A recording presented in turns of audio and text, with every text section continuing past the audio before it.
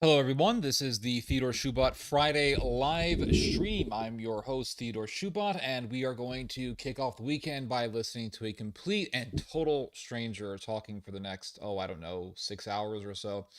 And so we're going to be talking about Iran. We're going to be talking about the Middle East. We're going to be talking about how this Iranian American Israeli conflict has a ripple effect that is reverberating all throughout the world. It's rippling into Asia and into Europe. And then, of course, we have the conflict between Israel and Turkey over the Red Sea and Somalia. And this is reflected in Israel recognizing the independence of Somaliland. And the only reason why Israel is doing this is because Israel wants to put a naval base in Somalia on the Horn of Africa to compete with the Turks over the Red Sea. And so it looks like really a Turco Israeli war is going to erupt in the future over Syria and over who's going to be the dominating power over the Red Sea. And then you have the rift between Israel and the United States over the way that this war is being done. The Americans want a quick war, the Israelis want a prolonged war. And so you have that conflict of interest, or really that disagreement, that rift between the Americans and the Israelis. And you have the Germans talking about how they really can't rely on the United States. And this is quite demonstrable in the current war that is happening between America and Israel on one side and Iran on the other side, and how the American missile interception system is really it's really not what it's cracked up to be. It's really not as efficient as it was marketed as. And the Americans are withdrawing a major naval ship from South Korea. And the South Koreans are saying, wait a second, we thought that you guys were supposed to protect us, and now you guys are leaving us because you guys need more THAAD missiles for your pointless war in the Middle East. I thought that America was supposed to protect South Korea from North Korea and China, and now you guys are leaving us. So the war is depleting America's stockpile, and it is damaging America's economy. It's driving the gas prices up to the point where Donald Trump had to call up Putin and tell him that America is going to be really lifting the sanctions on Russian oil in order to calm down all of the oil pressures that have been ignited due to this pointless war that is being done for the sake of Israel. So Russia is actually benefiting, and the Chinese are benefiting. And so we were told that, well, the purpose of America entering this war is to weaken the Chinese and to weaken the Russians. But the Chinese are benefiting and the Russians are benefiting economically. Both are. And the Americans have had to make concessions to the Russians. And the Americans are withdrawing out of East Asia to bring more naval power to support Israel in the war against Iran. And so the Chinese are becoming more powerful, and you have people saying things like, well, now China has an opportunity to tell the other Asian countries to rely on China for security and not on America. Yeah, of course. So China is benefiting geopolitically, economically. Russia is benefiting economically. How is this really to go against the Chinese and the Russians? And Donald Trump talked about bettering the economy, but the economy is hurting because of this, and gas prices are going up. And Donald Trump said no wars, and Donald Trump even criticized other politicians about this whole thing with Iran. Donald Trump said these other politicians are going to drag us into war against Iran. And Kamala Harris and Biden and this, they're dragging us into wars. And Donald Trump has dragged us into yet another pointless war that America is now going through. Vietnam, Iraq, now this. It never really ends. And America is a country where you really can't rest. And the world cannot rest with America running global affairs. Let me just change the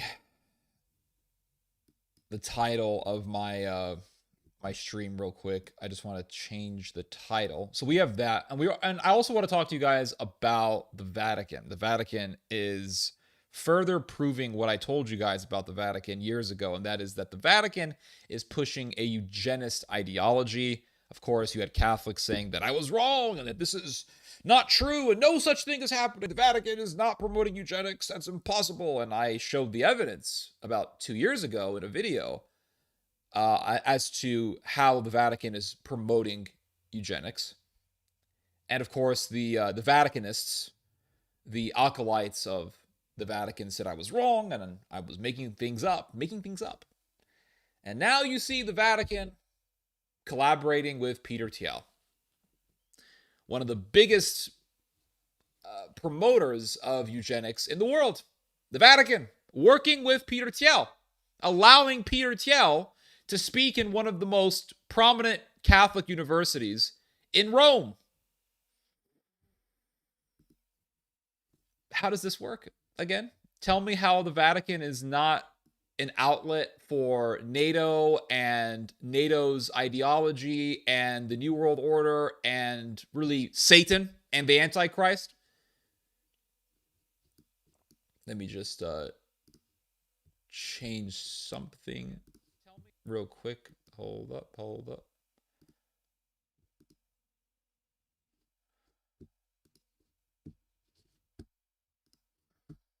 I'll get my music on.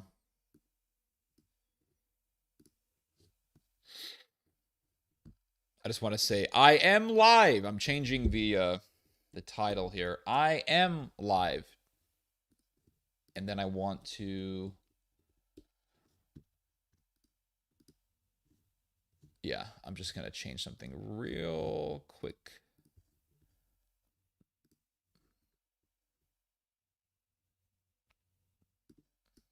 And then I'll read your guys' comments, and then we'll begin. We'll talk about the news and current events and all that good stuff.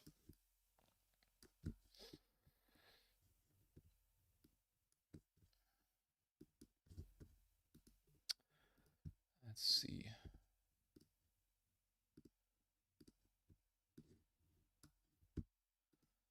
All right. There we go.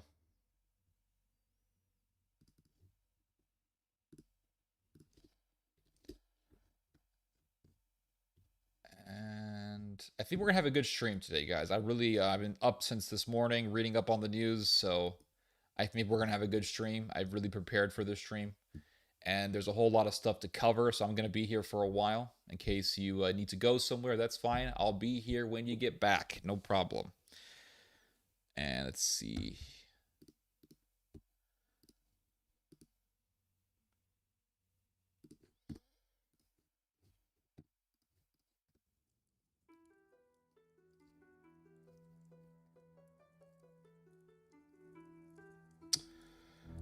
Let's see here.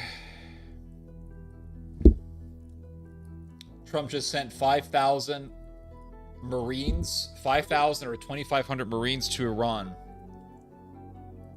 Well, what's your source for that? Because, let me see here. Marines to Iran. Yeah, to support the war. Oh yeah, I saw this. But it's not necessarily ground troops. It's just to the Middle East. But I don't know. It wouldn't surprise me at all if they do send ground troops into Iran. It wouldn't surprise me at all, really. The thing is that while the majority of Americans are against this war, in all fairness, the vast majority, not the vast majority, but really the majority of Americans are against this war. That's a fact. But you still got 38% or so of the American populace supporting this war. Now, that's 38% too damn many. But you have these 38%ers, 40%ers, who are supporting the war. And so a lot of these people are evangelicals. A lot of these people are big Zio donors. They got a lot of money. And that demographic, that ideological demographic, they have a big say-so. And that's the problem. Thankfully, though, a lot of these people are boomers. So once those people leave the political realm of society, then the critics of Israel, I believe, will have more influence in politics. And I think that that is going to be a reality for the future. But the thing is that you have enough Americans who do support this war. That's the problem. That is the problem. So if Donald Trump decides to send ground troops into Iran, I mean, it would be terrible. It would be really bad, and it would destroy him politically. But it really wouldn't surprise me, because if they do send ground troops, the way that they will think about it is, well, a lot of our voters still support us and they still support this war, so it's a great idea to send ground troops over. Big deal. Let me see something here. Hold on. Hello, Mr. Glowsticks. Happy Friday, and everyone. I'm not late today because I clocked out early. Great. Wanted to be here live for the whole thing. Appreciate that, Mr. Glowsticks. Happy Friday to you too, Mr. West. Thank you. What vegetables are you growing? So right now I have basil. I'm growing Korean peppers, the gochujang peppers. I'm growing, what else? Radishes, Spanish black radishes to be specific. Moringa. I'm trying to grow eggplant. So I have some eggplants out. And let's see, what else do I have? Kohlrabi, red Russian kale, jujubes or jujubes, which is a Chinese date, which is excellent. Pears and figs. And that's pretty much it. Mint, lots of mint as well. Parsley. Let's see here. Happy Friday to you, Mr. Alexis Corral. Thank you. Ready for some theologic? Absolutely. Hello, Prince Zechariah. TGIF. I don't know what you're talking about. Let's see here. Good afternoon, brother. Thank you. The Crusades 1099. Comatose Ayatollah's son. Well, Mr. Hegseth says that the son of the Ayatollah is wounded or something like that. I don't know. I'm going to wait for confirmation on that. I'm not sure. But that's what, let's see here. Mojtaba Khamenei suffered fractured foot. Iran's new supreme leader was injured in legs on first day of war.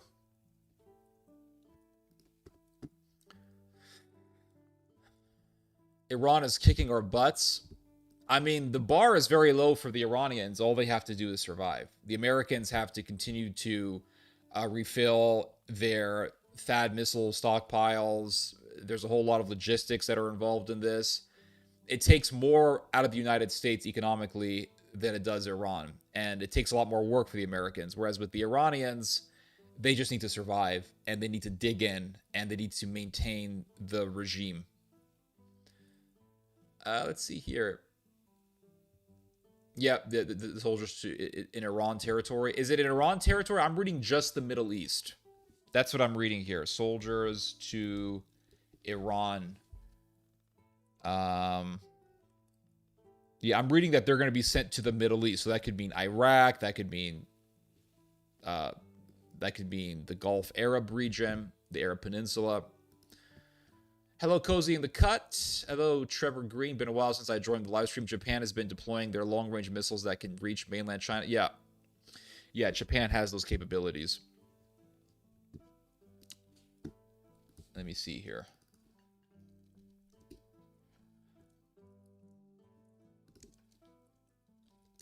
Long-range missiles. Yep. Japan prepares for deployment of its first home-developed long-range missiles. Yep. And the Japanese have been really... I'm glad you brought this up, because the Japanese have been really fixated on this, because they are seeing how limited American protection is. And Japan, technically, legally, is supposed to be under the protection of the United States. America, constitutionally, legally, technically, theoretically, the security of Japan is supposed to be the job of the United States. America is supposed to have the responsibility over Japan's security. And so now Japan is looking at the Middle East and they're seeing how America is limited in how interceptor missiles it has. They're seeing how limited America's stockpiles are. They're seeing the United States moving a major barge, a major naval ship out of South Korea to provide more protection for the Arab Peninsula against the Iranians. And they're seeing the South Koreans frantically asking the Americans, why are you guys leaving? Don't you know that you guys are supposed to protect us from the North Koreans? And the Japanese are seeing all of this and they're saying, we can't rely on the United States. We can't rely on the Americans. And so, of course, the Japanese want to have their own ballistic missile program. They want to have their own indigenously made long-distance missile program. Now, the Japanese have been working on this project for years, but with what's going on in the Middle East, the Japanese now have a further justification to pursue making their own long-distance missiles. And so it's not just the Japanese, it's everyone else. The whole world is looking at America and thinking, can we trust the United States? Can we really rely on America? And so what this war in Iran is doing is it's exposing the limits of the American empire. And it's exposing the security umbrella of the American empire to where America has not been fully able to defend the Arab Peninsula. The American empire has not been fully able to defend Israel against Iran. And so the whole world is seeing this and they're thinking, okay, America has difficulty defending the Middle East. What makes us think that America is going to defend Europe? What makes us think that America is going to defend Japan and South Korea against the Chinese and the North Koreans? What makes us think that America is going to be able to defend Taiwan?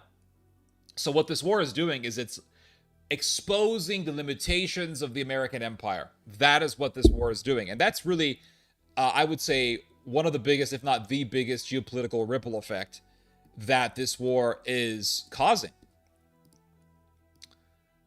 And so let's see here. Let's talk about what this war is doing. Let's see here.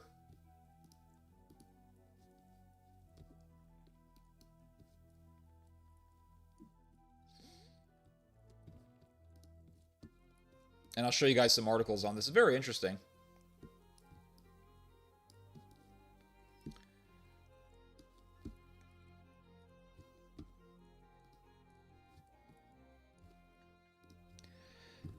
So it says here, Iran shows the world the limits of U.S. power.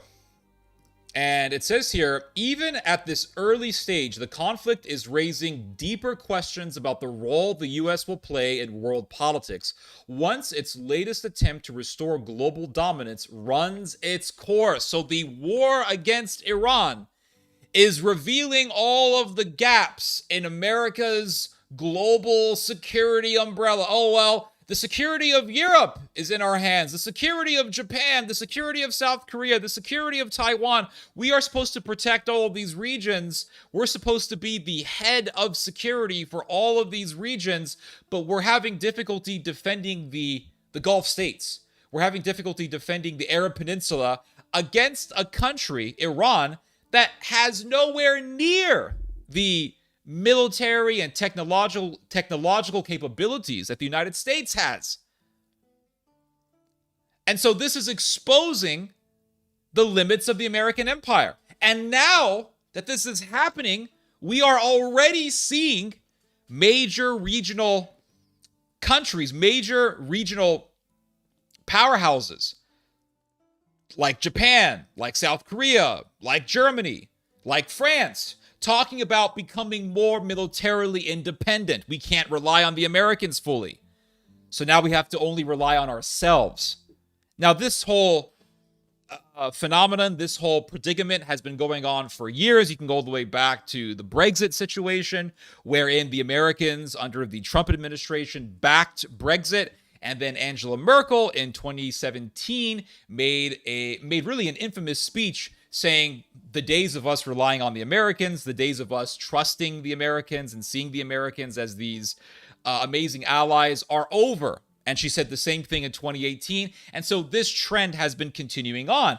But now, all of those fears that the Germans have had, those fears that the Turks have had, that the Japanese have had, are now getting the ultimate justification. They are getting the ultimate demonstration that they can present to show that they are right. They are getting the ultimate argument as to why they are right when they say they cannot fully rely on the Americans for their security. And so all of that rhetoric about not being able to trust the Americans when it comes to security, all of that rhetoric is receiving this argument to justify its existence. How can we trust the Americans when they have difficulty enough defending the Gulf states and defending Israel against a country that has nowhere near the military and technological capabilities of the United States?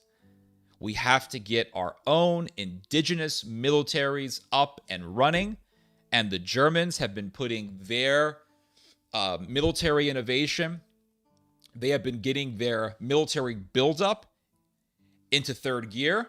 They are really intensifying and amplifying their military buildup and their military capabilities to the point where you have Mr. Friedrich Merz, the Chancellor of Germany, saying that Germany must become the most powerful military country in Europe.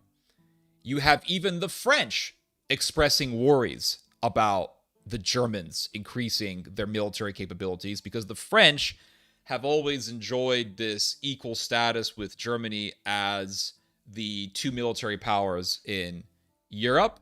But it looks like the Germans are going to be surpassing the French when it comes to military spending and military capabilities and innovation.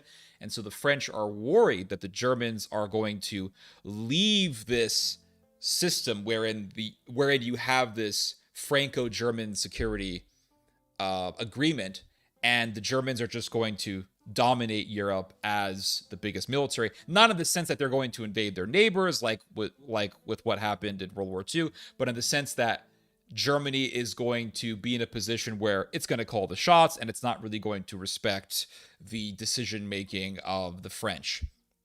And the French are going to lose much of their military status in Europe. And so the Germans are rising up, and the argument that they are presenting is we can't trust the Americans. And this pointless war in the Middle East is providing an argument for the Germans so that they can say, you see, this is why we're right. The Japanese are doing the same thing. So what is happening in the world right now is the world is breaking away from the status quo. The American global order is breaking down. And this idea that you can trust the Americans to lead the world in security is eroding. It's disintegrating. It's going down. And so what we are going to be seeing in the future is the rise of regional powers having their own blocks of influence. The Germans leading the Europeans, the Japanese having their own block of influence in East Asia, the Chinese and the Japanese competing and really ultimately going to war over which one is going to be the dominating power in Northeast Asia, really in Asia. The Turks and the Israelis fighting over which one is going to be the dominating power in the Middle East, and which block of power is going to rule over the Middle East. Is it going to be Israel and the Arab states, or is it going to be the Turks and their alliance with the Iranians and Central Asia and other Islamic countries like Indonesia? All of these blocks of power are going to rise from really the broken down American global order. And so what this war is doing is it's accelerating the breakdown of the American security umbrella, the breakdown of the American global order. That's what's happening. So it says here, the U.S. is not about to disappear from international affairs. Scenarios of American collapse belong to the realm of fantasy. For Russia, China, India, and other major powers remain a central actor in global politics. But how it will fit into the evolving international order. Okay, hold on, I got to read this again. What was that about?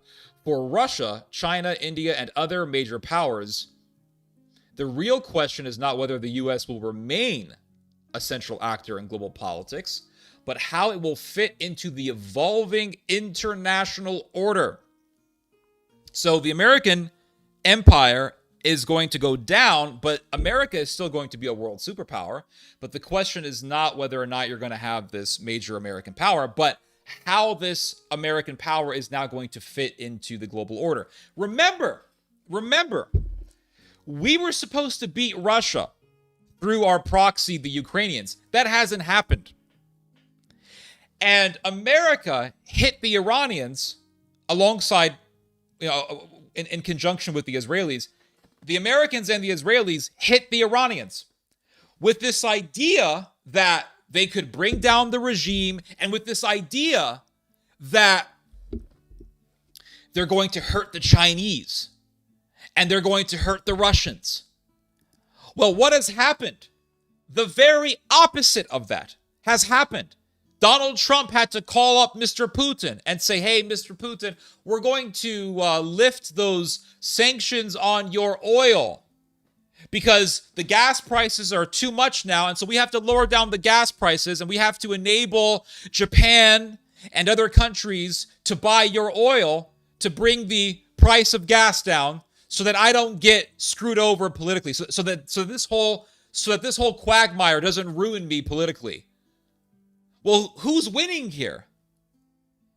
And the Americans are withdrawing out of South Korea to go help the Israelis and the Gulf Arabs, and the South Koreans are saying, wait a second, I thought you Americans were supposed to be protecting us, the South Koreans. And so now it looks like, well, we really can't trust you as much as we thought. And so now the South Koreans not only want to make their military more powerful, the South Koreans actually want nuclear weapons. The Japanese want nuclear weapons. The Germans want nuclear weapons. Everyone wants nuclear weapons. And one of the reasons as to why this is not just because they see how unreliable the Americans are, but it's also because they see what happens to countries who don't have nuclear weapons. They see Iran getting carpet bombed and invaded. They see the president of Venezuela, Mr. Maduro, getting kidnapped. And they all know this is what happens when your country does not have nuclear weapons. You become very vulnerable. It's like being in a neighborhood where only a few people have guns. Well, who are the most dangerous people in that neighborhood? The people who have the guns. But if everyone has a gun, then everyone has to think twice before acting aggressive towards another person, because that other person has a gun. I don't want to get shot. So it's the same thing with nuclear weapons. If everyone has a nuke, people are going to be a lot nicer with each other. And so the world now wants to become nuclear armed. And this idea that only certain countries can have nuclear weapons is really going out the window. And we're going to be seeing more and more countries getting nuclear weapons. Turkey, Japan, Germany. The French want to increase, they want to widen their nuclear arsenal. The British want to do the same thing. Poland wants nuclear weapons. Sweden wants nuclear weapons. All these countries want nuclear weapons because they see this is what happens when a country doesn't have nukes. So it says here, let's see. The events surrounding the recent attack on Iran may mark an important turning point. They have exposed the limits of American power in a world that is no longer willing to no longer willing or able to accept unilateral leadership. It remains unclear how long Iran can withstand sustained military pressure, what degree of assistance it will receive from external partners, and how long Washington itself is prepared to continue a campaign that appears to have exceeded its original expectations. What is already visible, however, is a contradictory picture. The Israeli leadership appears determined to press ahead to the end. By contrast, this is very interesting. So the Israelis want to prolong this war as long as possible. They want to keep this war going because they want to destroy the Iranian regime, because they do not want a rival in the Middle East. Israel wants to be the only dominating power in the Middle East. It doesn't have to worry about Saudi Arabia or Yemen or Oman or the UAE, because these countries are militarily weaker than Israel. It has to worry about Iran because Iran is not only hostile to Israel, but Iran has the capabilities to launch missiles into Israel, as we have seen time and time again in this current conflict and also during the 12-day war that took place in June of last year. Israel has gotten bombed numerous times, and now you are reading about Iran dropping cluster bombs on Israel. And what happens is that the Iranians will drop a cluster bomb, and this cluster bomb will release about 70 little bomblets. And these little bomblets are very difficult to intercept because they fly all over the place and they land in various different locations. I mean, they will land in 70 different locations.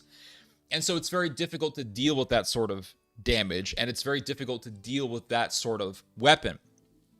Because when these bomblets drop, they drop in different locations. 70 different little bombs will drop in 70 different locations. And so that puts a large strain on emergency responders, and it makes it very difficult, and it causes a lot of destruction. So we are watching Israel getting pounded. The Israelis want to keep this war going on for as long as possible. They want to destroy the regime, and they want to make it so that Iran becomes basically a client state of the Americans, so that the Iranians can be controlled and put on a leash. The Americans, on the other hand, from what I understand, the Americans want a swift war. They want to just go into Iran, they want to bomb the country, and then they want to get out with little to no casualties, so that Donald Trump can say, we got a victory, guys. We killed the Khomeini. We got the victory. We sunk a bunch of their ships. We won. The problem is that Iran is still controlling the Strait of Hormuz. And so if America pulls out of the war now, Iran will still have that control, will still have that leverage over the Strait of Hormuz. It's come to the point where the Iranians are attacking oil tankers. They're hitting oil tankers with their drones. They're hitting oil tankers from Iraq and from the other Arab Peninsula countries. And so they have that control. And the thing is that these ships are not able to intercept these drone attacks. It's not like the Iranians are attacking the tankers using naval ships, because those naval ships are easily sunk, as we've seen numerous times. The Iranians are hitting the tankers with drones, and these are very difficult to deal with. It's very difficult to prevent a drone strike. And so, especially on an oil tanker, which doesn't have any military capabilities. And so the Iranians still have that control and leverage over the Strait of Hormuz. So if America backs out now, the Iranians are still going to be there. And the Americans will have been humiliated. And so America has put itself in a very difficult predicament, in a very difficult situation. It started this war thinking, well, we're just going to go in there. We're going to bomb the hell out of them. Hoorah, hoorah. We're going to end the regime. The people of Iran are going to rise up and we'll make it easy for them to take over the government because at that point, the Iranian regime will be so bombed and so devastated that it'll be so weak to the point where it will not be able to prevent an actual revolution. And that has not happened. The people of Iran, for the most part, are supporting their government. The people who are pro-government are digging in and they're saying, we're going to die for Ali. And the IRGC is a massive army. It's effectively, what, a 1 million-man army, and they're still there in Iran. And so in order to actually have a regime change, you either have to have boots on the ground or you have to weaken the country so much to the point where it'll be easy for the revolutionaries, for the rebels to take over. And that's basically what happened in Syria. Syria was so weak and so decayed that it was very easy for HTS, or Hayat Tahrir al-Sham, this NATO-backed terrorist organization, to take over Syria, with the help of Turkey, of course. And so that's what the Americans are hoping for. They're hoping that they can weaken Iran to the point, economically, morale-wise, infrastructure-wise, and that the people will take over. And for the most part, people are saying that this is extremely unlikely. That's why the Americans are hoping to use the Kurds in northwest Iran as insurgents against the Iranian government. Is that going to happen? We'll have to wait and see. If the Americans and the Israelis do end up arming a whole bunch of Kurds, and there are around, I want to say, 10 million Kurds, ethnic Kurds living in Iran. But if the Americans and the Israelis do manage to arm a bunch of Kurdish Iranians, and they make a substantial military force or a paramilitary force out of these ethnic Kurds, Turkey's not going to like that, because that's going to potentially activate the PKK in Turkey again. And the Turks don't want that, because the Kurds in Iran are allied with the PKK in Turkey.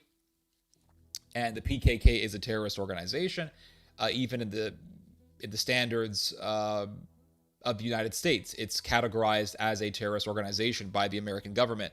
But if the Americans and the Israelis manage to make some sort of Kurdish insurgency against Iran, Turkey will get involved. They will enter Iran to bring stability to the region, and that's going to empower the Turks against the Israelis. So in the long run, such a plan will backfire if they decide to actually go about it, if they actually decide to go through with it. So the idea of regime change is unlikely, but if the Americans leave, it'll be a humiliation for the Americans, because the Iranians will still have control over the Strait of Hormuz. What the Americans are hoping for, it looks like, is that the Iranians are going to come and ask for some sort of terms for a ceasefire. And then the Americans will say, okay, we have a ceasefire. Let's resume traffic through the Strait of Hormuz. Let's resume shipping through the Strait of Hormuz. And let's bring back stability, because, gas at this point, or oil at this point, is $200 a barrel, blah, blah, blah. We have to lower the price down and lessen these oil pressures. And that's going to get the rage and the resentment and the anger of the American people off of my back, because this whole situation is potentially going to ruin the Republicans in the midterms, or at least give the Republicans a political outcome that they do not want in the midterms. And so the Americans, they want to end this thing. I mean, this has been a terrible, terrible decision. It's a terrible mistake. Not a mistake, but it's just a really pointless war. And they said that, well, we want to weaken the Russians and the Chinese, but the Russians and the Chinese are getting strengthened by this whole thing. Donald Trump had to call up Putin and say, hey, Putin, we're lifting the oil sanctions off of your oil. We're lifting the sanctions off of Russian oil so that we can bring the gas prices down and bring the price of oil down. So the Russians are winning. This is not hurting the Russians. The Russians are making a lot of money. And the Americans are withdrawing out of South Korea, leaving a power vacuum.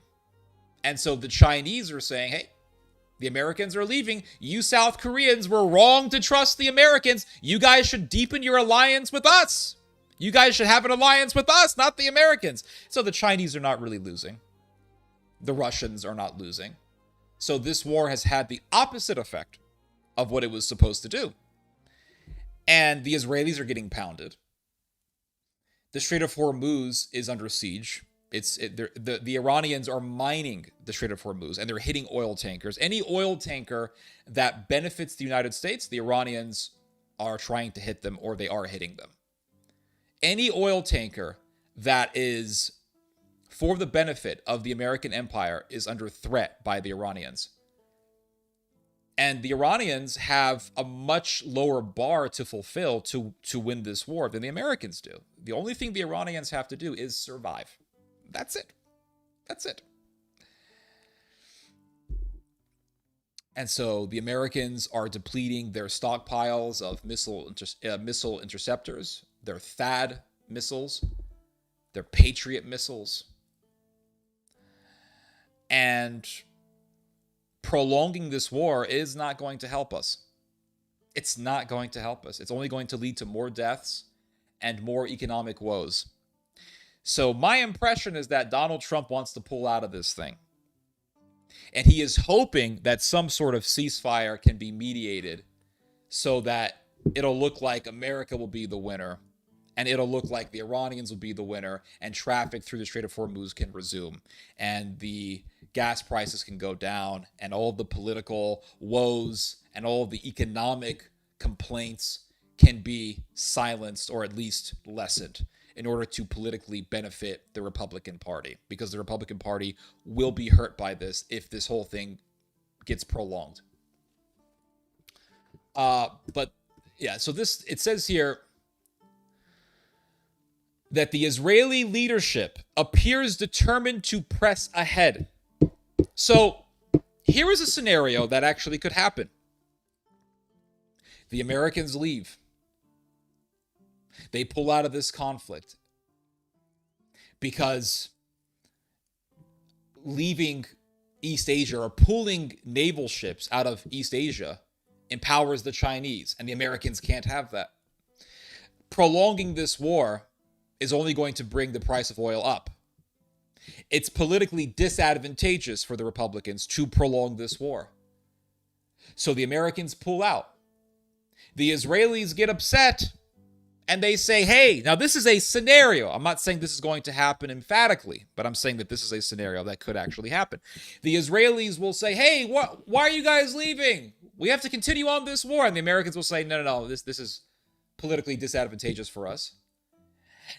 And the Israelis are left to get pounded by Hezbollah and possibly Iran.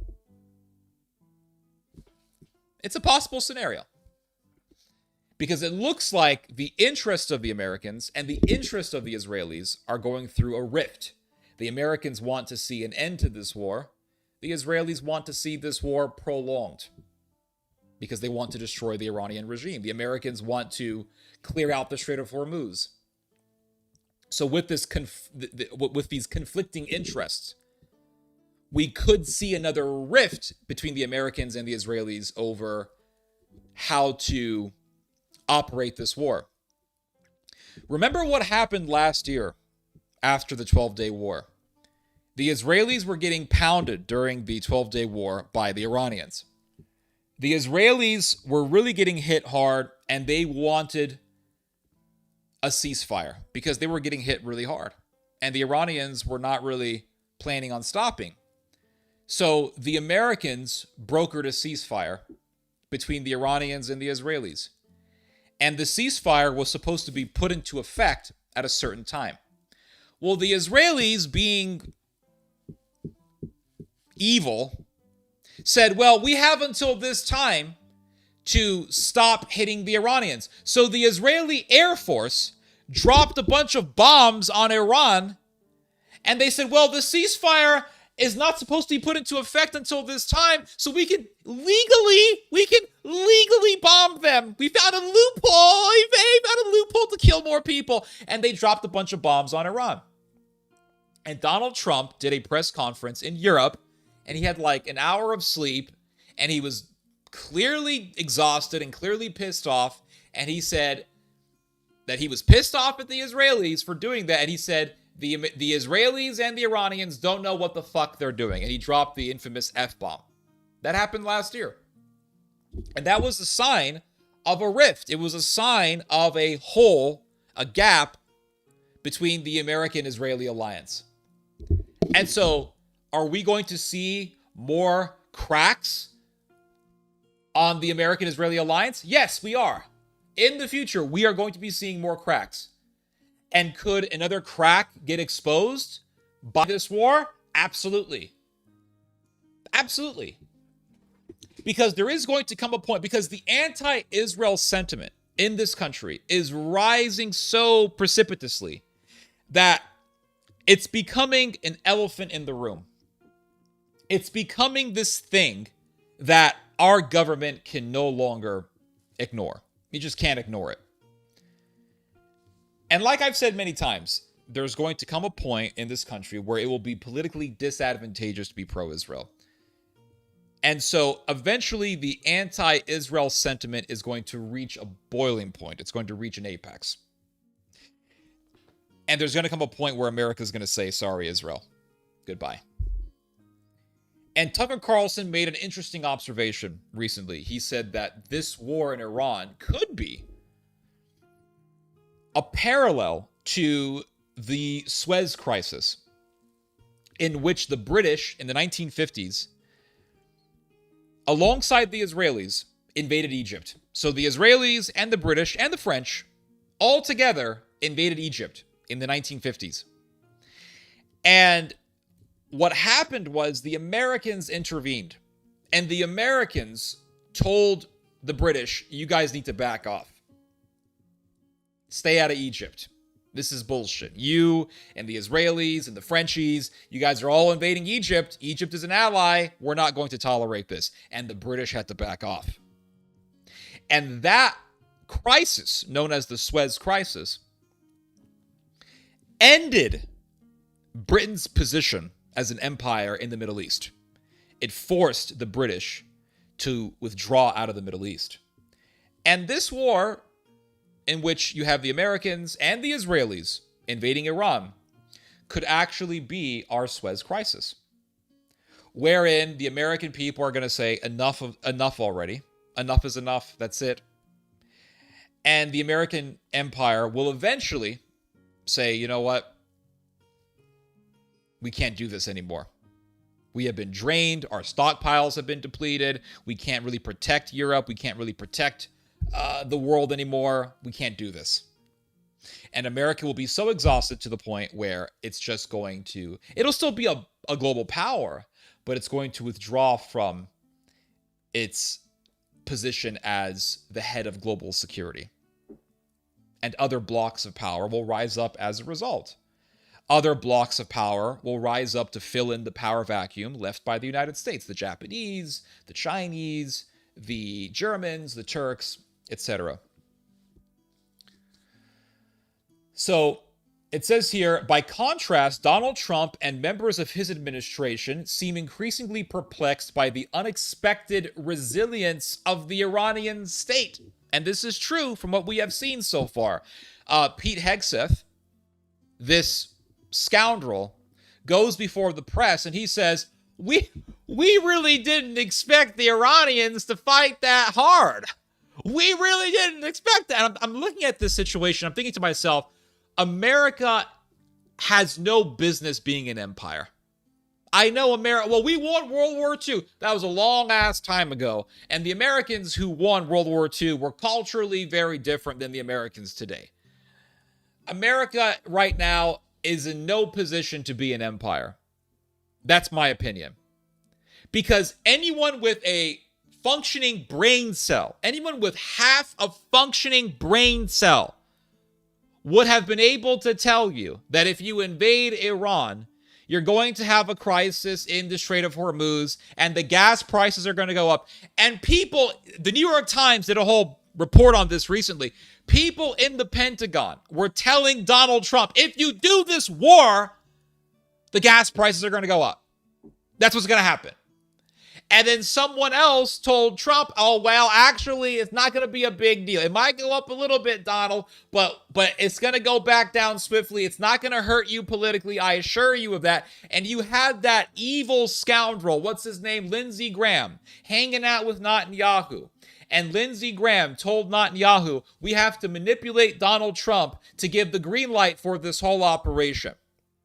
Because Donald Trump was being told by intelligent people, by people who have prudence, that this war will be pointless and it'll be a disaster. But then the Zio pro-Israel faction came along and said, actually, no, Donald, it's not going to hurt you because, you know, most of your base is pro-Israel anyway. It doesn't matter. And so you think to yourself, you would think after Vietnam, Afghanistan, Iraq, you would think that America will say, you know, enough is enough. Enough is enough of this bullshit. It's exhausting. America is a country where you cannot rest. You can't. You cannot rest inside of America. There's no such thing as rest. We don't have a culture of real rest. You can go to European countries right now, and no one's doing anything on a Sunday. You can go to Norway. They have a law in Norway that you cannot make loud commotions on a Sunday. Did you know that? Norway has this law. You can't be making loud noise on a Sunday. And people respect it. Not in America. You're supposed to work every day. You're supposed to do the grind. And not so that culture of America is reflected in its foreign policy. There is no rest. One day we're talking about making a slaughterhouse out of Gaza. Another day we're talking about regime change in Syria. Another day we're talking about regime change in Venezuela. Before that it was regime change in Iraq, a war in Afghanistan, and now we're talking about a war in Iran. We're actually going through it. Can we have 1 year of just rest? Is that possible? Is that a possibility in America? I don't think so. But I think eventually America is going to go tell Israel, you're on your own. I think that the anti-Israel sentiment is going to get so big in this country that it's going to have so much political weight that weight will be pressing upon the minds of the politicians. And they will not be able to ignore this elephant in the room, which is the anti-Israel sentiment, which has been exploding in this country and rising by leaps and bounds. And the thing is that for years, people have been saying Zionists control our government. People have been saying the pro-Israel lobby controls our government. And we were told that we were anti-Semitic. We were told that we were believing in conspiracy theories. We were told that we were kooks and we were evil and we were all these things, right? We were maligned and accused of all sorts of things. And I remember reading in 2018 this book by John Mearsheimer, The Israel Lobby. And I remember doing videos on that book. And people were telling me, Ted, you're going down this road of anti-Semitism. Oh my, you're becoming an anti-Semite. And I was saying to them, what are you guys talking about? I'm not becoming anti-Semitic. There are Jewish people who agree with me. What are you talking about? I am simply addressing a reality in American foreign policy, which is you have this very powerful, excessively influential pro-Israel lobby. And so people have said the Iraq war, that came from the pro-Israel lobby. America's foreign policy in Syria, that came from the pro-Israel lobby. And people were saying that's not true. And now we see this. Now we see this. And for months and months and months, we were hearing about, oh, Benjamin Netanyahu has made yet another trip to Mar-a-Lago. This is Benjamin Netanyahu's 100th trip to Mar-a-Lago. He's in Mar-a-Lago again every freaking month. We were hearing, oh, Naughton, he's in Mar-a-Lago. What's he doing there? He's trying to influence Donald Trump to give the green light for a war against Iran. He's trying to pressure America to go to war against Iran. And The Israeli government did this when Obama was president. They were trying to push Obama to greenlight a war against Iran. Obama was too smart to fall for that. They were trying to push Biden to do this. Even Biden with his dementia did not approve of that. But Donald Trump did. And so now, all of that talk about the pro-Israel lobby has been justified 100%. Now, the people who have been talking about the undue influence that the pro-Israel lobby has on American foreign policy have their ultimate argument. So Iraq wasn't influenced by the pro-Israel lobby. Syria was not influenced by the pro-Israel lobby. Libya was not influenced by the pro-Israel lobby. What the hell do you call this? We have Netanyahu going to Mar-a-Lago 6 trillion times to push Donald Trump to go to war against Iran. And now we see this war happening against Iran. And the Americans and the Israelis are joining forces in this war. They are together bombing Iran, together. So now all of that talk about the pro-Israel lobby has its ultimate argument. It has its ultimate justification. It has its ultimate vindication. John Mearsheimer has been vindicated. And now if anyone wants to say, oh, there's no pro-Israel lobby, then what the hell do you call the Iran war? So now the anti-Israel sentiment is going to skyrocket. It skyrocketed when the Israelis were butchering the Gazans, incinerating them. It skyrocketed mainly amongst the Democrats. But you see, what angers the Democrats is different from what angers the Republicans. For the most part, they are exceptions, but for the most part, this is the general rule. What angers the Democrats, I'm not talking about Democrat politicians, but Democratic, average Americans who are Democrats. What angers American Democrats? Injustice to the little guy, right? Injustice to third world countries. Injustice to poor people. The Gazans are the underdog. They are poor. They are impoverished. They live very, very poor lives. And here is big ol' Israel, this first world technologically innovative, technologically advanced country, backed by the United States, slaughtering these people. That angers the Democrats. And it should anger all of us. And we can learn something from the Democrats. We can learn that we should have sympathy for the Gazans. But it's very sad that, the majority of Republicans really don't have any sympathy for the Gazans. But that's another matter. What angers the Republicans is dead American soldiers. What angers the Republicans is high gas prices. What angers the Republicans is this idea of America doing a war for a foreign country. So the anti-Israel sentiment is going to skyrocket even more. The Democrat podcasters, the liberal influencers now have even more of an argument as to why we need to divorce ourselves from Israel. The anti-Israel voices now have even more of a vindication as to why they were right all along when they were telling everyone that the pro-Israel lobby and the Israeli government both have very undue, excessive influence over the United States, over America's foreign policy. So the anti-Israel sentiment is going to skyrocket. It's gonna rise up even more now. It's gonna rise up by leaps and bounds. And eventually it's just gonna become a ginormous elephant in the room that no politician will be able to ignore. And so what happens then? Right now, you can ignore it. Right now, you can ignore it. Because you look at the polls, and this is especially true if you are a Republican politician. You look at the poll numbers amongst American Republicans, and you see, okay, the majority of Republicans are still supporting Donald Trump. Okay. It doesn't hurt me that much.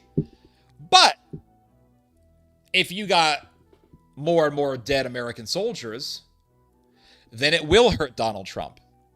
If the gas prices continue to increase, it will hurt Donald Trump tremendously. And this is what Trump is worried about. That's why he hasn't sent ground troops. That's why he hasn't done it.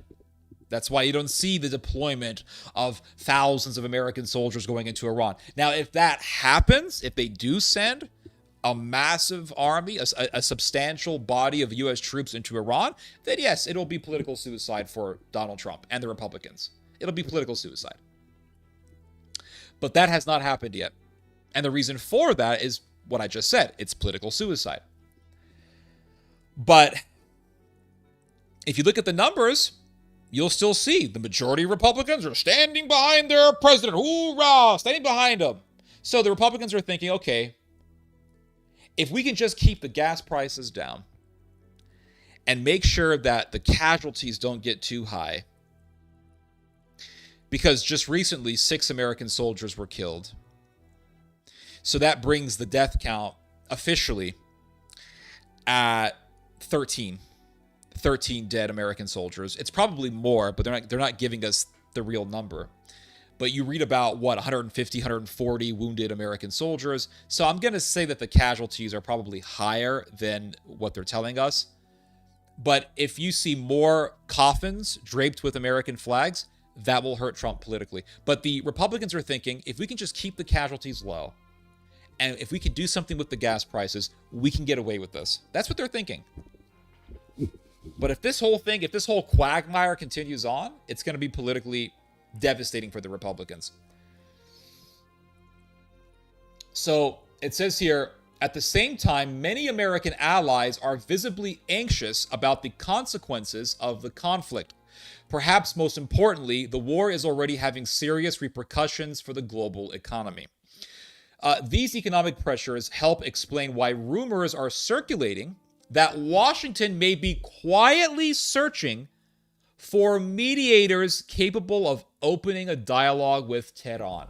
So you have rumors that the Americans are hoping for some other countries to enter the situation to broker a ceasefire between the Iranians on one side and the Americans and the Israelis on the other side. Now, which countries would be able, now if these rumors are true, which countries would be able to actually convince the Iranians to stop their violence on the Strait of Hormuz? Which countries? Obviously, it's Russia and China. Those are the only countries that could actually convince the Iranians that they need to relax and they need to pull out of the Strait of Hormuz and allow for traffic to resume in that maritime territory. That's it. So perhaps when Donald Trump called up Putin and say, Putin, you gotta help me out, man. I'm gonna lift the sanctions on your oil, but you gotta help me out. That wouldn't surprise me if that's actually the case. It wouldn't surprise me that Donald Trump told Putin, could you talk to the Iranians and tell them that we should come to the table and agree on terms for a ceasefire? Wouldn't surprise me at all.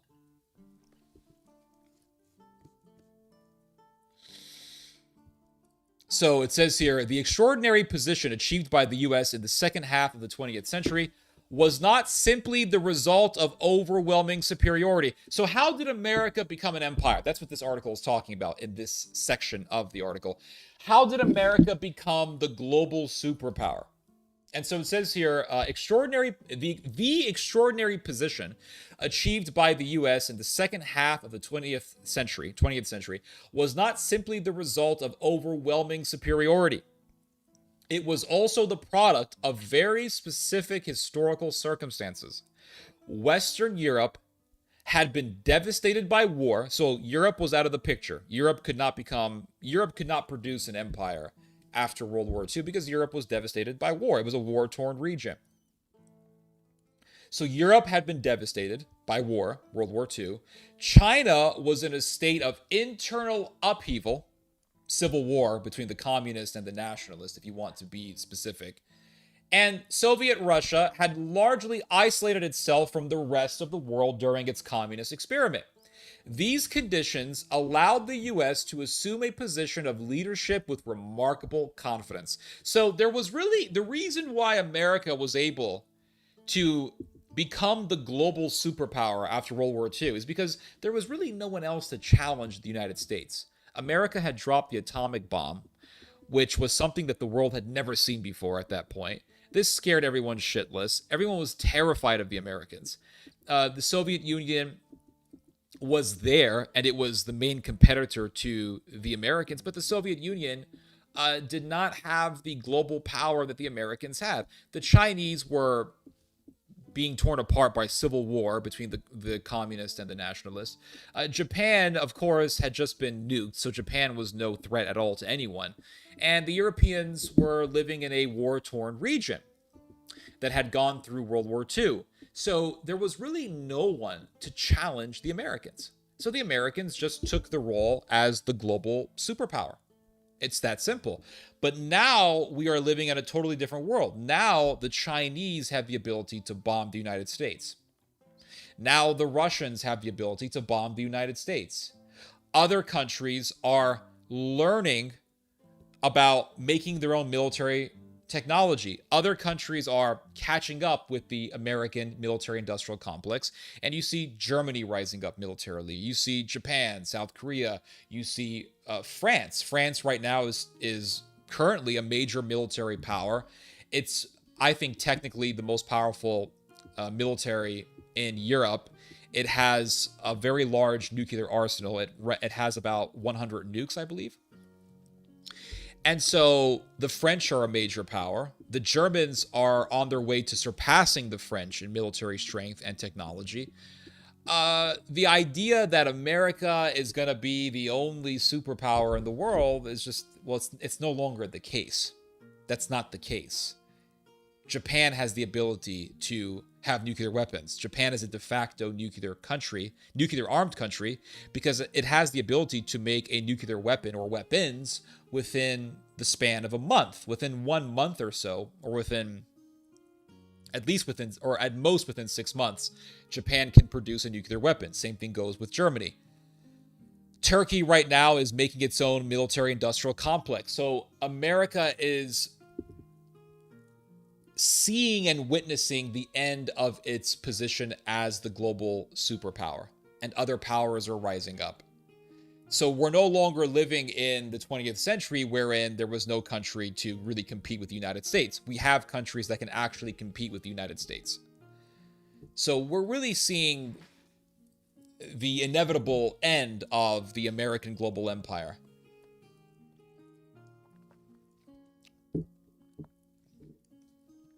And so it says here, but this leadership was never the result of classical imperial conquest comparable to the Roman Empire or the empire of Genghis Khan. The U.S. did not defeat its major rivals through decisive military victory. Rather, it emerged as the strongest actor at a moment when other powers were preoccupied with solving their own internal problems. In this sense, America became the last camel in the caravan that suddenly found itself in the lead when others fell behind. Today, however, the historical circumstances that enabled American predominance have largely disappeared. And this is true. Like I said, the Chinese can hit us. The Chinese have the second biggest economy in the world. They're on their way to beating us economically. The Japanese are rising up militarily. The Germans are. So are the Turks. So the French already have a nuclear arsenal. So we are no longer living in a world where America can just dominate anyone and everything anytime. We're not living in that world anymore. And so it says here, let's see. There are no longer objective reasons why other centers of power should remain behind. As a result, the U.S. may eventually become a more normal participant in world politics rather than its dominant force. The Iran crisis illustrates this shift. Even with its enormous accumulated wealth and military capabilities, The US cannot easily subdue a large and resilient state without escalating to the nuclear level, an option that remains unthinkable for all sides. So if America decides to enter a conventional war with Iran, it'll be a meat grinder for the Americans. And it will spell, really, the inevitable end of the American empire. In that sense, Trump's venture into Iran may serve an important historical purpose. It demonstrates to the world that attempts to restore the era of unchallenged American dominance are futile. The lesson is not only important to other countries, it is also vital for Americans themselves, who must eventually come to terms with the limits of their power and define a new role in international affairs. So Americans, I think most Americans have come to face the reality that we can't be being the world's empire anymore. But you have a large minority, we're talking at least 38% of Americans, who think, hoorah, man, we still got it. We still got it, guys. America, hell yeah, you better do what we tell you to do. You better obey America, man. We're the most powerful country in the world. You still have enough Americans who think that way. And so because that faction of American society is still a substantial number of the American population, they have a very loud voice. And that's really the danger in American political discourse right now. It's the fact that you have this loud minority that's big enough to have an influence.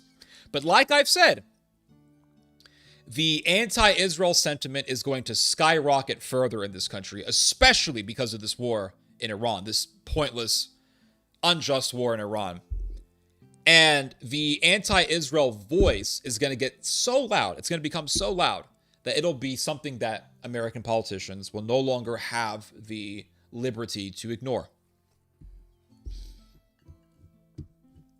Let's see, I'll read your guys' comments and then we'll continue on. I'll get in the middle of the screen here, hold up.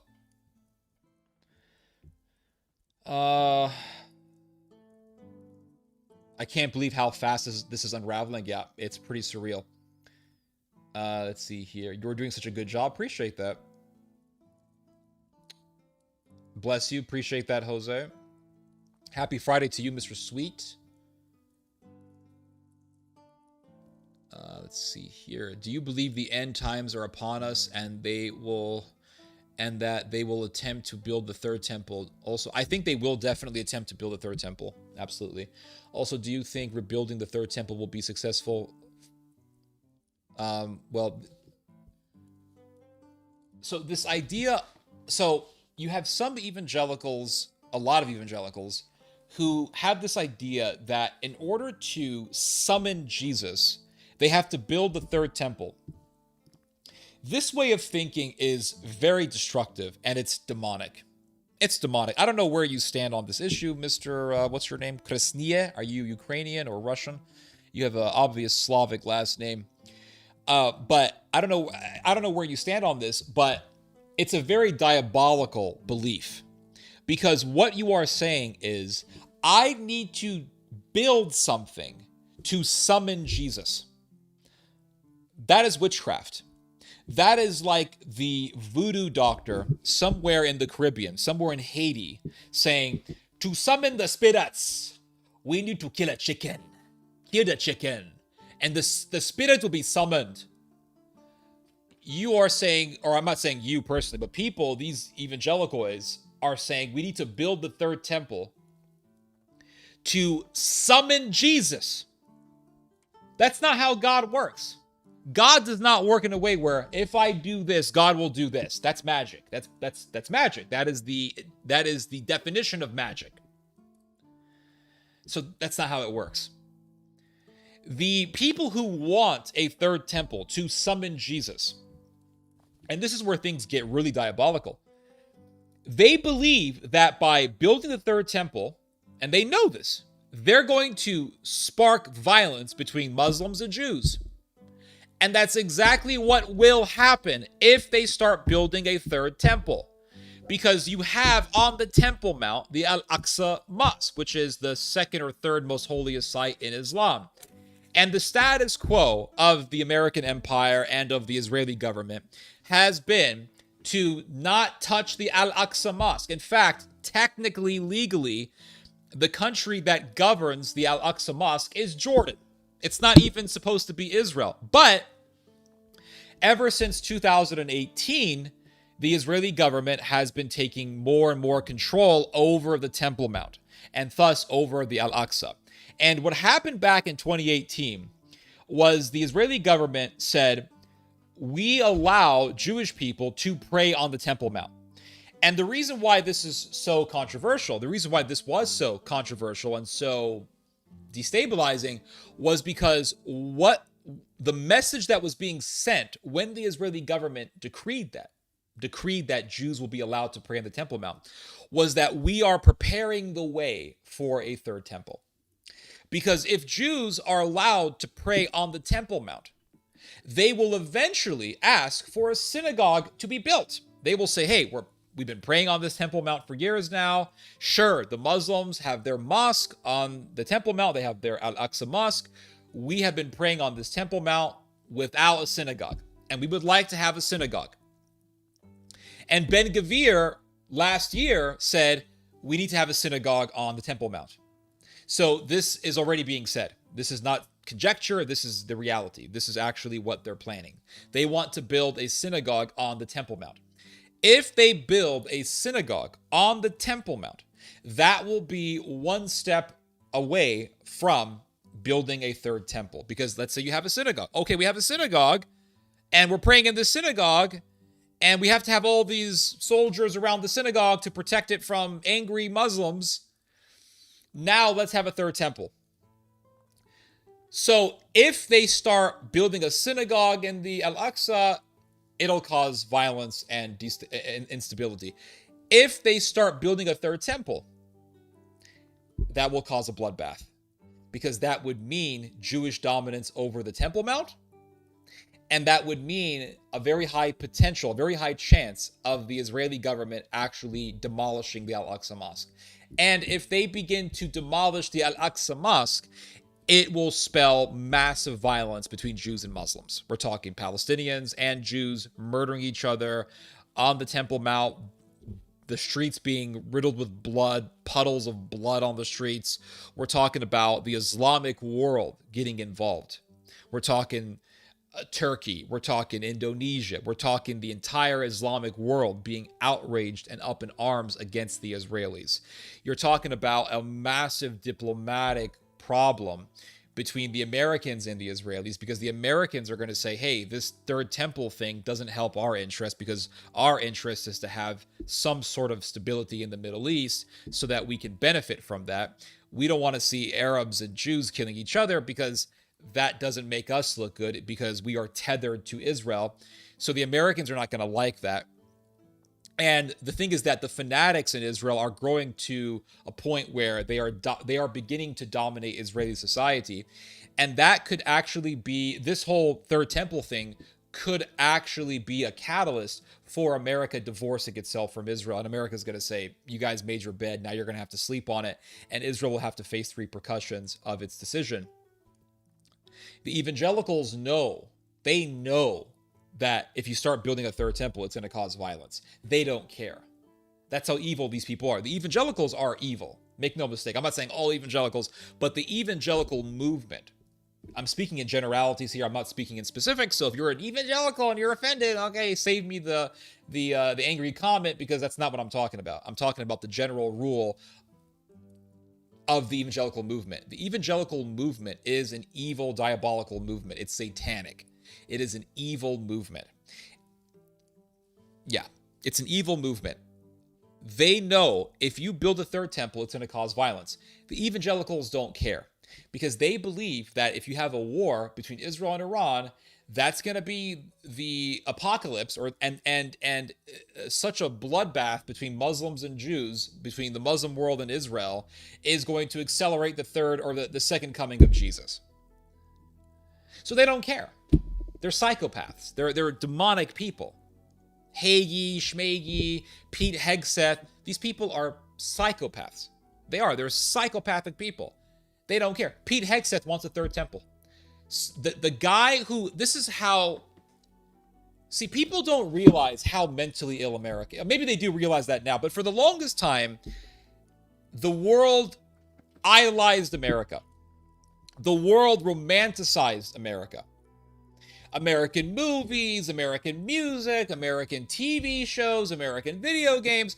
America, through its entertainment industry, has imposed soft power influence on the rest of the world.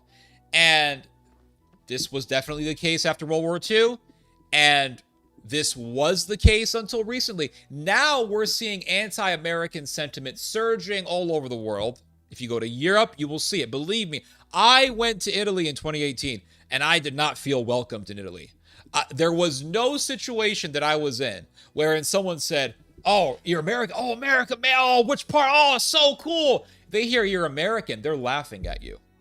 They don't want to talk to you. They think you're a psychopath. They think you're an asshole that's just there to take advantage of the cheap currency of the country.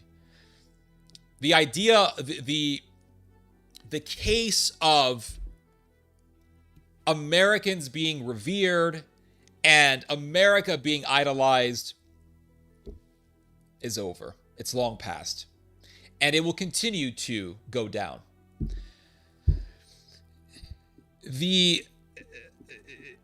America is a mentally ill country.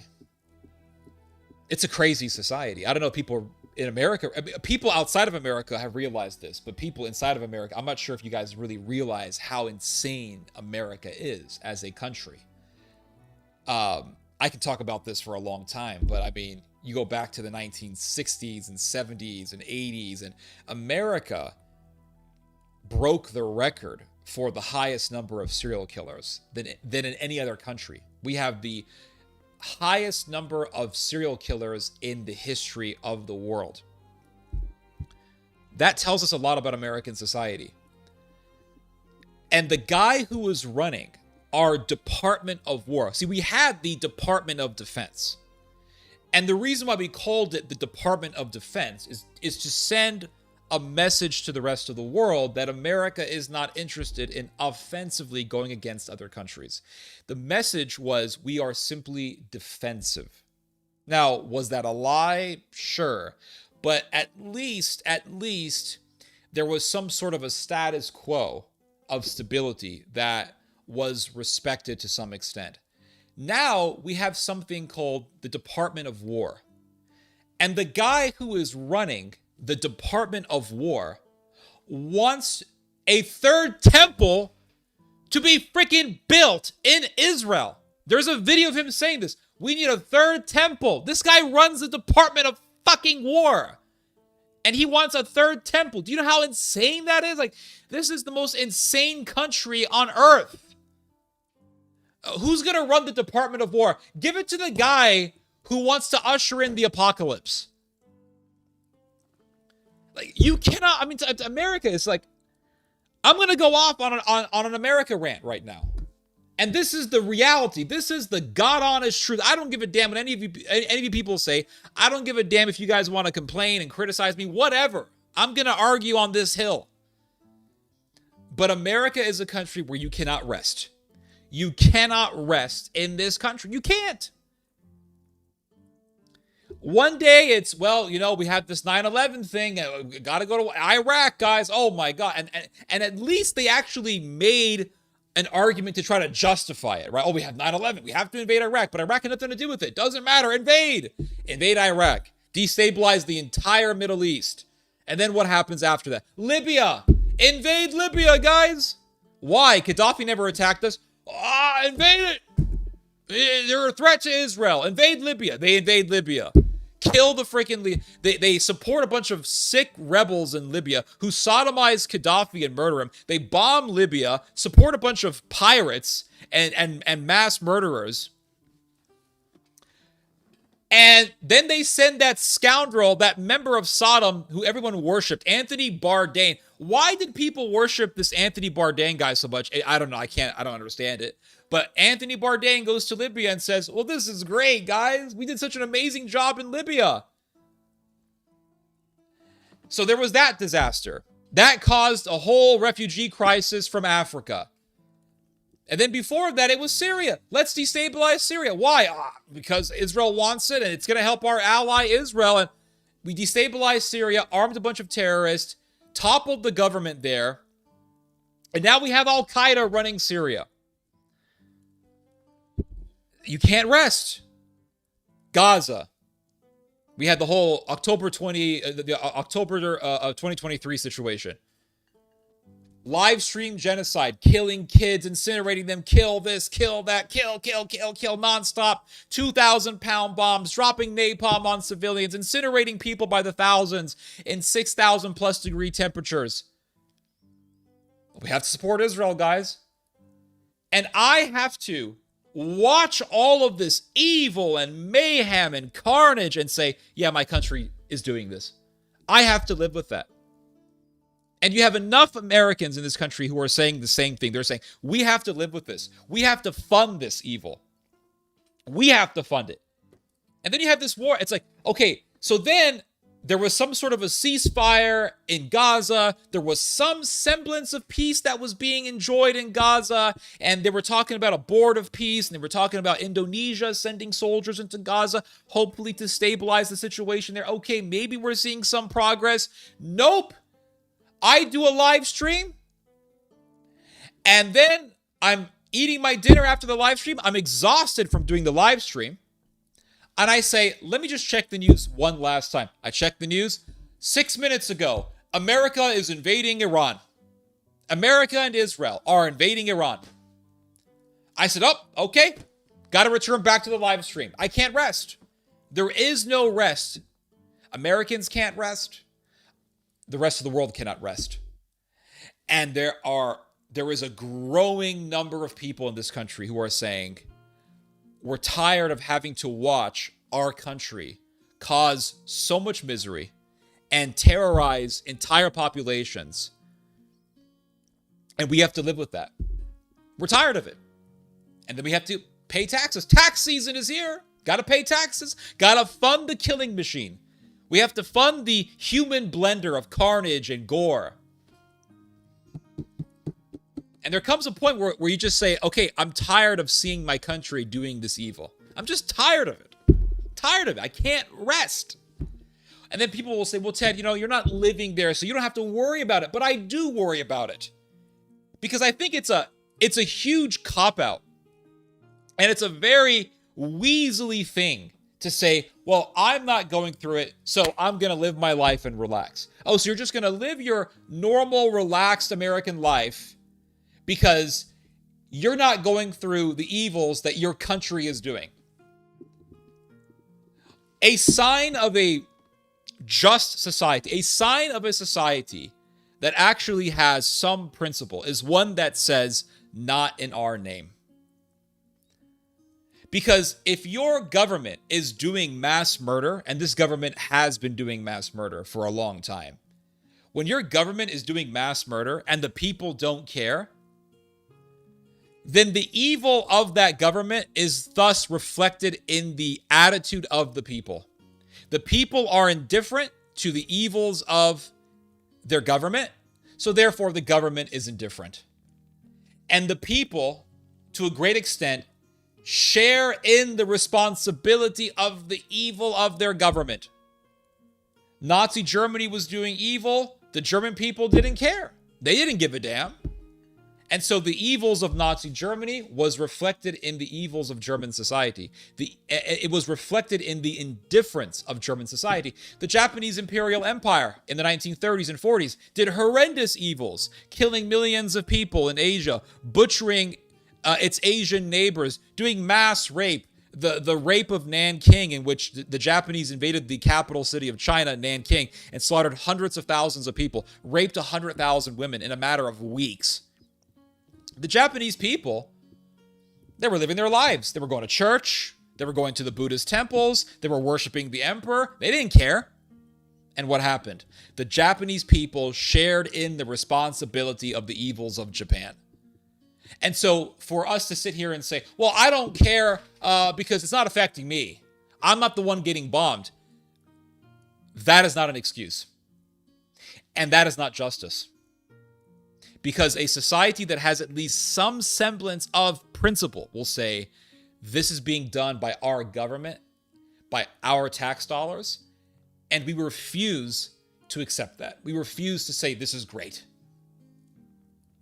So I, as an American, have to live with this. I have to look at the evils being done by my country, and I have to say, oh, yeah, this is my country.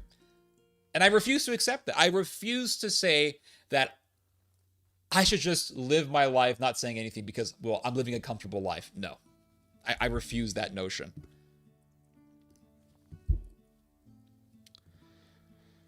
Let's see here. Trump also giving permission to other countries such as India to buy Russian gas. Yep, absolutely. Absolutely.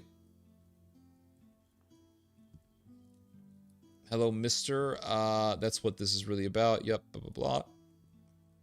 Hello, Simset.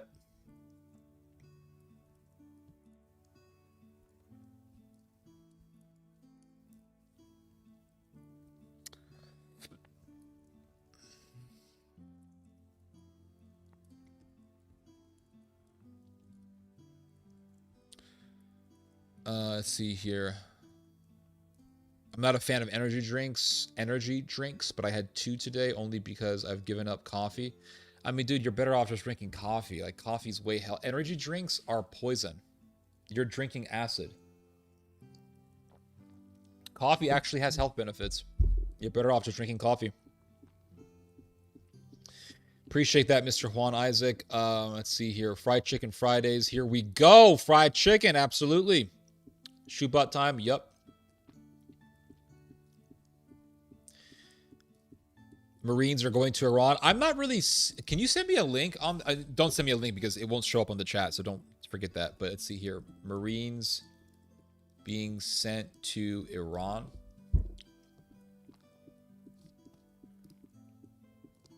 Okay, hold on.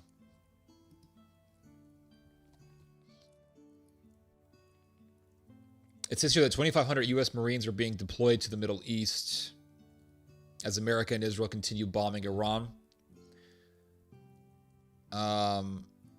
Will they be sent to Iran, though? I'm not seeing that. I'm just seeing they will be sent to the Middle East.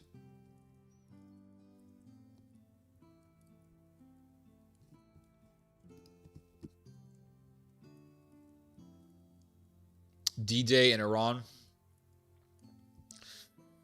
Let's see here.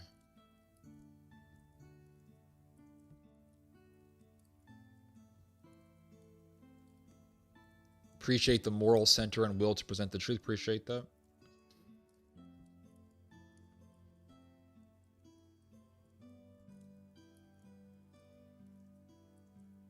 Are you an ortho bro or trad cat? I was a trad cat for years, but I left the Catholic Church.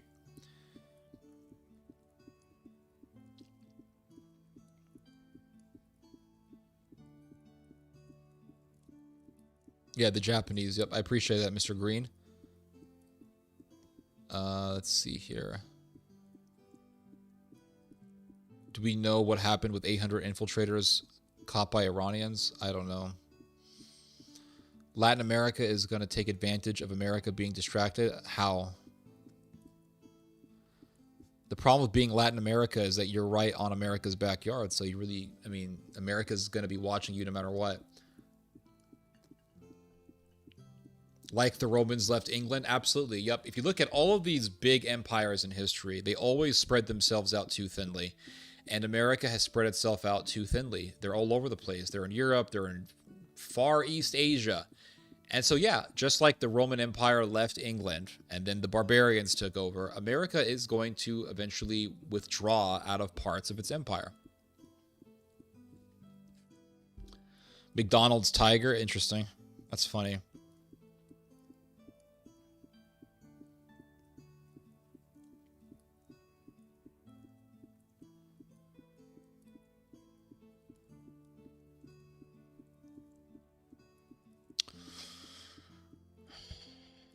Turkey wants to bring back the Neo-Ottoman Empire. Yep.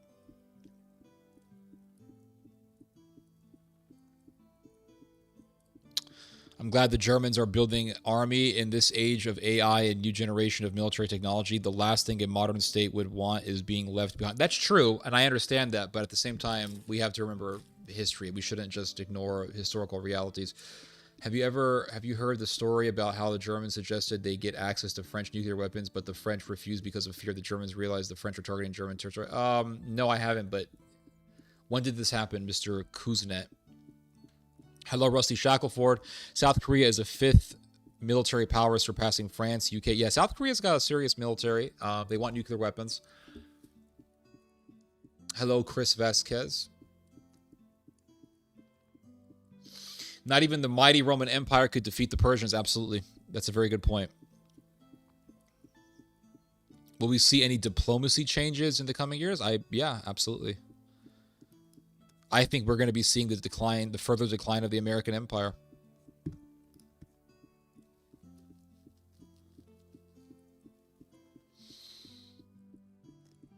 South Korea is highly underrated, and they are building nuclear submarines. That's correct.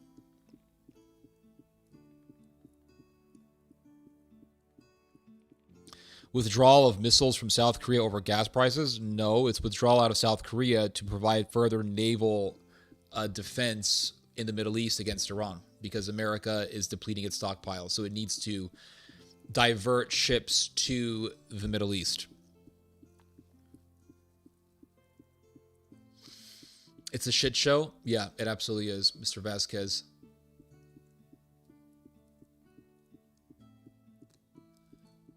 I think the numbers are way off. More Americans have not. No, the majority of Americans are against this war. Yeah, give the stream a like, guys. It definitely helps the stream. It gets more people to see the stream, and YouTube will spread this stream to more people. 1 second here. Let's see here. Like the stream or else. Yep. A post-war scenario this time would break all the changes post-World War II. Israel shot themselves in the foot. They always do. There's a rumor that Netanyahu and his brother died. Yeah, I've looked into this. I couldn't find any evidence. Their hubris is always their undoing. Yep, absolutely.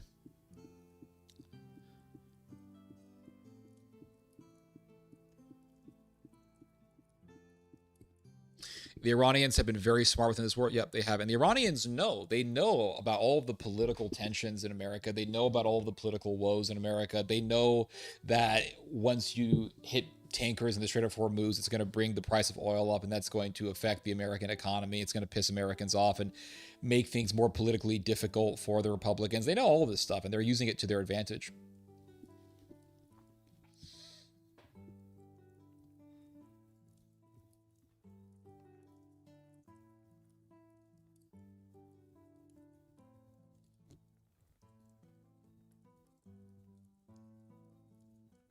It's like nonstop BS.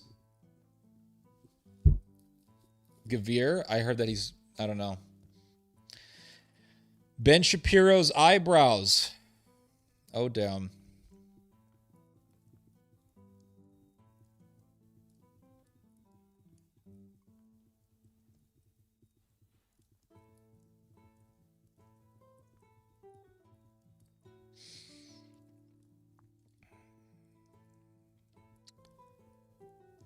A colonel recently said he thinks India's Prime Minister Modi is most likely to be the one negotiating a ceasefire for America's behalf. Thoughts?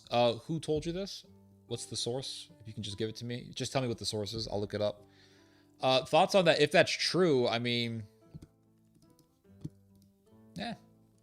It's possible, because India and Iran do have relations. India... was it India or Iran? Iran did... I want to say... India did build a seaport years ago in Iran, and the Iranians and the Indians do have something of an alliance against Pakistan, because Pakistan is a major ally of Saudi Arabia, and Iran is an enemy of Saudi Arabia. So the Iranians join the Indians against the Pakistanis to weaken Saudi Arabia's position in South Asia. So there's definitely that. I could see that happening, yeah. Let me see here. Hold on. South Korea abandonment seems insane.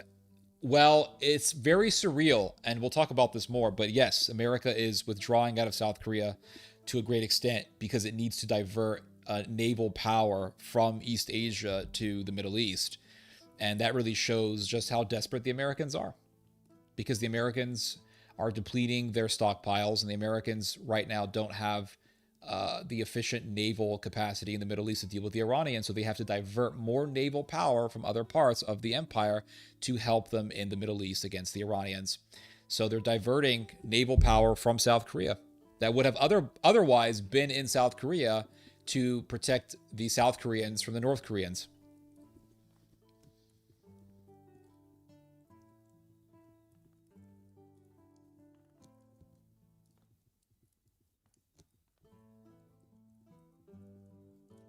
This is Suez 2.0, Fall of the American Empire.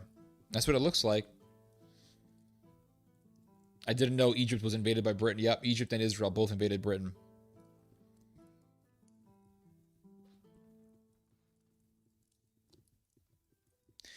Dude has way more viewers than he used to. Yeah, the channel has grown a lot. Been here since the beginning. Well, I appreciate that, sir. We have one of the OG audience members here. I still have members of my OG audience, like Prince Zacharia, Mr. Sweet, Jacob Glowsticks. These guys are members of my OG audience. Shackle Rusty Ford, he's also a member of my OG audience. I think they all know about it and are trying to crash the system. That's possible. Lindsey Graham. Did you ever see Hegseth's tattoos? Yeah, he's got some Deuce Volt tattoo. He's trying to be a Crusader. That guy's no freaking Crusader. He's a freaking Zio. That's why I respect Thomas Massey for trying to be a voice of reason in Congress. And I think that Thomas Massey has started a political trend that a lot of other politicians are going to begin to follow. A lot of other ones are going to start following his lead and do what he does and talk like how he talks.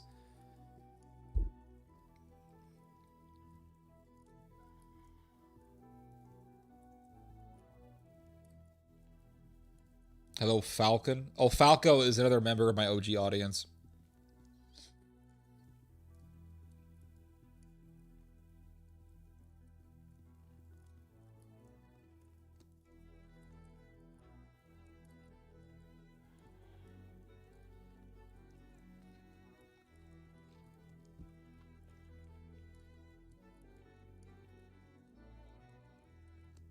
I'm Semitic. That's true. Let's see here. Israel's got the Epstein files. Yeah. After listening to Tucker interviewing Carrie Pergine before this live stream, I am concerned that if the Israel lobby get their way, we all would be rounded up and imprisoned. I don't know. I think if one American gets imprisoned for not supporting Israel, it'll cause an absolute upheaval in this country. Their Messiah is the Antichrist, absolutely.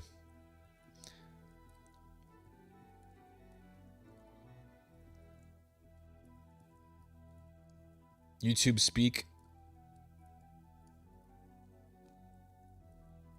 I don't know what you're talking about.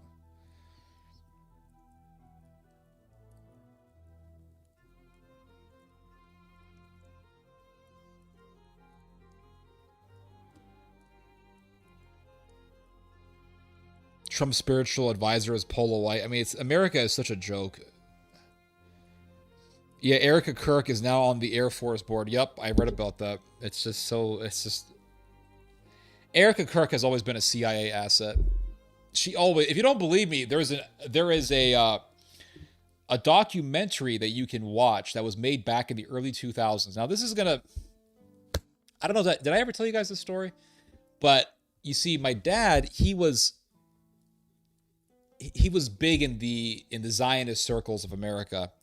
And my dad went to this conference. He went to some speaking event many, many years ago. We're talking early 2000s. And someone gave my dad this CIA created, CIA directed documentary about Iran wanting to bomb America. And my dad brought this DVD back home and he had us watch it. I watched some of it, I remember.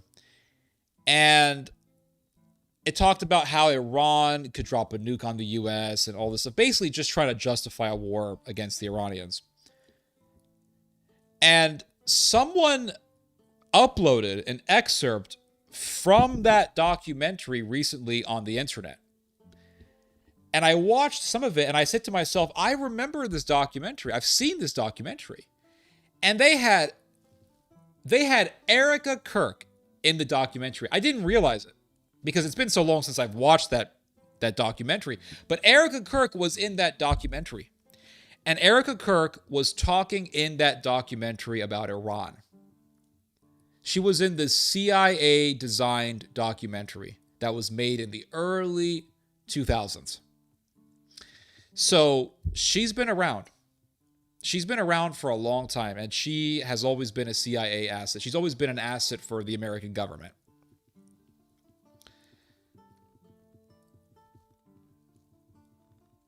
Yeah, gas prices have gone up. That is correct.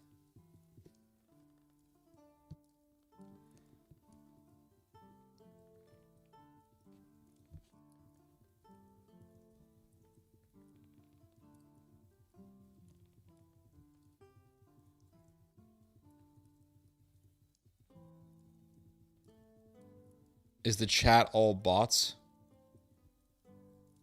What do you...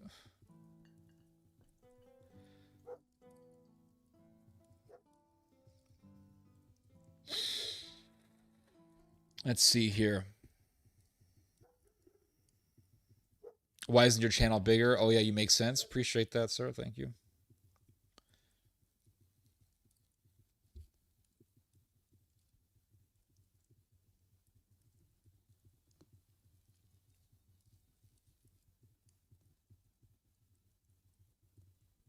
The videos are AI, maybe.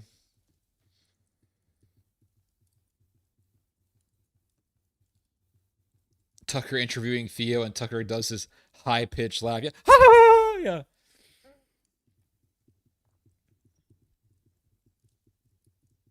A young Erica Kirk and a CIA doc before beauty pageant stuff. I'm not sure if it was before the beauty pageant stuff, but it was definitely... I don't think it was from the early 2000s. I think it was from the early 2010s. I'll have to look into it. Do you know the name of the documentary? I'll look it up real quick. Hold on. One second. Let me see. Let me change the music. Hold on. Music is off. Erica Kirk, IMDb. Let's look at her IMDb. We'll see. We should see the documentary in the IMDb.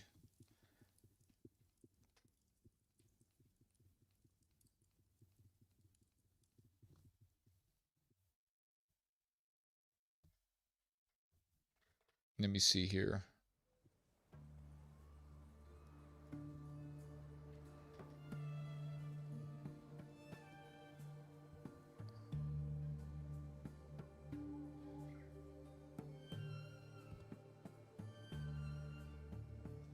Is this it? Former energy official claims an attack on an American power grid.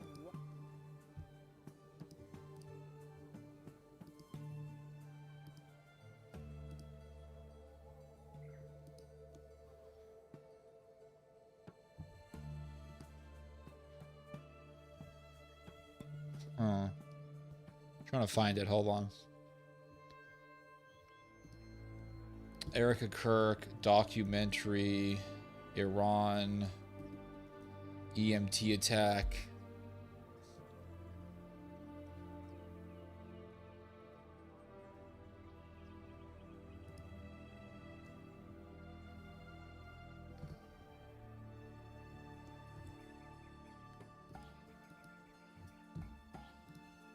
Hold on a second.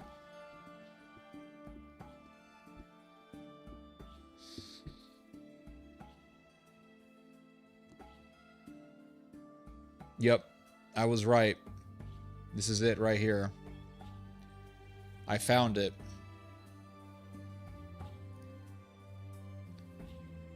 Let me see. So the name of the documentary is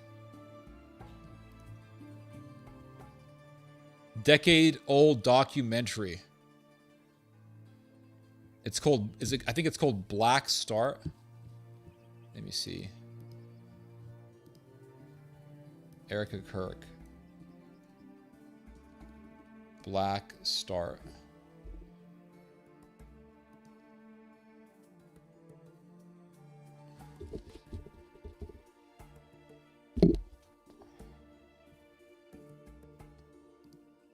Maybe this is a different one, but it looks so much like the documentary that I saw years ago. But here is the documentary. It's called Black Start, if you want to look into it. Somebody on Twitter posted it up. I feel like I've seen this movie.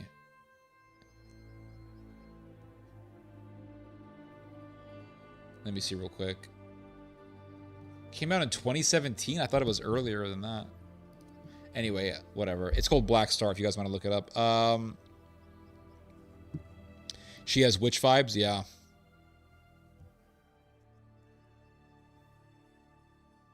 She's totally an asset. Her mom has something to do with Homeland Security. I think her dad was in the security business or something like that. Was Charlie CIA? I think he was definitely connected to that world.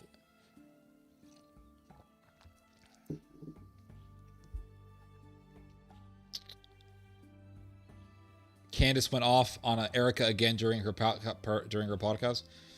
Let's see here. There's one where Erica is showing how to ruin a town electricity. Lifetime actress.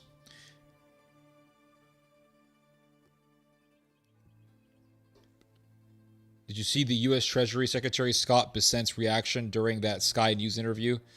Let me look it up real quick. Hold on.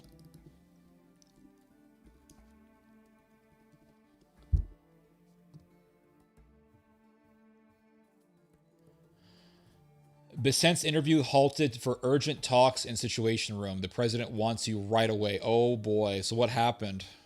Or is this political theater?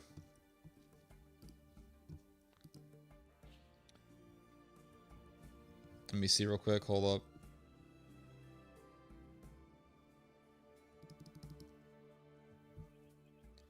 Scott Bessent was abruptly summoned to the White House Situation Room on Thursday during an on-air discussion about the Iran war.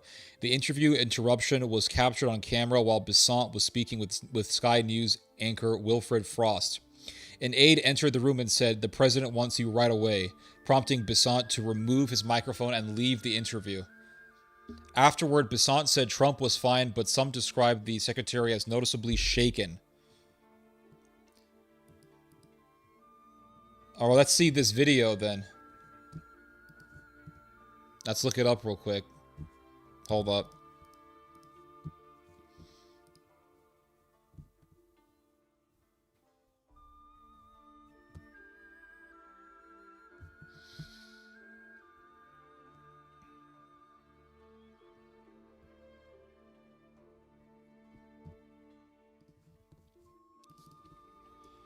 Bessent.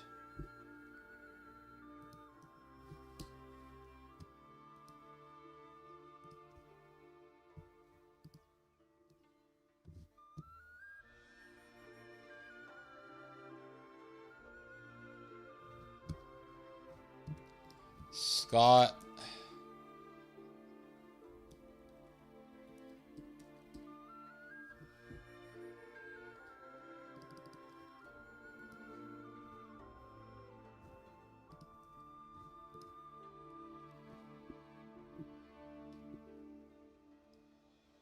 Why isn't this working? Good grief, this is annoying. Is X crashed or something like that? It's just not working.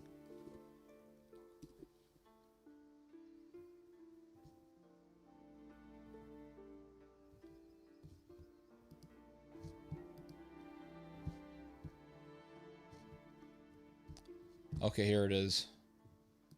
I found it. I found it. Hold on a second.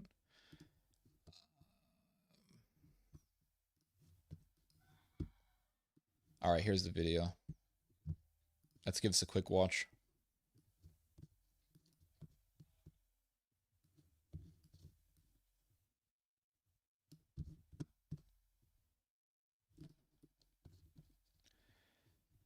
I listened to you on the. The president wants you. Sorry, the president wants you right away. Oh, okay. Okay. No problem at all. See you shortly, Mr. Secretary. You can work that in. Mr. Secretary, I have to say, it's a first, I'm sure a last as well, that an interviewee's been pulled away to go to the Situation Room. How was the president? Was he stressed? No, the president is in great spirits. Yeah, he does. He looks troubled. He definitely looks troubled. Iranian mission is proceeding well ahead of schedule. And I have to tell you, Wolf, that he looks troubled. He looks like he has been discombobulated. He looks startled. He looks shaken. There's something off, definitely. Teenager who's considering... This guy's a weirdo, by the way. This guy's a weirdo. Military service, and I could give this team my highest compliment, from President Trump to the head of the Joint Chiefs to the Secretary of War. I would say that I would trust my child's life in their hands. Man, what absolute insanity this is. Yeah, there's something definitely wrong there. Something's happening. There's no doubt about that. There's something very off about that interview. Anyway, let's see. Let's see here.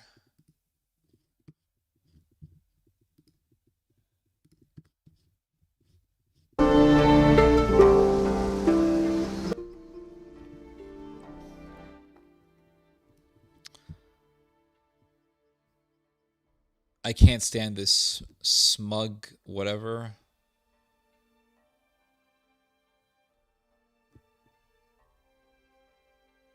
His voice is shaking. Yup.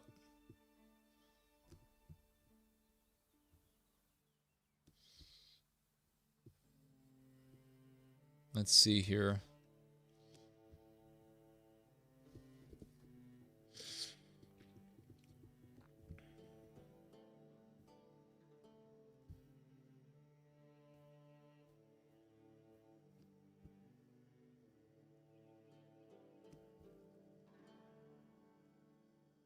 Killed 100 children in Lebanon. Not surprised at all. Another mass murder done by Israel with the blessing of our country. And I have to live with that.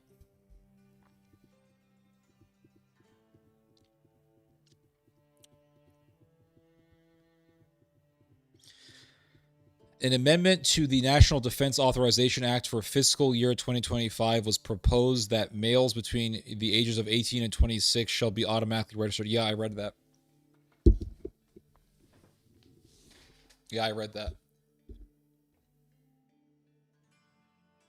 Assalamu alaikum. Let's see here.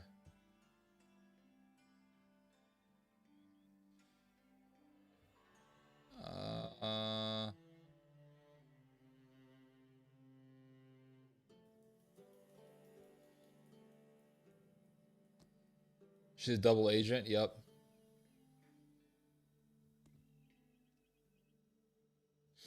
I think the mark of the beast will be an Elon Musk chip. It's possible. Nothing really would surprise me.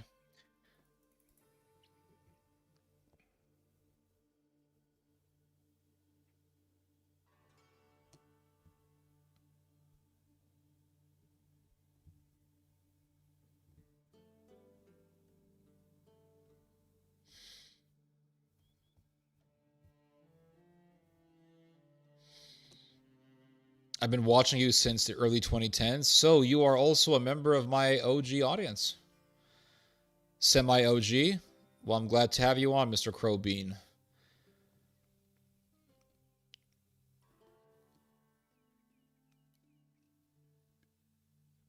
I think that, I don't know, I think Mr. Farage is hurting politically. And I think part of that is because of him getting rid of Mr. Lowe. I'm not really sure how he's going to do in the election, though. I think he's definitely going to win something, but I think he will definitely lose. I think he is definitely losing popularity and will continue to do so. And I think one of the reasons for that is Mr. Farage is not a fanatic. Mr. Farage is not this ultra nationalistic, insane populist. He actually is moderate in comparison to some of the other nationalist politicians that I've seen. So I think my prediction about Nigel Farage is that he is going to eventually become obscure and rejected by his people, by the people who are by the right wing of the UK.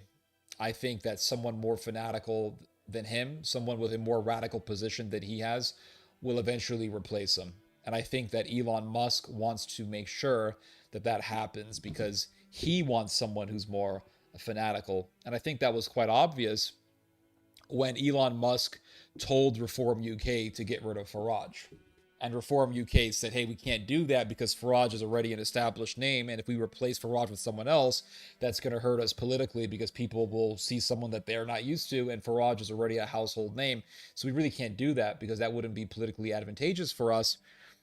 But Elon Musk is still adamant about Farage being replaced by someone more radical. So I think what's going to happen with Farage is he's going to win. He's going to have some election victory. And he will not be radical enough for the right wing of the UK. And they will hate him for it, just like they eventually hated Mr. Boris Johnson. And he will be forgotten and replaced by someone with a more radical position than he holds. And we saw an example of this with Boris Johnson. Boris Johnson was worshipped. I mean, he was revered by the British public. He eventually became the Prime Minister of the United Kingdom. And he didn't really last that long because the refugee crisis continued on in the United Kingdom. The refugee crisis was not lessened by Boris Johnson. He did not stem the tide of migrants entering the United Kingdom. And so he lost much of his popularity and he was eventually dethroned. What's his name? Mr. Starmer is extremely unpopular as it is. And so he's on his way out. And I think that Mr. Farage will have some success politically for his party, but I think that he will be too moderate for the public and will eventually be forgotten. That's my prediction for Mr. Farage. Colonel McGregor. Oh, McGregor. Okay, so, I mean, if India is helping out if India is acting as a mediator between the United States and Iran, I mean, that wouldn't surprise me. I was thinking it was Russia and China, but I could be wrong. But I think that if India is mediating a ceasefire between the Americans and the Iranians, I think that Russia would definitely have a say-so in that because of the fact that India is such a massive client for Russian oil. Nothing is new under the sun. That's correct, Mr. Manilov. Let's see here.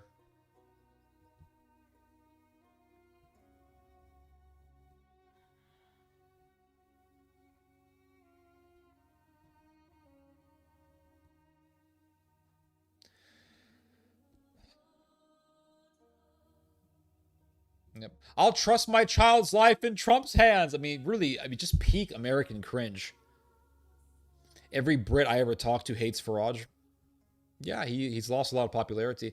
Walaikum salam, appreciate that. Mr. Besant is in shock. That's correct. Yep. Let's see here. Just got here. Did you guys? Yeah, I think a lot of these terrorist attacks are Gladio operations to try to get people to support the war against Iran. I think I have the same opinion about the shooting that took place in Austin, Texas. Some guy went into a restaurant in Austin, Texas, and said, "Oh, this is for Iran," and he murdered 3 people. I mean, it's very tragic and it's horrific, but I mean, it's too convenient for the Israelis. I suspect that there's some sort of a false flag operation being done to try to garner support for the war against Iran from the American people.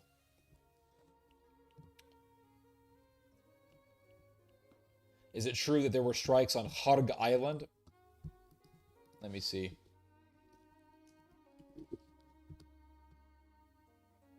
Yeah, that's true. Yep, they bombed Hardag Island. Hardag Island.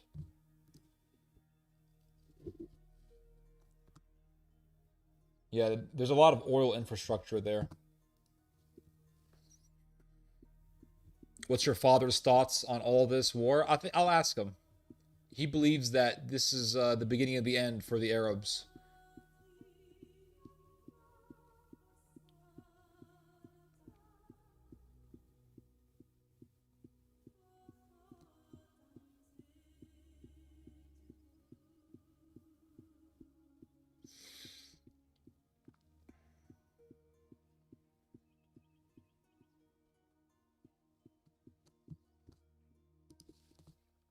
Okay, let's get to the next article. I've read through most of your guys' comments. Let's see here.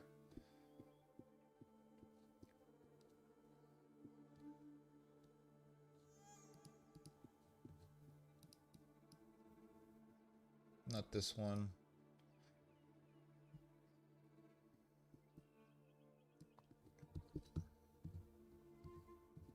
So there is a rift going on between America and Israel over how the Israelis want this war carried out.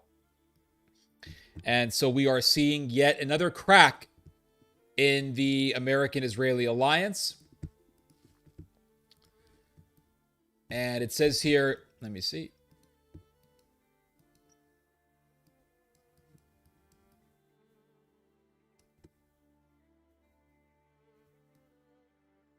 All right, that's good.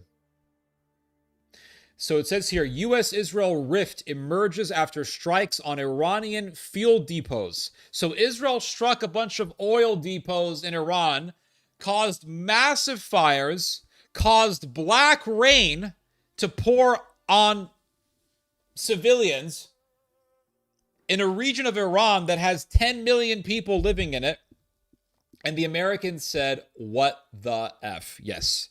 The Americans sent a text message to the Israelis saying, WTF. This is what the reports are saying. Because the Americans don't want the oil infrastructure to be destroyed. This is about the oil. This is about the Strait of Hormuz. The Americans do not want to be bombing oil depots. They want to use the oil. So the Americans got upset with the Israelis. And it says here, Israeli strikes on fuel depots in Iran have triggered a dispute between Washington and Tel Aviv amid fears of escalating war and rising oil prices. Israeli strikes targeting fuel storage facilities in Iran have triggered the first major disagreement between Washington and Tel Aviv since the war began 8 days ago, according to the U.S. news site Axios. So this is not surprising at all. There was a rift between the Americans and the Israelis right after the 12-day war. The Americans came in, they said, okay, let's broker a ceasefire with the Iranians. A ceasefire was agreed upon, and the ceasefire was supposed to be put into effect by a certain time. The Israelis said, oh, look, we have a loophole. We don't have to put the ceasefire into effect until this time. So before that time arrives, we're just going to bomb the Iranians even more. We're going to drop bombs on them. We found a moral loophole, just like we do with God himself. God says rest on the Sabbath, but we want to do certain things on the Sabbath. So we have these little gadgets in our room. We can't turn a light switch on. God forbid you turn a light switch on the Sabbath. So we'll have a Shabbos goy get into the house and turn the light switch on for us. We found a loophole. So Donald Trump says we have to honor the ceasefire by this time. Well, before that time arrives, we're going to drop some heavy bombs on them. So the Israelis dropped a bunch of bombs on the Iranians before the ceasefire was put into effect. And Donald Trump got pissed at the Israelis for that. And he dropped the infamous F-bomb on the Israelis. He said that Israel doesn't know what the fuck it's doing. That's what he said. And that was a crack on the American-Israeli alliance. And I said this. I said when it happened, I did a video about it the day that Trump dropped the F-bomb on Israel. I said, listen, this is going to happen again. Expect to see more cracks being formed on this wall that we call the American-Israeli alliance. It's going to happen because Israel is uncontrollable. Israel is a country that you have extreme difficulty in controlling. Talking or trying to deal with Israel is like talking to Alan Dershowitz. If you ever watch the debate between the Egyptian comedian, Mr. What's his name? Bassam Youssef and Alan Dershowitz is constantly interrupting Bassam Youssef. And Mr. Youssef says, hey, can you stop interrupting me? And no matter how many times the Egyptian comedian tells Mr. Dershowitz to stop interrupting him, he continues to interrupt him. Why is this? Because the mentality of Israel is, I will continue to do what I want as long as there is nothing to stop me. Well, I know it's against politeness. I know that it is contrary to the ways of a polite society to constantly interrupt my debate opponent, but I will continue to interrupt my debate opponent because what is he going to do? He can't stop me. I'm just going to continue to interrupt and disrupt and try to derail the entire conversation. Israel has the same mentality. We're just going to drop bombs because we found a loophole, and who the hell is going to stop us? We're going to bomb Qatar. This is what the Israelis did. They bombed Qatar. And they said, who's going to stop us? We know that Qatar is an ally. We know that America really has an alliance with the Qataris, and Qatar is a massive exporter of natural gas, etc., etc. Who cares? Who's going to stop us? They bombed Qatar. Israel is a country that you have a lot of difficulty controlling. It's very difficult to control this country. And America is tethered to this crazy, evil, diabolical, satanic entity called Israel. And so eventually, there's going to be so many cracks on the American-Israeli alliance that America's going to say, we've had enough. And the anti-Israel sentiment is going to be something so big that no politician will be able to ignore it. And so it says here, the outlet Axios reported that Israeli attacks on around 30 energy storage sites on Saturday went far beyond what the U.S. expected when Israel informed Washington in advance of its plans to strike those facilities. Citing a U.S. official, an Israeli official, and a source familiar with the matter, Axios said the scale of the operation sparked the first significant disagreement between the allies since the war began 8 days ago. America wants a quick way out of this war. The way that America likes to do war now, ever since the disaster of Iraq, is to just hit the country, claim the victory, and then leave. That's what America likes to do. They did this in Venezuela. Claim the victory, leave. That's it. Doesn't matter what mess we cause in that country. We will hit that country, claim victory, and leave. The problem is, it's difficult for America to right now claim victory because of the fact that Iran has mined the Strait of Hormuz, because of the fact that Iran has drone striked several oil tankers that were really to the benefit of America's economy. If America leaves right now, it will be a show of defeat. It will be a literal humiliation for the Americans to leave right now. So it looks like the Americans want an off-ramp. That's what it looks like. It looks like they want an off-ramp. They see the oil prices going up. They're looking for a way out, it seems. Now, is that going to happen? I don't know. This war could last for months more. It could last for a year more.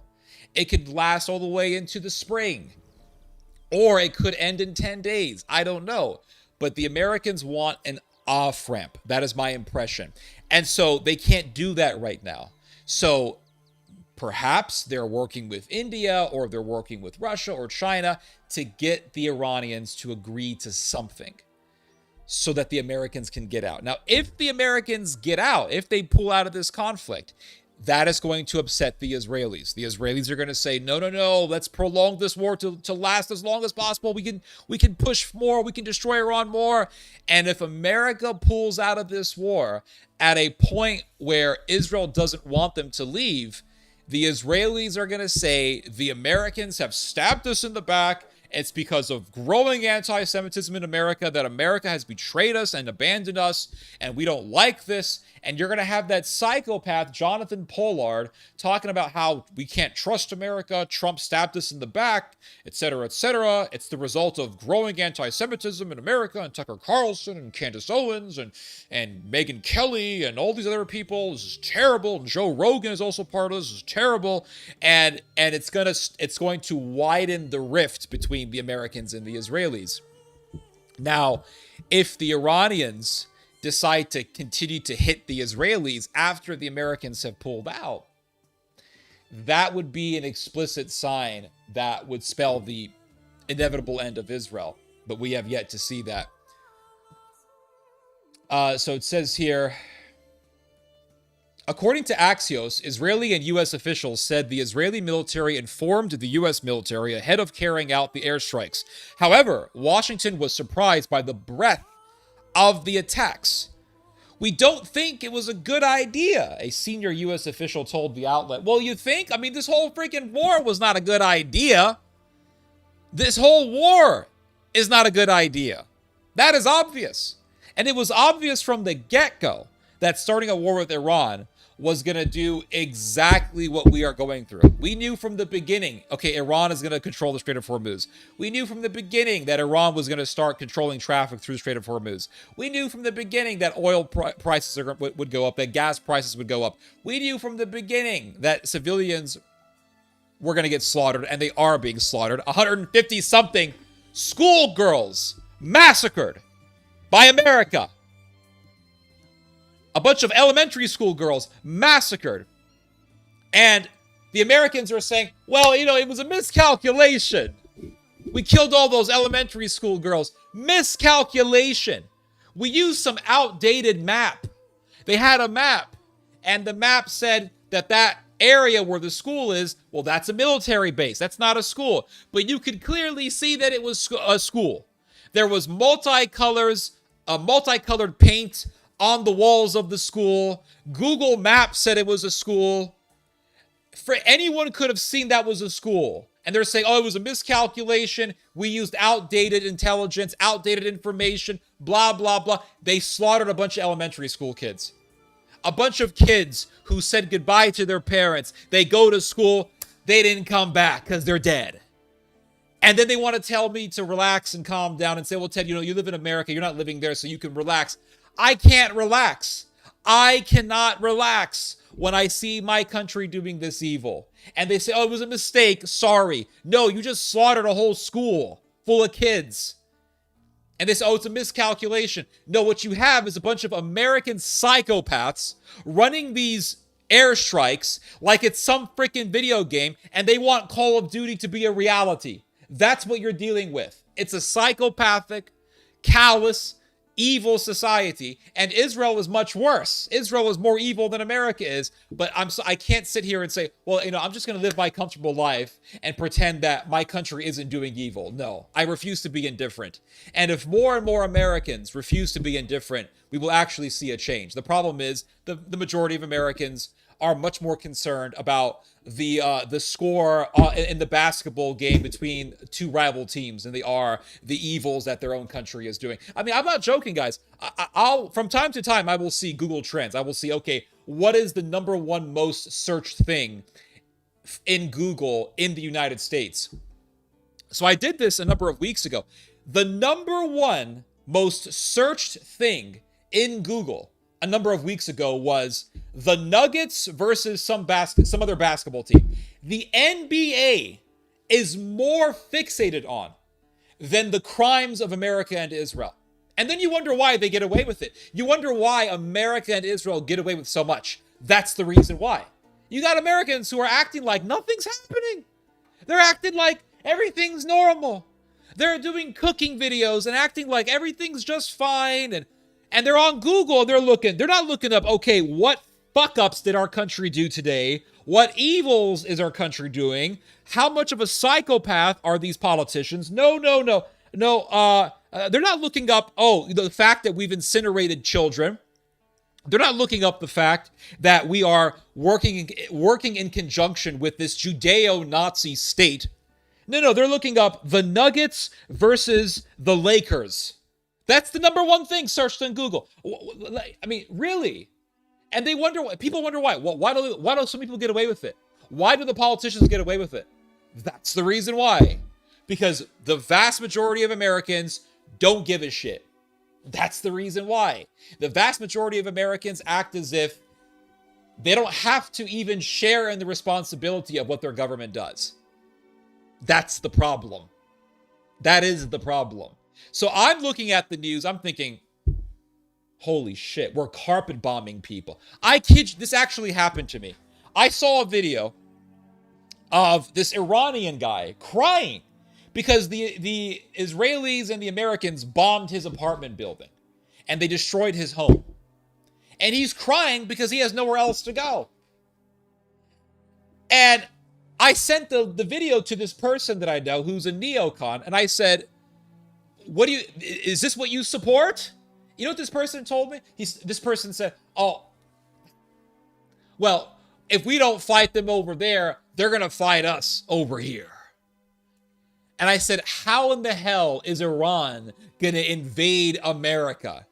This person, this neocon says, well, they're going to use terror groups. And I said, what terror groups? And the response that I got back was, I don't know. I'm thinking, you don't even know what these terror groups are, yet you want to support and justify terrorizing and butchering an entire population of people. And so this is the demographic, this is the cultural faction that is supporting the war in American society. They want to slaughter and terrorize and butcher entire populations, and they don't even know fucking why. That's how people don't realize how sick America is. America is a sick society. Like, America is a sick society. There's too much sickness here. But the good thing is that a lot of people are waking up. They're noticing. They're noticing. And the noticing is going to continue. It's going to continue to rise up. And the anti-Israel stuff, it's growing leaps and bounds, guys. It's growing by leaps and bounds. And eventually it's going to become an elephant so big in the room that it will not be ignored. Politicians will not have the liberty to ignore it. It's like, so I'm supposed to sit here and say, well, everything's fine. You know, I'm just sitting here cooking. I'm going to go to my restaurant. I'm going to go here and I'm just going to act like nothing's happening. No, I have, now listen, I live my life, right? I do all the normal things that everyone else does, but it's difficult for me to accept that I can just live a normal life and not have a sense of dread about the evils that my country is doing. That's my position. And if enough Americans had this sentiment, we would see real change. The thing is that it has to affect the Americans personally.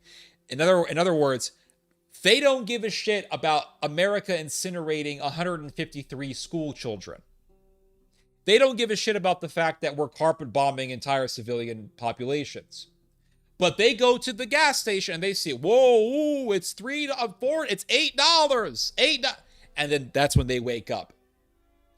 And hopefully, that's going to awaken them, and that's going to be a catalyst for them to see the other things, to actually open their eyes to the evils that America is doing.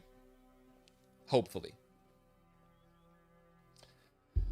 So it says here that an Israeli official said the American reaction to the strikes was blunt, describing Washington's message as, what the fuck? WTF. WTF, Israel? That was the response of America. What are you doing? Now, America kills a bunch of school children. It was a mistake. Israel bombed some oil depots. Whoa, Israel. Why are you hitting the oil for? Now, we just killed a bunch of kids. That's a mistake. But Israel, you're going too far this time, man. I mean, killing kids, that's bad. That's bad. But you're going too far with this one, Israel. Hitting oil depot. So now Israel is hitting the resource energy interests of the Americans. Now the Americans care. Oh, Israel, you incinerated entire civilian neighborhoods in Gaza. You burned people alive.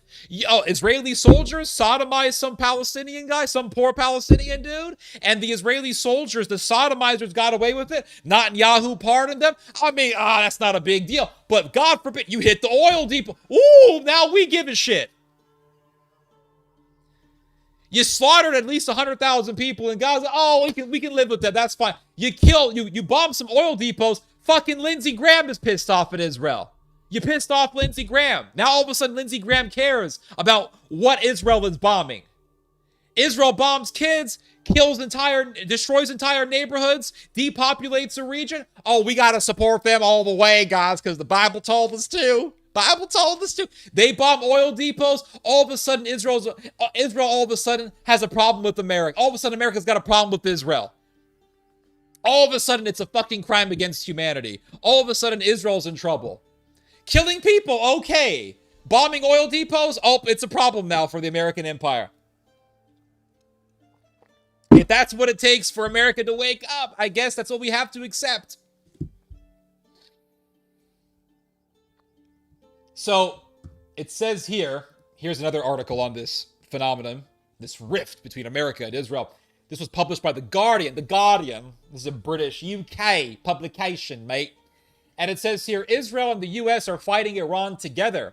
Are they on the same page, though? Are they really together, though? What's really happening? Well, let's read some excerpts from this article. And so it says here, why is it so hard to figure out when objectives will be met for this war? The primary reason why is that the U.S. is a co-belligerent with another military in this war, Israel, which very likely has different objectives, and it may be Benjamin Netanyahu, not Trump, that is in the driver's seat. So America has its own interests, right? They want to go in there, bomb, make a victory, weaken the government, but Israel has its own interests as well. Israel wants to destroy the regime. So the question is, are these interests going to collide? Is there going to be a clash of interests between America and Israel? That's the question. And according to this article, it looks like there is a rift between Israel and America over how to go about this war in Iran. So it says here, Trump has said that the decision to end the war will be a mutual decision. A mutual decision between who? Between America and Israel. So as this article says, the Israeli prime minister, in effect, has veto power over this war, over how to determine the end of this war. So if America wants to end this war and Israel doesn't, how is that going to work? Is Israel just going to drag America deeper into this war, even when America doesn't want to be in this war? Is that what's going to happen? So what happens if the U.S. has seen enough of this war? A war most of the American public never wanted, even though Israel wants to continue. With the economic costs of this war of choice piling up, that seems to be the dead end we have inevitably arrived at, precisely because Netanyahu needs something else out of this war than Trump does. So Trump is hurting. The Republicans are hurting. Gas prices going up. That's what it does. That's what it takes to get the Americans pissed off at Israel. Hey, if that's what it takes, that's what it takes. I'll take it. So this isn't good for the Republicans. The Republicans want an off-ramp. They want a way out of this. How is that going to happen? Are you going to nuke Tehran and then open up an entire Pandora's box? That's unlikely. Hopefully that's not going to happen. But it looks like the Americans are going to try to find an off-ramp. Eventually, they're going to try to get an off-ramp. Eventually, this thing has to end. It can't last forever. Eventually, this thing has to end. Is America going to continue to leave its naval areas in South Korea vacant? Are they going to continue to divert their naval armada that was designated for South Korea and Far East Asia so that they could use that naval armada to go against Iran? Are they going to continue to leave an absence in the midst of a rising China in Far East Asia? Eventually, America has to go back to Asia. Eventually, America has to replenish its THAAD missiles. Eventually, America is going to have to replenish its stockpiles because its stockpiles are depleting because of this war. So America eventually is going to pull out. The question is Israel going to comply? And if America pulls out at a moment where Israel wants to continue the war, it's going to cause another rift between the two countries, between America and Israel. So it says here, the signs of this problem have been there from the outset if you have been paying close attention. A few days into the war, Trump said that after the initial Israeli strikes that killed the Iranian supreme leader, the United States had some Iranian leaders in mind who might be able to take over. So America said, hey, we got some potential candidates to rule over Iran, to replace the Ayatollah Khomeini. But the problem is that those potential candidates all got killed. And that's what this article says. It says here, this Venezuela-like outcome is one Trump clearly prefers. Quick, performative, low-cost victory that he can tout without the sort of long-lasting, messy, and costly regime change wars he campaigned against. And we all remember what Trump was saying when he was running. He said, no more wars. He said that these other candidates will drag us into a war against Iran. I'm not going to do that. Well, he did it. He did exactly the opposite of what he said he was going to do. He dragged us into a war. But there was a problem with this plan to replace the Ayatollah with a potential candidate chosen by the United States. According to Donald Trump, quote, most of the people we had in mind are dead. So all of the potential candidates that America had in mind to replace the government of the Ayatollah, to replace the rule of the Ayatollah, are dead. Who killed them? Who killed them? Israel killed them. And Donald Trump continued on to say, now we have another group. They may be dead also, based on reports. So I guess you have a third wave coming in. Pretty sure we're not going to know anybody. So Donald Trump is saying we had all these candidates, but Israel killed them all. What Trump leaves unsaid here is how his Venezuela-style exit strategy kept getting killed off. The answer is Israeli strikes. Because Israel wants to utterly destroy the regime. America may have been thinking, okay, we killed the Ayatollah. Listen, I don't agree with this. But if I were ruthlessly pragmatic, if I was a ruthlessly pragmatic politician, this is what I would have done. The Ayatollah is dead, right? America and Israel, they've killed the Ayatollah. Okay, I would have left right after that. I would have left Iran as soon as the news of the Ayatollah's death broke out. I would have said, time for us to get the fuck out. It's time for us to bounce and about face and get out of here. I would have declared a victory. I would have said, guys, we killed them. Iranian people, now's your chance to take over. We're out. We got ourselves a victory. I would have left. The Republicans would have said, look, our president just killed the Ayatollah. He's a hero. He killed this evil tyrant of the Middle East. He went in, he saw, he conquered, he left. I would have left. Israel gets mad, Israel, you deal with it, right? If Israel would have gotten mad, I would say, you guys deal with it. That's your problem. And that's it. I would have gotten out. That's not what America did. America continued to stay. They continued to stay. And they had some potential candidates in mind to help rule over Iran. And Israel killed them. Because America's plan, it seems, this is what it appears to be, America's plan, it appears, was to kill the Ayatollah, bomb it, bomb a lot of Iran's military infrastructure, and then have someone from the regime rule over the country so as to prevent a major regime change operation. So instead of doing a major regime change operation like what we did in Iraq, we could just choose someone who was already in the government to rule over Iran. That's what America did in Venezuela. They got rid of Maduro, and then they replaced him with Delcy Rodriguez. They said, Delcy Rodriguez, you're going to rule over Venezuela. Okay, fine. You're going to rule over Venezuela. Now, Delcy Rodriguez was already in the Maduro government. So America really didn't do regime change in Venezuela, because regime change requires a really big military operation. And America didn't want to do that in Venezuela, because America doesn't want to have to deal with guerrillas in Venezuela, because Venezuela does have a large paramilitary population. So America just said, Delcy, you are going to rule over Venezuela. That's it. No regime change necessary.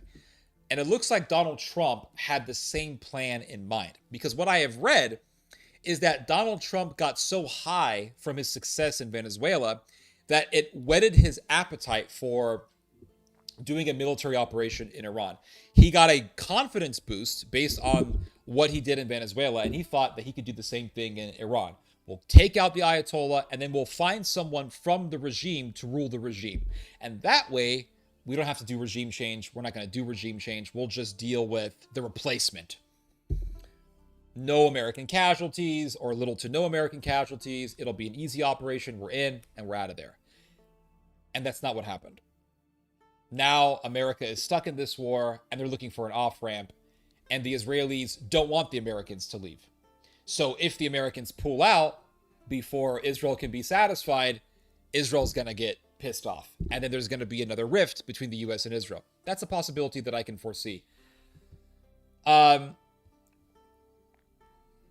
So it says here, it was not just human targets that seemed to divide U.S. and Israeli war aims in this joint campaign. It was also certain infrastructure. Israel struck oil facilities in Tehran that led to apocalyptic scenes in the Iranian capital, heightened Iran's resolve to target oil infrastructure in neighboring U.S. allies in the Gulf states, sent shockwaves into the oil market, which puts the greatest pressure on Trump, and poisoned the environment in a city of 10 million people.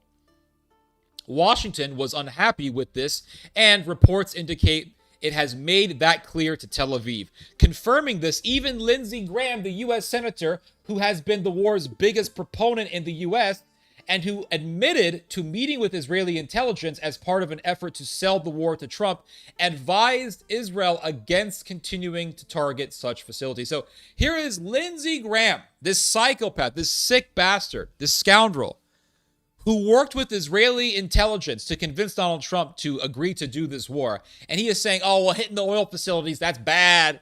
Now, killing civilians, that's fine. But hitting the oil depot, now you just hit America's business. The difference between what Trump and Netanyahu want out of this war are increasingly starting to show and complicating how, when, and on what terms it will end. Just like the strike with the B-2 bombers last year in Iran and with the Venezuela operation, Trump was hoping for a quick, low-cost victory. Netanyahu needs something different. This was Netanyahu's decades-long dream to get into war with Iran, and now, with U.S. support, he hopes to topple the regime and install an Israeli-American client dictator.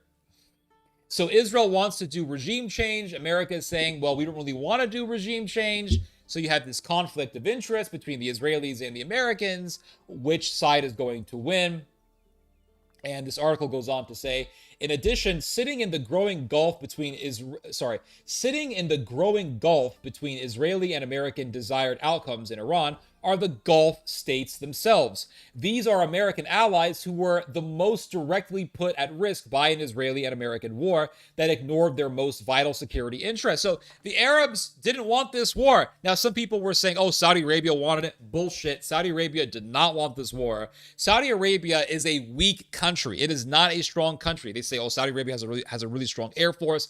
Saudi Arabia will lose in a war against Iran, 100%. Saudi Arabia, the UAE, Qatar, all these countries, they will lose in a war against Iran. They need America for security. And so what has been demonstrated, what has been exemplified in this disastrous, pointless, unjust war is that America cannot be relied upon, and that America will put you at risk for the sake of Israel. That is the message that America has clearly sent to the Gulf Arab states. We will put you at risk for the sake of Israel, and we don't mind you guys getting bombed for a war for Israel, in a war for Israel. That is the message that America is clearly sending out to the Saudis and to the Qataris and to the UAE and to Bahrain. And so, like I've said, this is going to increase and intensify the already growing sentiment that has been really rising up in the world that says America cannot be relied upon for one's security. We need to make ourselves more powerful so as to protect ourselves, as opposed to us just relying on the Americans for our security. And so you're going to see countries intensifying their military apparatus, intensifying their own indigenous military buildups. You're going to see other countries growing their military capabilities because they cannot trust the Americans. Germany's going to get bigger. Japan's going to get bigger. Turkey's going to get bigger. And they're all going to say, we can't really trust the Americans. We can't rely on them. The French are going to widen their military capabilities. They're talking about increasing their nuclear arsenal. The Poles want nukes. The Swedes want nukes. All these countries want nukes. The Europeans are working on making their own fighter jet. The Japanese are working on making their own fighter jet. The South Koreans want to create nuclear-powered submarines. They want nuclear weapons. What is happening here? What's happening is very clear. The American global empire, the American global security apparatus is going down. And the justification for diverting away from relying on this American global security umbrella is being demonstrated, vindicated, and justified by this pointless war against Iran. Look, Iran, which has nowhere near the military capabilities of the United States, is able to really compromise the Americans militarily and force the Americans to divert American naval power from Asia, from specifically South Korea, to use against the Iranians in the Middle East, because the Americans have spread themselves out thin to the point where they now have to divert naval power from South Korea to fight against the Iranians. That is not a reliable partner. So now we're going to be seeing the further rise of these regional powers because they can't rely on the Americans. It really is that simple. And so now we're leaving this age of American global power and we're entering into an age of multipolar power. We're entering into an age of multiple blocks of power running the world, not just America, but Japan, Germany, Turkey, Russia, China. And to a great extent, this is already the case with Russia in Eastern Europe, with China in East Asia, with Turkey in the Middle East. This is already the case, but it's only going to grow from here. That's what I'm saying.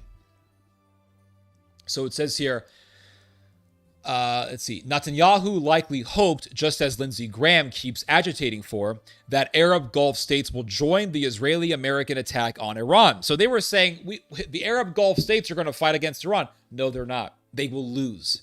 The Gulf states will lose in a war against the Iranians. They will be slaughtered. The Arabs, listen, this is how weak Saudi Arabia is. Saudi Arabia can't even fight the Houthis. Saudi Arabia bombed the hell out of Yemen. They succeeded in slaughtering massive amounts of civilians in Yemen by bombing them. Once the Saudis sent ground troops into Yemen, the Saudis got slaughtered. They could not fight in a conventional war against the Houthis. They would get ambushed and their soldiers would get slaughtered. If the Saudis cannot militarily deal with the Houthis, they will not be able to survive a conventional war against Iran. It's that clear. They suck at war. The Saudis, the Qataris, the UAEers, the Emiratis, the Bahrainis, they suck at war. They're not warlike people. They're not. They're fat. They're lazy. They're a bunch of lards. They're getting fat off of eating, I don't know, Dubai chocolate. They're too busy smoking hookah and getting fat, eating deep fried foods, and screwing belly dancers. And OnlyFans girls and Insta-hoes. That's what the Saudis are doing. They're not interested in a war. They're interested in living a luxurious lifestyle. And this is, to a great extent, one of the reasons as to why the entire Islamic world hates the Saudi elites and they hate the Gulf Arab elites. As the people of Yemen starved to death, the Saudis got richer and fatter. As the Gazans were being starved and butchered and incinerated, the Saudis and the UAEers and the Bahrainis and the Emiratis and all these people, they did not give a damn about the Gazans. They did not give a damn about the Gazan people. They, in fact, worked with the Israelis. And the UAE has deepened its alliance with Israel. So the entire Islamic world hates the elites of the Gulf Arab states. And they love the Iranians. Even Sunnis love the Iranians. I'm not talking about the elites. I'm talking about average, normal, general Muslims. They love the Iranians. They are praising the Iranians because the Iranians are fighting against the Israelis. And so we're going to see the rise of Iran. Now, Iran is wounded. They are getting hurt by this war. That is true, absolutely. But the fact is that the prestige of Iran is going to rise and is rising as a result of this. And so you have the two most powerful Islamic countries, Iran and Turkey. And so the general Islamic population is looking at the elites of the Arab countries. And they're thinking, wait a second. You guys, you Saudis are supposed to be the sons of the prophets. You guys call yourselves the posterity and the descendants of the prophets. And yet you guys are working with the Zionists who murder our people. You guys are working with the very people who butcher the Gazans. And you expect us to what? Respect you and revere you and obey you? The entire Islamic world is in an upheaval right now. And those fault lines are intensifying and will continue to intensify. And eventually, the Arab elites are going to meet their end. Just like the Israelis will inevitably meet their downfall. And so the Turks are in animosity with the Israelis, and the Israelis are now talking about going to war against the Turks. They're saying, well, after Iran, it's Turkey. Turkey is the next Iran. And you have people like Naftali Bennett who are beating the war drums, wanting the United States to join Israel in a war against Turkey. And if America agrees to that, that would mean the end of NATO. If America goes to war against Turkey for Israel, it would literally mean NATO fighting itself, and it would spell the end of NATO. There would be no NATO. There would be no NATO because NATO countries can't fight each other. If one NATO country is fighting the other NATO country, there is no NATO. There is no security integration. There's no security pact. There is no alliance at that point. So is America going to jeopardize its alliance with Turkey for the sake of Israel? I don't think that's going to happen. But this is what the Israelis are hoping. And so the Turks are saying, if you look at, for example, the recent statements that were made by Ahmed Davutoglu, he is saying, listen, look at what's happening in Iran. We're next. This is what's being said in Turkey right now. They're saying, we're next. The Israelis will strike us. And you know what? They're right.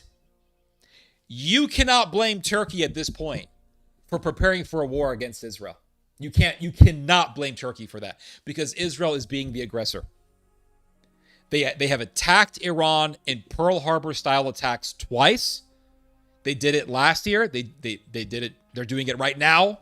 They did it already. They attacked the Iranian consulate in Syria in 2024. They have been the aggressor for years against the Iranians. And so the Turks are looking at all this and they're saying, we're next. Israeli bombs are dropping in areas of Iran that are very close to Turkey geographically. And so the Turks are saying, we're next. They want to go to war against us. So we have to prepare for a war against them. Now, the Turks are being very strategic about it. They're being very smart about it. People are saying, well, Turkey is still maintaining diplomacy with Israel. They're still doing trade with Israel. Yeah, they are, because they're intelligent. They're not a bunch of reckless loons. They understand that they have to play a game. They understand that they have to play a balance between pleasing the Americans and pursuing their own military interest and pursuing their own industrial and economic interest. And they also have to play diplomacy with the Russians, because Turkey is in a very interesting position. It neighbors with Iran. It's right next to Iran, but it's also right next to Russia. It's a Black Sea neighbor with Russia. So Turkey is very close to Russia. At the same time, it's very close to Iran. At the same time, it's very close to Israel. So it has to play this game. It has to be diplomatic with the Russians, because the Russians can indeed slaughter the Turks in a war. I mean, we actually had a sample of this in February of 2020, wherein the Russians and the Syrians slaughtered literally dozens of Turkish soldiers in Syria. So Turkey has to play a very fine game between being diplomatic with the Americans, with the Russians, and even with the Israelis. But at the same time, one cannot ignore the very intense rivalry between the Turks and the Israelis. And so what's going to happen? The Turks see common ground with the Iranians when it comes to Israel. They may be rivals with the Iranians, but they do have a common enemy, and that is Israel.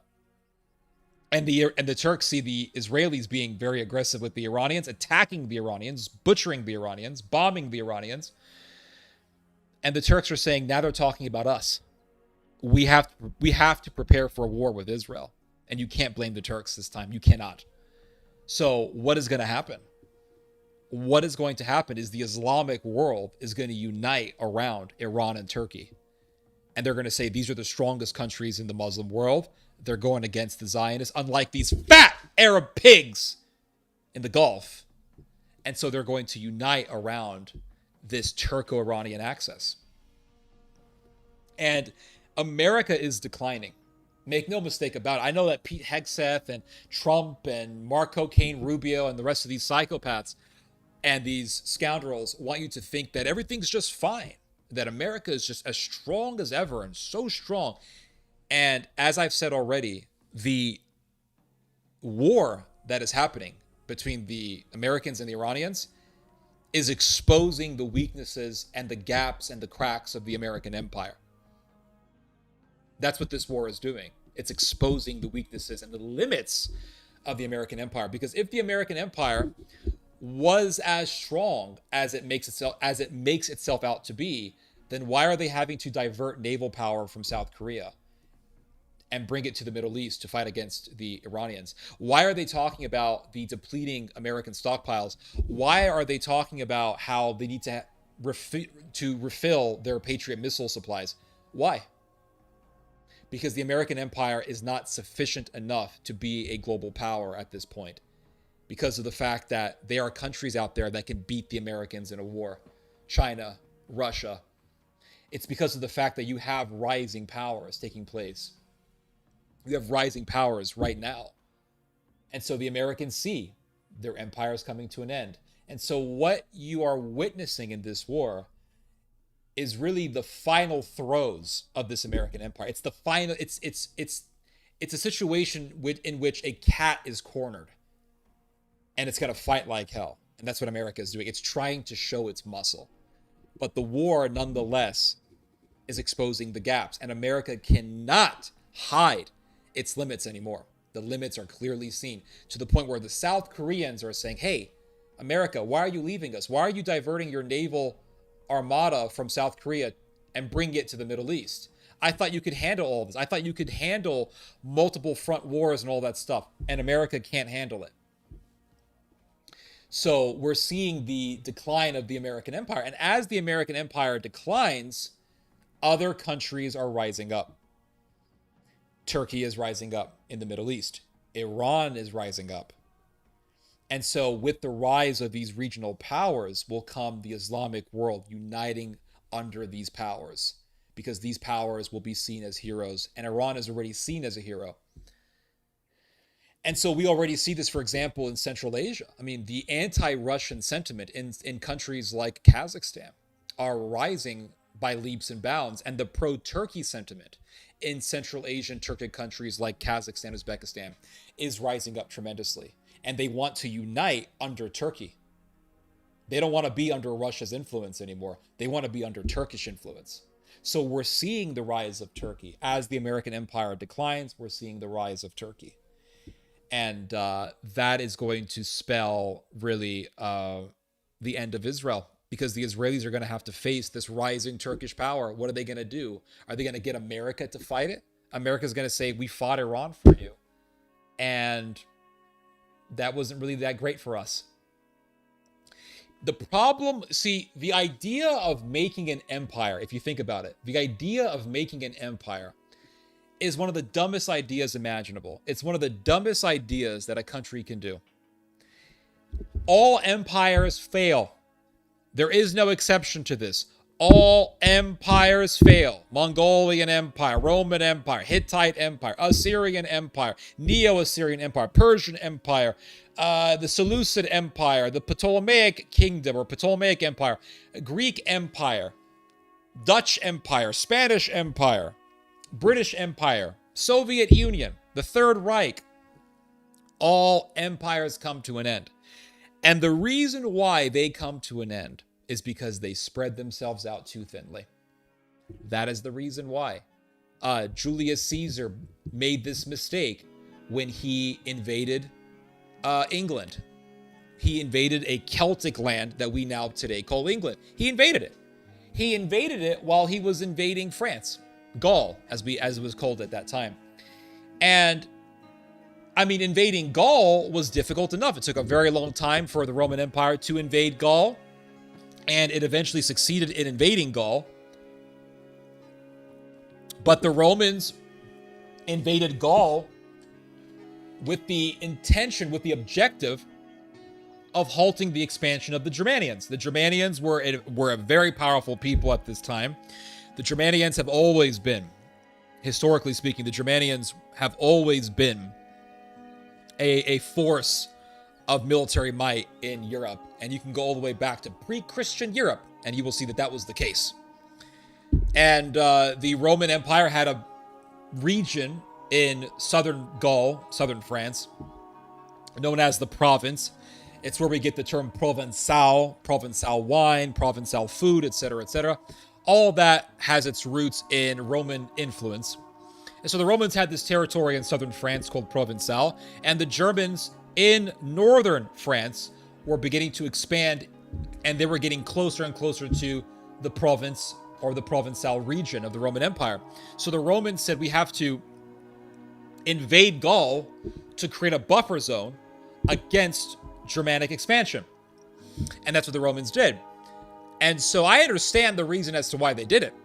Because the Romans understood that if they did not stop Germanic expansionism, that eventually the Germans would expand into northern Italy and they would eventually enter Rome.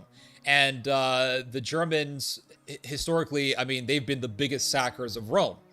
The biggest sacking of the city of Rome happened in, 1527, I believe, and it was done by German Lutheran mercenaries fighting at the behest of the Holy Roman Empire.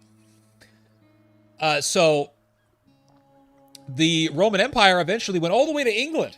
And, I mean, to invade France is a lot easier than invading England, because to invade England, you have to get on boats and you got to go across the sea and go to England. And that was, logistically speaking, very difficult for the Romans to maintain. But the Romans did maintain occupation of England for quite a long time. But eventually, dealing with the Celtic insurgency and dealing with the security of that land that we call England proved to be quite draining for the Roman Empire, and the Roman Empire eventually left what we today call England. They left it. And after they left it, it didn't take long for others to invade. And eventually you had the Anglo-Saxons go into England, and they invaded it, and they did a genocide on the native Celtic population there. But all empires fail because they spread themselves out too thin. And they eventually have to deal with the resentment of their subjects. This is what they have to deal with. All empires have to deal with this in the end. So if you look at the Mongolian Empire, the Mongolian Empire did not last as long as the Roman Empire did, to a great extent because the Mongolians believed that they could just maintain their empire by sheer brutality. I mean, if you showed any bit of defiance against Mongolian rule, they would just go into your country and slaughter millions of your people. That's how the Mongolians worked. And eventually, the Mongolian Empire fell. You had the Mughals. The Mughals were very brutal. And eventually, the Mughal Empire fell.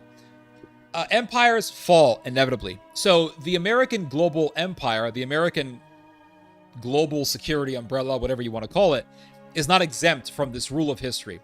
And it's declining. The Roman Empire also embarked on a forever war against the Parthians. The Parthians were an Iranian people. Now, I think it would be something of a mistake to say that the Parthians were the same people as the Iranians today, although they are related. The Parthians were a mixed people. They were the result of Iranians mixing with Scythians. So they were really a Japhetic or a Indo-European people. And the Roman Empire tried to invade Parthia in the Middle East. And the Romans did have a lot of successful battles in their war against the Parthians, and they did manage to invade the capital of the Parthians and sack their capital. But the Roman Empire was never able to crush the Parthians. They were never able to uproot the Parthians. And so that was a forever war that would end up draining the Roman Empire. And what's interesting is that after the destruction of the Second Temple, the Roman Empire eventually had a war with the Parthians again, and Jewish rebels living in the Middle East, living in Judea, living in Syria, Lebanon, living in Mesopotamia, living in North Africa, decided to take advantage of the fact that the Roman Empire was stuck in a war with the Parthians.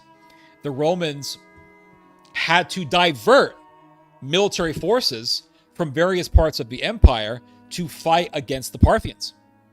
The Roman Empire had to do this. So they took soldiers from the Middle East, they took soldiers from North Africa, and diverted those troops to fight against the Parthians.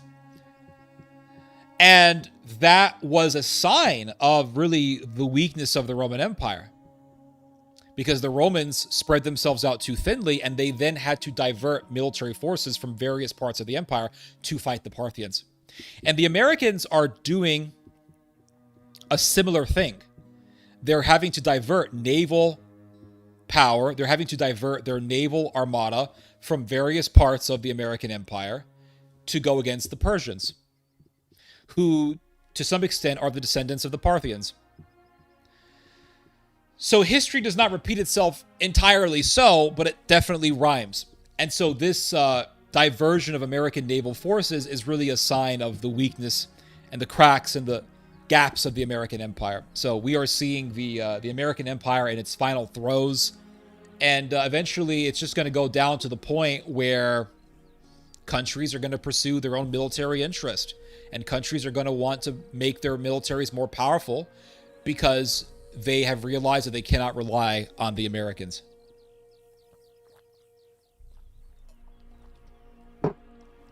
So,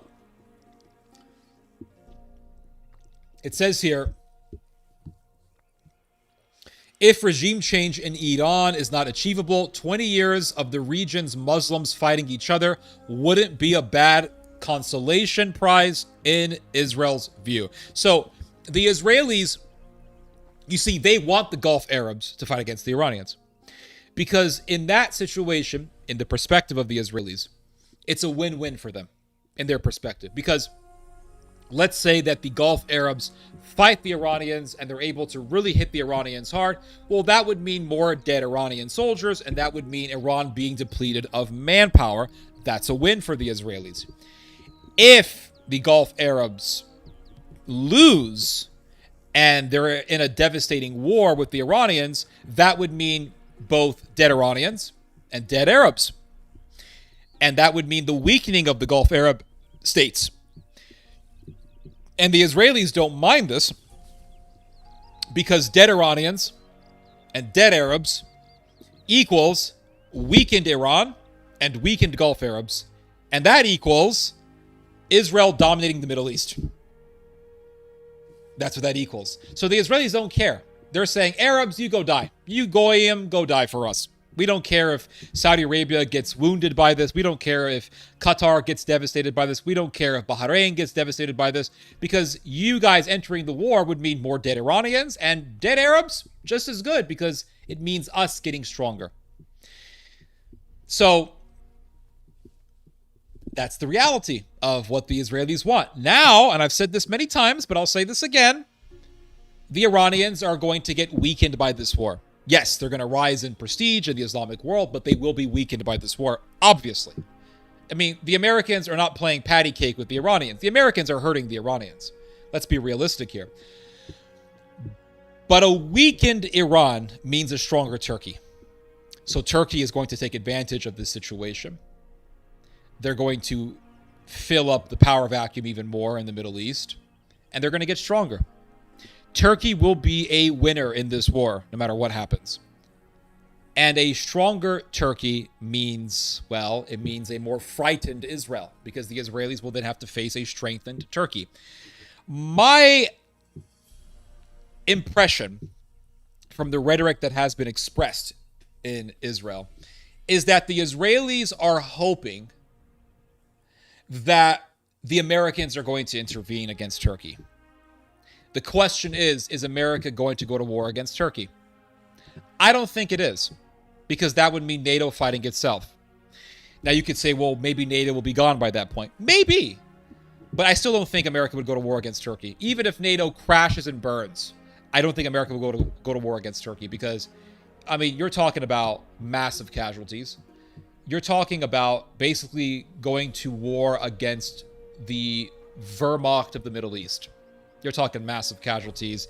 And you're also talking about losing a very powerful ally, because Turkey is the country that controls the Turkish Straits, the Dardanelles and the Bosphorus.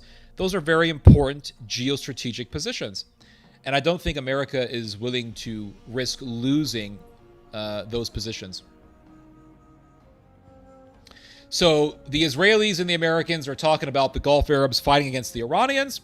And this article says, but so far, that isn't happening either, as Gulf Arab states feel stuck between a wounded and angry Iranian regime, which will continue to be their neighbor, and an expansionist, genocidal Israel that wants to dominate the region at their expense. So Saudi Arabia is now in a more difficult situation than it was before this war, because now it has to face a rage-filled Iran, because Iran is enraged at the fact that the Gulf Arabs are allied with Israel and the United States. So the Gulf Arab states have to face that. They have to face an angry Iran that can destroy them in a war, that has the capabilities to destroy them in a war. And at the same time, they have to face an expansionistic Israel. What is going to happen? And at the same time, the Gulf Arabs have to face a rising Turkey. They have to face a rising Turkey. Saudi Arabia is on the Red Sea. It's on the Red Sea. And Turkey right now has very strong interest in the Red Sea. Hence why Turkey's biggest embassy is in Somalia. Why does Turkey have an embassy in Somalia? Why does Turkey have a major military presence in Somalia? Why do they have their navy parked in Somalia? Because Turkey wants to control the Red Sea. Because Turkey used to control the Red Sea. So this terrifies the Gulf Arabs. They're very worried about this rising Turkish power taking control of the Red Sea, because they know that in the future, if the Turks ever get the upper hand, and they will get the upper hand, the Turks are going to tell the Arabs, payback's a bitch. You guys sided with the British against us during World War I. The Turks have never forgotten that. You guys sided with the Israelis against our ally, Iran. Payback's a bitch. And now you guys are going to get your comeuppance. And the Saudis and the other Gulf Arabs are going to have to face the wrath of Turkey. So that's why the Gulf Arabs are terrified of the rising Turkish naval presence in the Red Sea. The Israelis are also terrified by this. That is the reason why the Israelis declared that they recognize the independence of Somaliland in Somalia. There is a region in Somalia called Somaliland. And for decades, Somaliland has been saying that they are an independent country and that they are not under Mogadishu. And Mogadishu has said, Somaliland, you belong to us. And so for years, Turkey has been militarily and diplomatically and politically and economically involved in Somalia. The Israelis, seeing the Turks being very active on the Red Sea, seeing the Turks being very active in Somalia, acted against this and tried to counter this by declaring their recognition of Somaliland's independence. Now, Israel is deepening its ties with Somaliland, regardless of the objections of Mogadishu, because the Israelis also want to have a naval presence on the Red Sea, in Somalia, on the Horn of Africa, because they want to counter Turkey's naval presence in the Red Sea. Because Israel is on the Red Sea. Like Saudi Arabia, Israel is on the Red Sea. Like Saudi Arabia, Israel depends on the Red Sea. Israel has its most important port on the Red Sea. Israel's most important port city, which is called Eilat or Aliyat, is on the Red Sea in the Gulf of Aqaba. So if Israel loses to Turkey on the Red Sea and Turkey ends up dominating the Red Sea, that would mean Turkey controlling Israel's freedom of movement in the Red Sea. And the same thing goes for Saudi Arabia. So the Saudis and the Israelis cannot afford to have the Turks dominate the Red Sea, because it would mean the end of Israel's dominance on the Red Sea. Israel doesn't want this, obviously. So right now, what you are witnessing are the Turks and the Israelis vying over who's going to dominate the Red Sea. And mark my words when I say this, mark my words, the Red Sea is going to be another war front for the Israelis. And right now, the Turks and the Israelis are competing over who's going to control Syria. The IDF has its troops in southern Syria on the Golan Heights. Turkey has its troops in various parts of Syria, especially in the north. Turkey right now controls the capital of Syria, Damascus. So the Syrians and the Turks are competing over who's going to dominate Syria. Sorry, the Israelis and the Turks are vying over who's going to dominate Syria. The Israelis and the Turks are vying over who's going to dominate the Red Sea. And the Red Sea is going to be another front of war in the Middle East. And I'll show you guys an article on this that came out recently. This was published by Responsible Statecraft, which is quite an informative publication. And it says here, Israel's push for Somaliland base raises fears of wider war. A security presence in the Horn of Africa could draw an already fragile region into Middle East war. Again, we can't rest, right? We can never rest in this world because countries are competing over power. And as long as they compete over resources and power, instead of just getting along and having trade deals, we will never be able to rest. So it says here, Bloomberg reported Wednesday that Israel is in talks with Somaliland officials to form a strategic security partnership, which might include granting Israel access to a military base or other security installation along the Somaliland coast from which it can launch attacks against Yemen's Houthi rebels. With war raging in the Middle East, the Horn of Africa is particularly important geoeconomic and geopolitical puzzle piece. I'm going to read that again. With war waging in the Middle... Waging? What is wrong with me? Good grief. With war raging in the Middle East, the Horn of Africa is particularly important geoeconomic and geopolitical puzzle piece. Did that make any sense? Is a particularly important... Okay, you guys got it.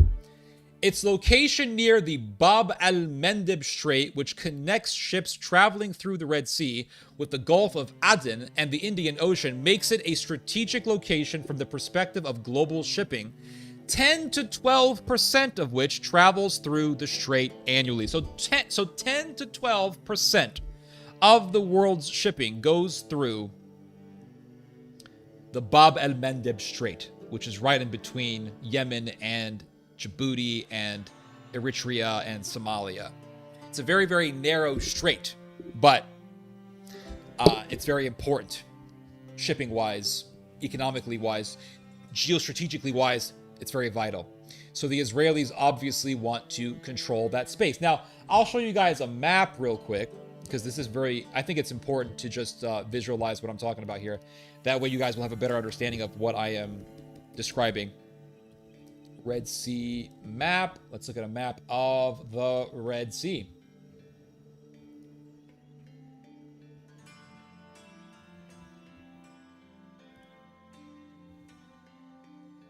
All right, this is a good map. This is a good map. All right, let's look at a map here. Now, it's very interesting what's happening on the Red Sea. So you have Saudi Arabia here. Saudi Arabia has a huge, huge coast on the Red Sea. Saudi Arabia wants to be able to have freedom of movement on the Red Sea. Obviously, the thing is that Turkey has a naval position here in Somalia. Right here. Here's Somalia. Turkey has a naval base in Somalia. Turkey has a massive embassy in Somalia. Turkey also has major investments into the infrastructure of Somalia.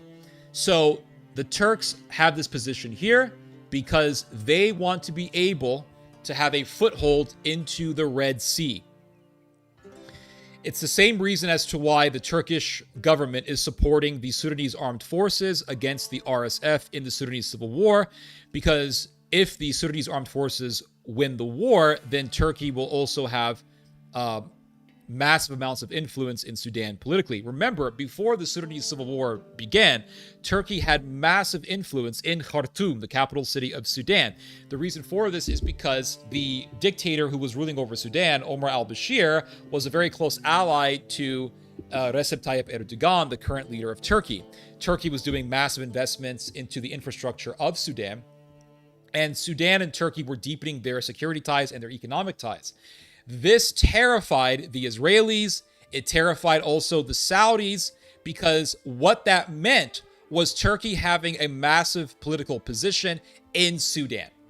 And the Saudis did not want this. So what the Saudis did is they conspired for Omar al-Bashir to be overthrown in Sudan. And that's what happened. Omar al-Bashir got overthrown. There was a coup.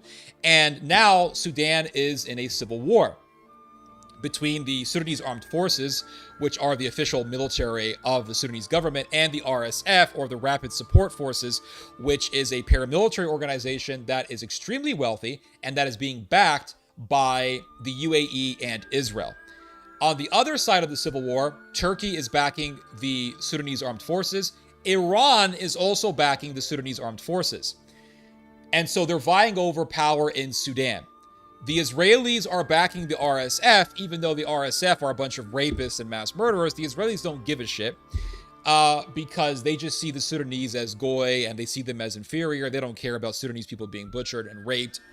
But the interest that Israel has is using the RSF as a proxy against the Sudanese armed forces as a way to go against the Turks. So it's really a proxy war between Israel and the UAE on one side, and the Turco-Iranian alliance on the other side, because the Turks and the Iranians are backing the Sudanese armed forces. They're vying over influence in Sudan. Same thing goes with Somalia. Same thing goes with Somalia. So in Somalia, I'm sorry, I'm looking at something else here. In Somalia, you have the Turkish Navy, you have Turkish soldiers, Turkish military base.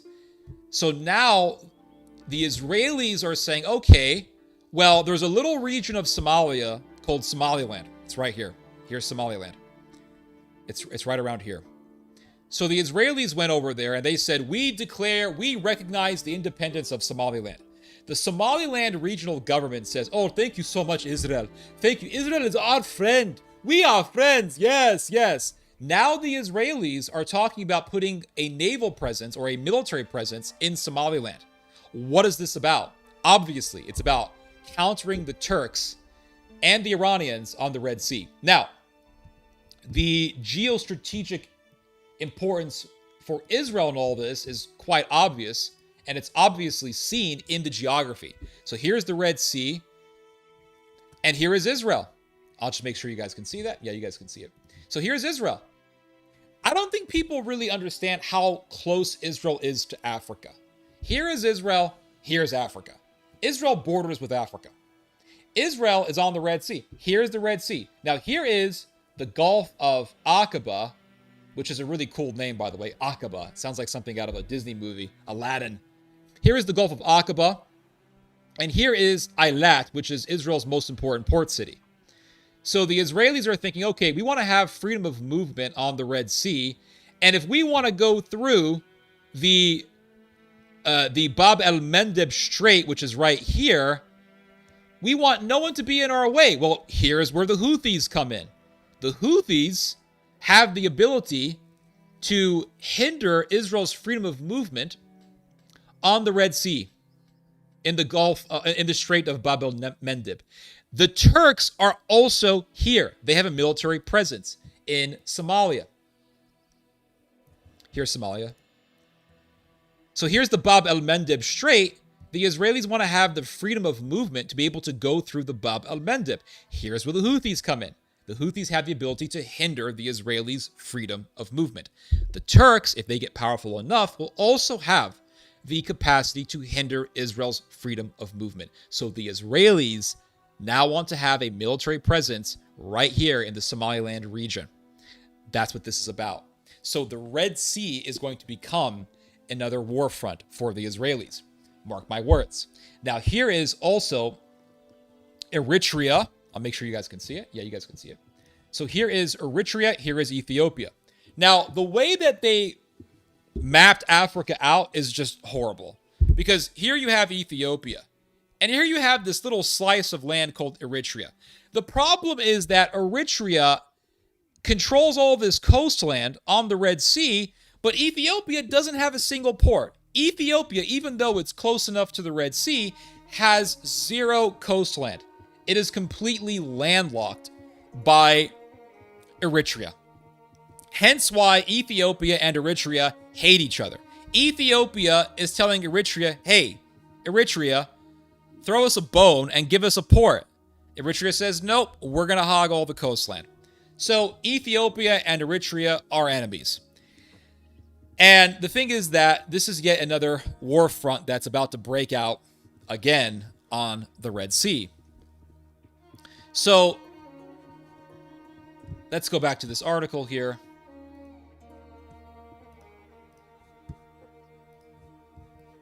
Here we go.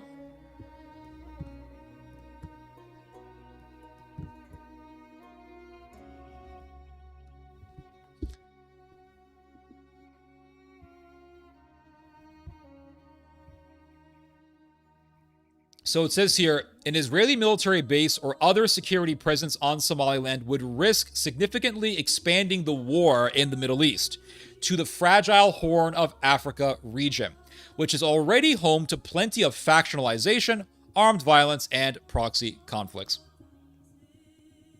Alliances are forming on the question of Somaliland's independence, with the United Arab Emirates joining Israel in supporting the breakaway state, though the UAE still doesn't recognize it. So the UAE and Israel are in bed. They're lovers. Israel is screwing the UAE is screwing Israel. And so the UAE and Israel are backing the RSF in Sudan. RSF are a bunch of murderers and rapists. They're backing the RSF because they're trying to counter the Turco-Iranian influence in Sudan. And now the UAE and Israel are backing Somaliland. And the reason for that is quite clear. They want to counter the Turco-Iranian alliance in the Horn of Africa and in the Bab el-Mandeb Strait. So they're backing Somaliland to counter the Turks. Some experts say the UAE, which built and operates the commercial military Berbera ports on the coast of Somaliland, helped facilitate this recognition. Turkey, Qatar, and Saudi Arabia, meanwhile, have thrown their support behind Somalia, including through security arrangements and arms sales. Turkey's largest base outside its own territory is in the Somali capital of Mogadishu. So Turkey has a big, massive military base in Somalia. I said naval base before that, but it's really just a military base.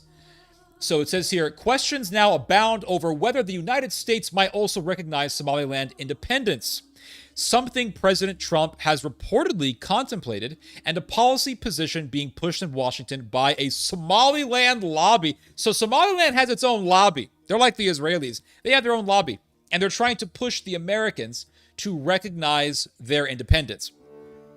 Is that going to happen? I don't know.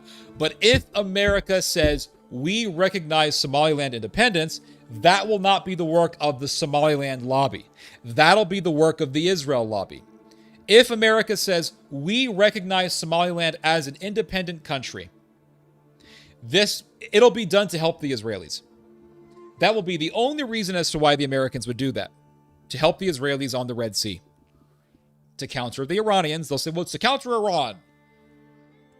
But at the same time, that would increase tensions between Israel and Turkey. The Somali government is also in a decades-long fight against the Al-Qaeda affiliate Al-Shabaab. Ooh. So the Somali government is in a war against Al-Qaeda. Now, we all know America's very long history in helping Al-Qaeda. America has a very long history of helping Al-Qaeda. We worked with Al-Qaeda to kill the Russians in the North Caucasus, in the Chechen Wars in the 1990s. We worked with Al-Qaeda in the Balkans. We worked with Al-Qaeda to back the Bosnians against the Serbs in the Yugoslav Wars of the 1990s. Now, America has gone to war against Al-Qaeda, but at the same time, the Americans will not hesitate to use Al-Qaeda if it's for a strategic advantage. So, could America work with Al-Shabaab to go against Mogadishu? Could the Israelis arm and back Al-Shabaab to weaken Mogadishu? Yes. Yes, that is very, very likely. And that is most definitely something on the table. Meanwhile, directly to the west, Ethiopia and Eritrea are preparing for what could be another military confrontation between the two, etc., etc. So there you have it. The next war front, the Red Sea, between Israel and Turkey, between Israel and the Turco-Iranian alliance. I'll read your guys' comments. Hold up.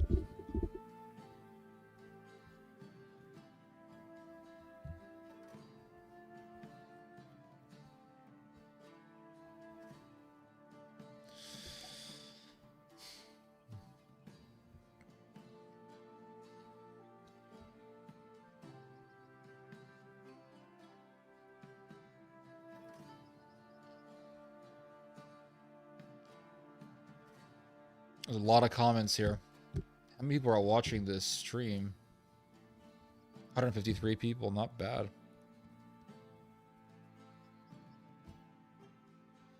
A lot of comments here.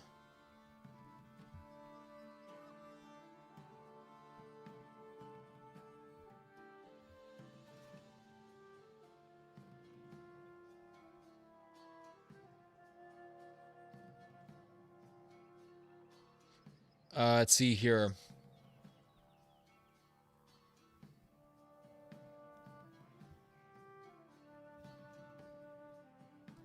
Happy Friday, Short Farrell. Thank you, sir. Iraq Parliament says death to Israel. Yeah, the Arabs are pushing back against Israeli power. Trump said Cuba was next. Yeah, Cuba is definitely next. I'm talking about what Israel wants, not what America wants.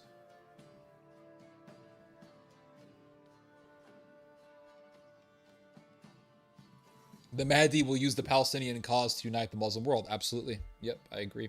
Turkey is the new Iran. Yep.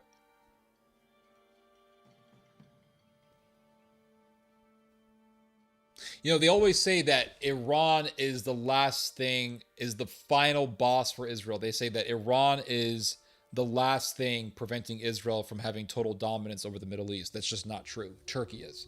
So if Iran falls, Turkey will be the next target, and Turkey will be really the last thing before Israel could just be a completely dominating country in the Middle East. I mean, Turkey will be the last thing stopping Israel from completely dominating the Middle East. Let me see here.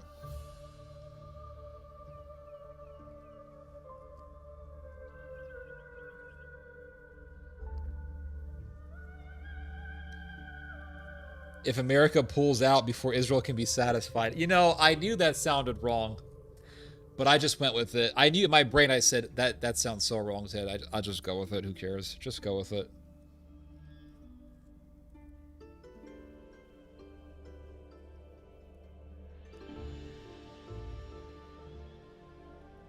Go Iran.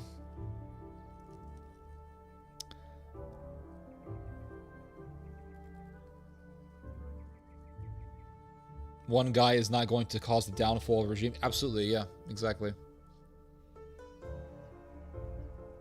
Yeah, and America lost in Afghanistan. That's true. They could not defeat the Taliban. America lost big time.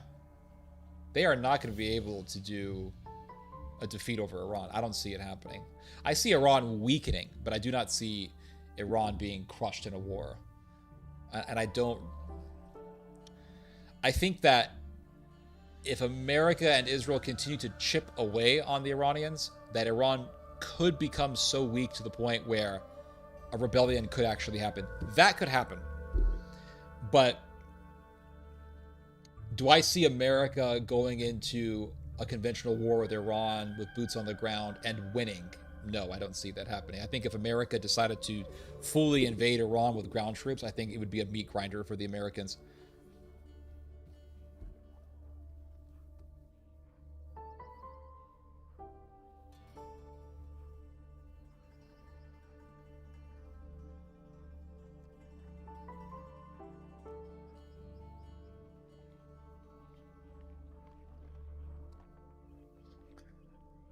Let's see here.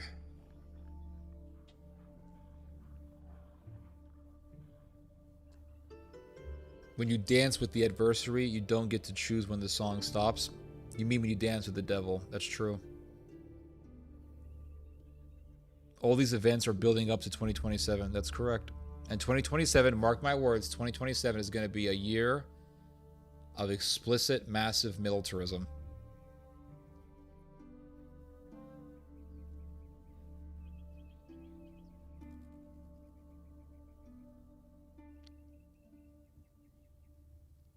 Trump will be crawling to Putin for help. He's already doing it. Your insight is right on. It will be interesting to see how it all plays up. Appreciate that, sir. The American Empire didn't really last. Well, when it finally falls down, it will not have lasted that long. I mean, the Mongolian Empire, I think, will have lasted longer than the American Empire.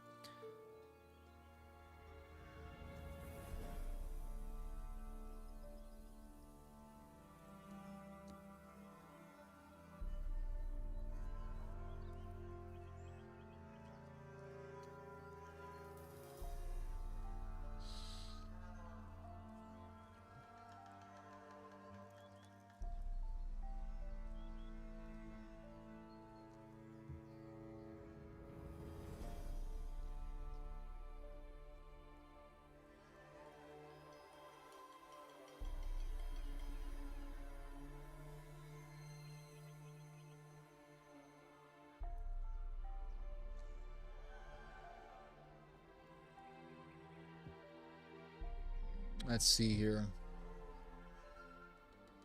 Turkey should increase the defense budget to 100 billion. I think they're gonna do massive military spending in the near future.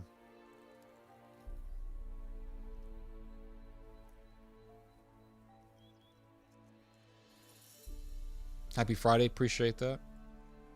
Professor Jang, Professor Lecture on Pax Judaica, thank you for the recommendation.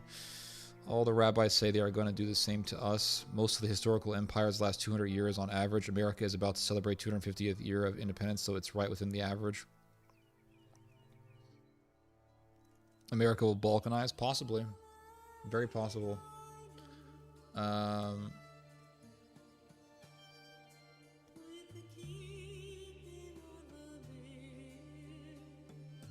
I don't want to see the Fourth Reich.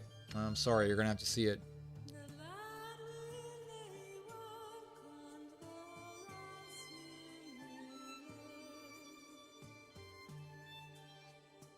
The American Empire started after World War II and only lasted about 80 years. Yep, pretty much.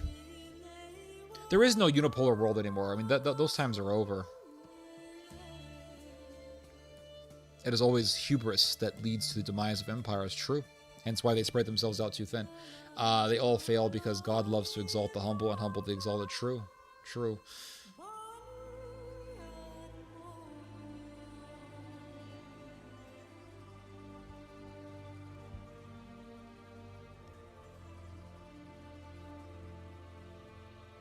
That's why I'm proud to be German. Prussia was an underrated society. It was militaristic, but highly intellectual, fair, and educated. Are you, when you say you're German, are you in Germany right now? I'm very impressed with Theo, my first time here, and I have subbed. Appreciate that, Mr. Streaky Bacon. Battles with the natives, blah, blah, blah. This is not exactly accurate, but I'll let it slide. What's not accurate?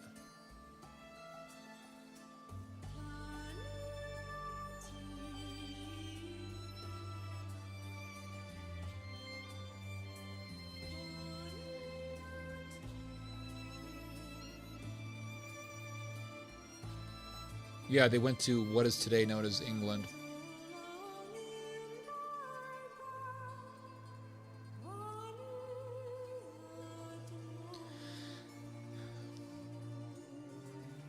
Caesar came back and invaded Germany, and Germans essentially avoided him.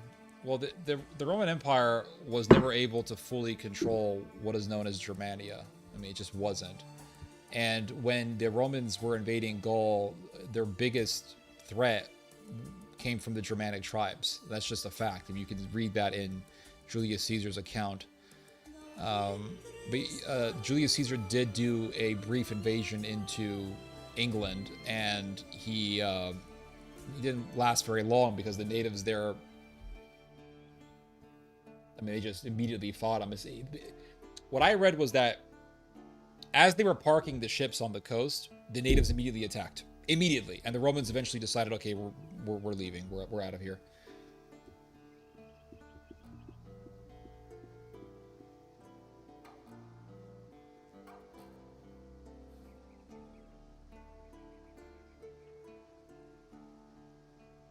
My 23 in Nice is 53% Austrian, etc., etc. Mongol Empire was not short, my friend.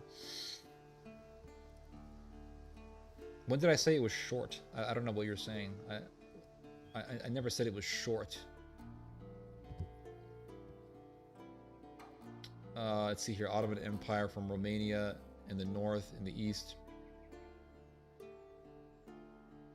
The Ottoman Empire could not even conquer Persian Empire.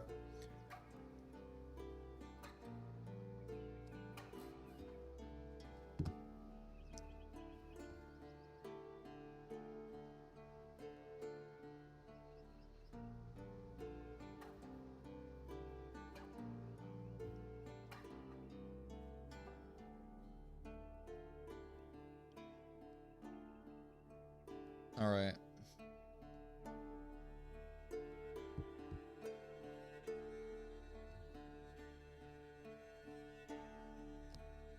Theo said Mongolian Empire was the longest.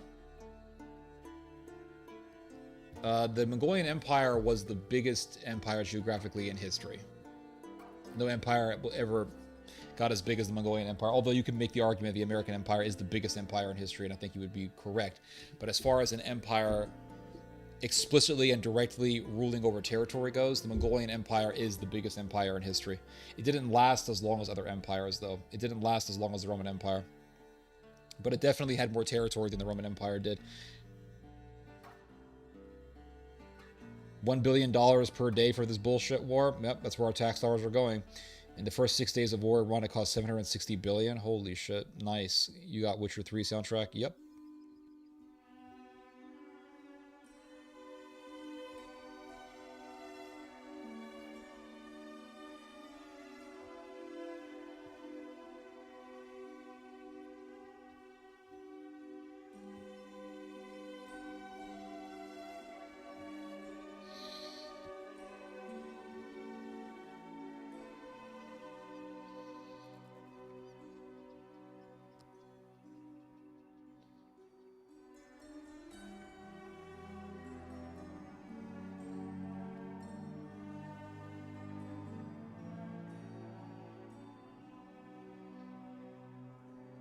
Let's see here.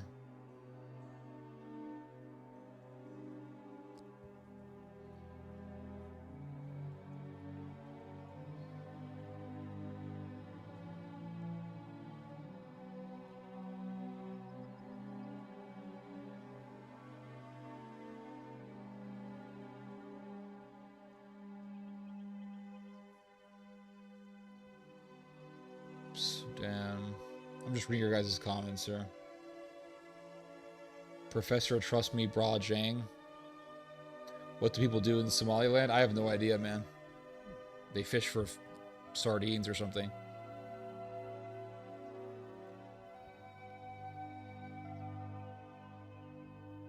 Israel was talking about shipping the Gazans to Somaliland. Interesting.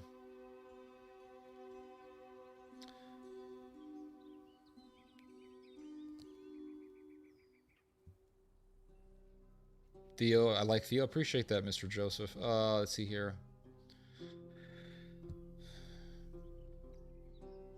Theography. There you go. Theography. That's good.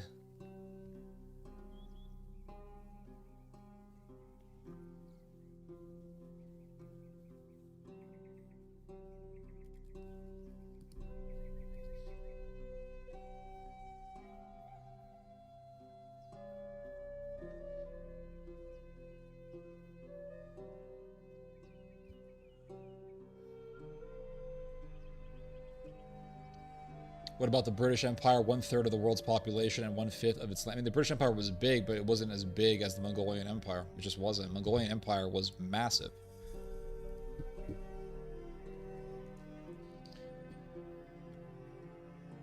Go look at a map of the Mongolian Empire. You'll see what I'm talking about. You'll see how massive that thing was. It was huge. All of freaking China. Parts of Russia. Central Asia, the Caspian Sea Basin, North and South Caucasus, chunks of Ukraine, Crimea, South Asia, going all the way into Korea. I mean, it was just massive, massive empire. And they ruled through sheer murderous brutality. That's how the Mongolians ruled.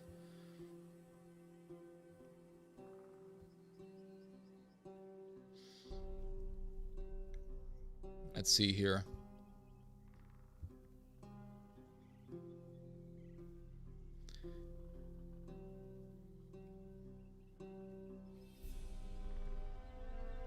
Yeah, the Romans didn't want to fight the Scottish. The Scottish were, I mean, the Scottish people are very tough people. I mean, there's not a whole lot of people in the world as tough as the Scots. The Scots are just tough people.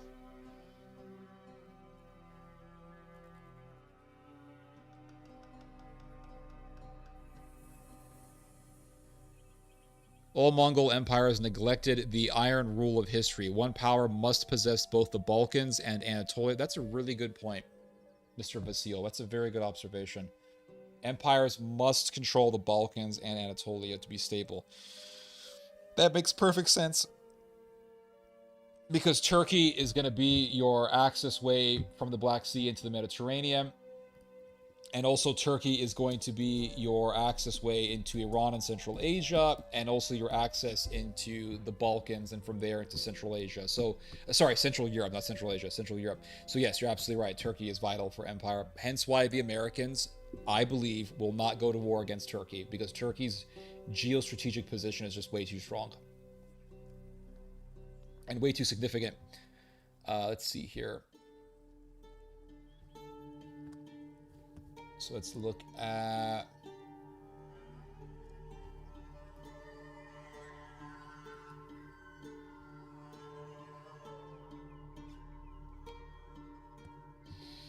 Now I want to show you guys an article on Asia.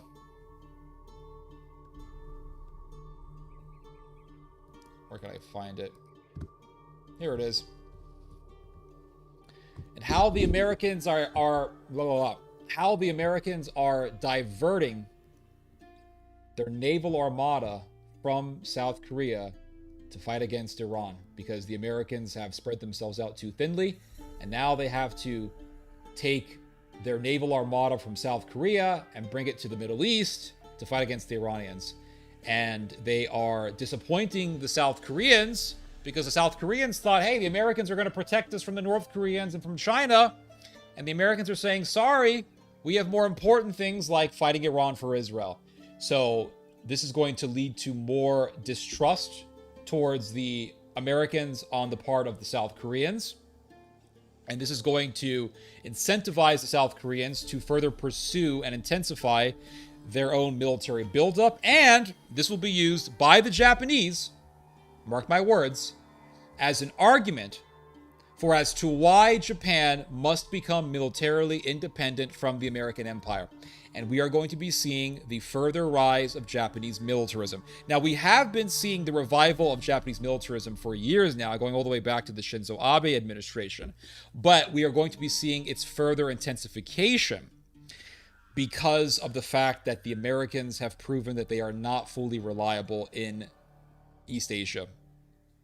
And the Japanese are going to say, the South Koreans can't trust you. Why should we trust you? You're not reliable. So it says here, how the war in Iran could help China and change Asia. American officials have said for years that they would prioritize the Indo-Pacific. Now they're moving warships, missiles, and air defenses out for a war in the Middle East. Sorry, South Korea. We have another bigger master named Israel. And it says here, this week, the Pentagon has been moving sophisticated air defenses from Asia to bolster protection against Iran's drones and rockets. The redirected weapons include Patriot missiles and interceptors from the THAAD system in South Korea, the only Asian ally hosting the advanced missile defense system, deployed by the Pentagon to counter North Korea's growing missile threat. Now, which country has Japan always pointed to justify their militarism, the revival of their militarism? They have always pointed to North Korea. They've always said, well, we have this North Korean threat, and this Kim Jong-il guy is a maniac, and Kim Jong-un is a maniac, and these guys are crazy, and they have nuclear weapons, so Japan needs to rebuild its military. And so they have always pointed to the threat of North Korea, more so than the Chinese, because the Chinese are more careful when it comes to diplomacy than the North Koreans are. So the Japanese are now going to say what? The Americans diverted their armada out of South Korea to protect the Israelis and to protect their oil interests in the Strait of Hormuz. We cannot rely on the Americans. Now, they will still play diplomacy, and they will say, well, America is still our ally, and we're still allies, and blah, blah, blah, blah, blah. But they will say at the same time, we cannot rely on the Americans for our security. And you are going to be seeing, give it time, mark my words, you are going to be seeing the intensification of militarism and mass military buildup in Japan. You're going to see it. It's going to happen.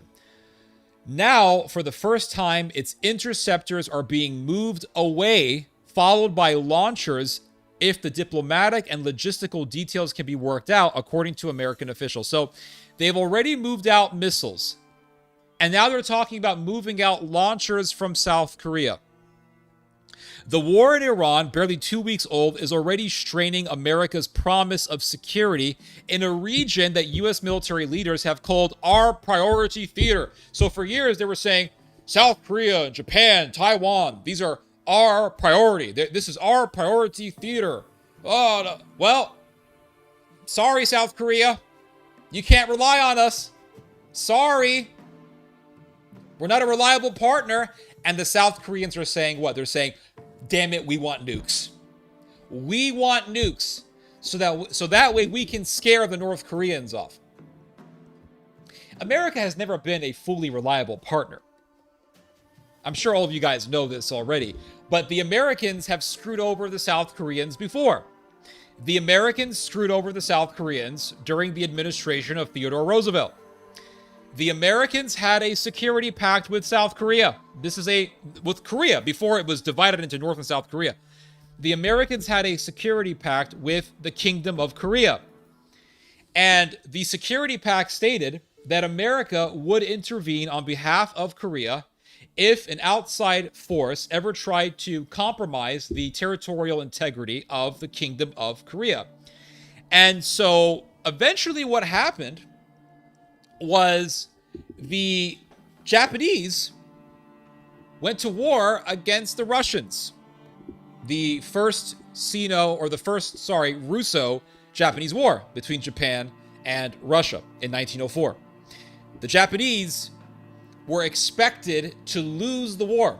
The whole European war, the whole Western world was saying Japan's going to lose because Japan is not a white country. They called Japanese people yellow people.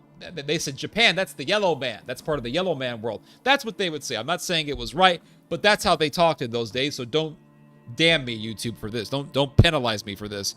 But they said that the Japanese people are not as superior as the Russians are because the Russians are white. So therefore, the Japanese will lose. And they were wrong. The Russians lost in the Russo-Japanese War in 1905. So the Americans were so impressed by this that they said, oh, the Japanese defeated the Russians. And before that, the Japanese had defeated the Chinese in the first Sino-Japanese War in the late 1890s. And so the Americans watched the Japanese defeat both the Chinese and the Russians. So the Americans were so impressed by this that they said, we can use these people, we can use the Japanese as a counter against the Russians and the Chinese in the Pacific Ocean. So what Theodore Roosevelt did was he pulled all U.S. troops out of Korea. And the king of Korea, King Gojong, said, what the hell, America, what do you do? I think that was his name. Correct me if I'm wrong, but I'm pretty certain his name was King Gojong. Or King Dojong, the king of Korea, said, what the hell, America? What are you doing? America didn't say anything.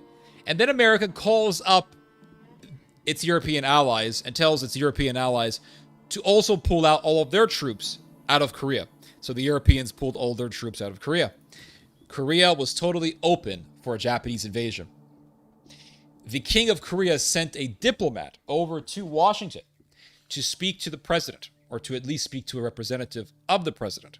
And he spoke to a representative of the president. And this representative of Theodore Roosevelt said, sorry, there's nothing we can really do about it. And the Koreans said, hey, we had a security pact. What are you doing? And the Americans said, sorry, we're going to help the Japanese. And Japan eventually invaded Korea. We created Imperial Japan. We created that monster that America ended up having to deal with in World War II. So this is not the first time that America has proven itself to be unreliable to the Koreans. And so it says here, longer-term officials and analysts suggest the war will weaken American influence, aid Chinese arguments about American decline, and accelerate a middle power arms race. And I think this article is correct. So in the long term, you have officials saying America is weakening in its influence. They're saying China is going to grow in Asia. And what is this going to lead to?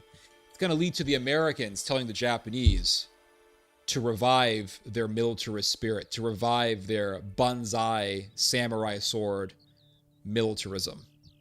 And the Americans are working to revive old demons, the old demons of emperor worship, the old demons of Imperial Japan, the old demons of Shintoism.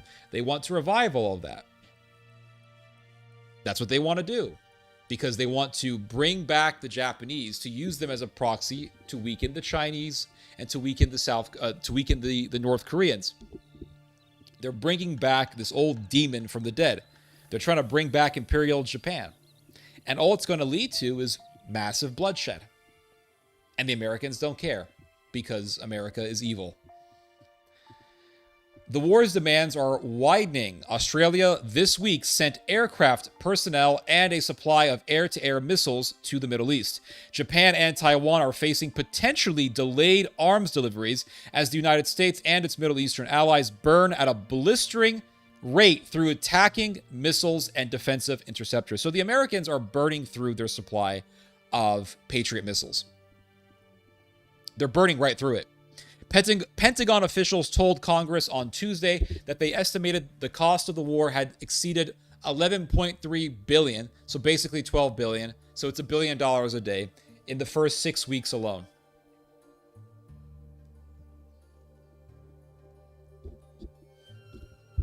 American, sorry, no, it's not $1 billion a day, but it's a lot of money. All right, I made a mathematical error there. Ignore that. American military commanders have told the New York Times that they are worried about the shrinking stockpiles and diversions, which are affecting many regions. In Asia, U.S. allies feel the deficit acutely as they struggle to counter China's surging military and increasingly aggressive regional maneuvers. President Lee Jae-myung of South Korea told his cabinet on Tuesday that while his government opposed the Pentagon's relocation of air defenses, it is also an undeniable reality that we cannot fully have our way on this matter. So in other words, it's out of our control if America is moving missiles out of South Korea to go fight in the Middle East. It's out of our control. But the South Koreans are saying we have to now boost our military capabilities. At a regional security conference in Singapore last year, Defense Secretary Pete Hegseth stressed that America would stay focused on the region. No one should doubt America's commitment to our Indo-Pacific allies and partners, he said. We will continue to wrap our arms around our friends. So Pete Hegseth said this last year. Well, that has proven to be bullshit because now America is moving Patriot missiles out of South Korea and taking them to the Middle East. Because America has, well, as I've said, America has spread itself out too thinly. And this war is exposing the gaps in the American empire. Now, that's harder for many countries to believe. So a lot of countries are now incredulous. They don't trust the Americans. And what America just did to South Korea vindicates this suspicion. Especially when the Middle East draw specialty equipment from an ally bordering North Korea, a rogue nuclear power. Moving air defenses out of Korea sends a terrible signal at a time when there are already huge concerns in Seoul about the Trump administration's shaky commitment to Asia, said Eli Ratner. After the THAAD was installed near Seoul in 2017, China retaliated with boycotts on South Korean products and bans on tourism to the country, arguing the system threatened Chinese security. So the Chinese hated the fact that America parked THAAD missiles or THAAD missile launchers in South Korea. And now those very missiles that angered the Chinese are being moved out of Korea into the Middle East. So China likes this. So let's just rewind a little bit here. They said that we have to go to war against Iran to weaken China and Russia. What just happened? The Americans have told the Russians, we're going to lift the sanctions on Russian oil. Donald Trump called up Putin and said, hey, Putin, we're going to lift the sanctions on your oil because this war has increased gas prices. So we want to lessen the oil pressures by lifting the sanctions on your oil. So Russia is winning. Russia is making bank right now on selling oil. And the Chinese are now seeing the missiles that angered them being removed out of South Korea. So the Chinese are winning. The Russians are winning.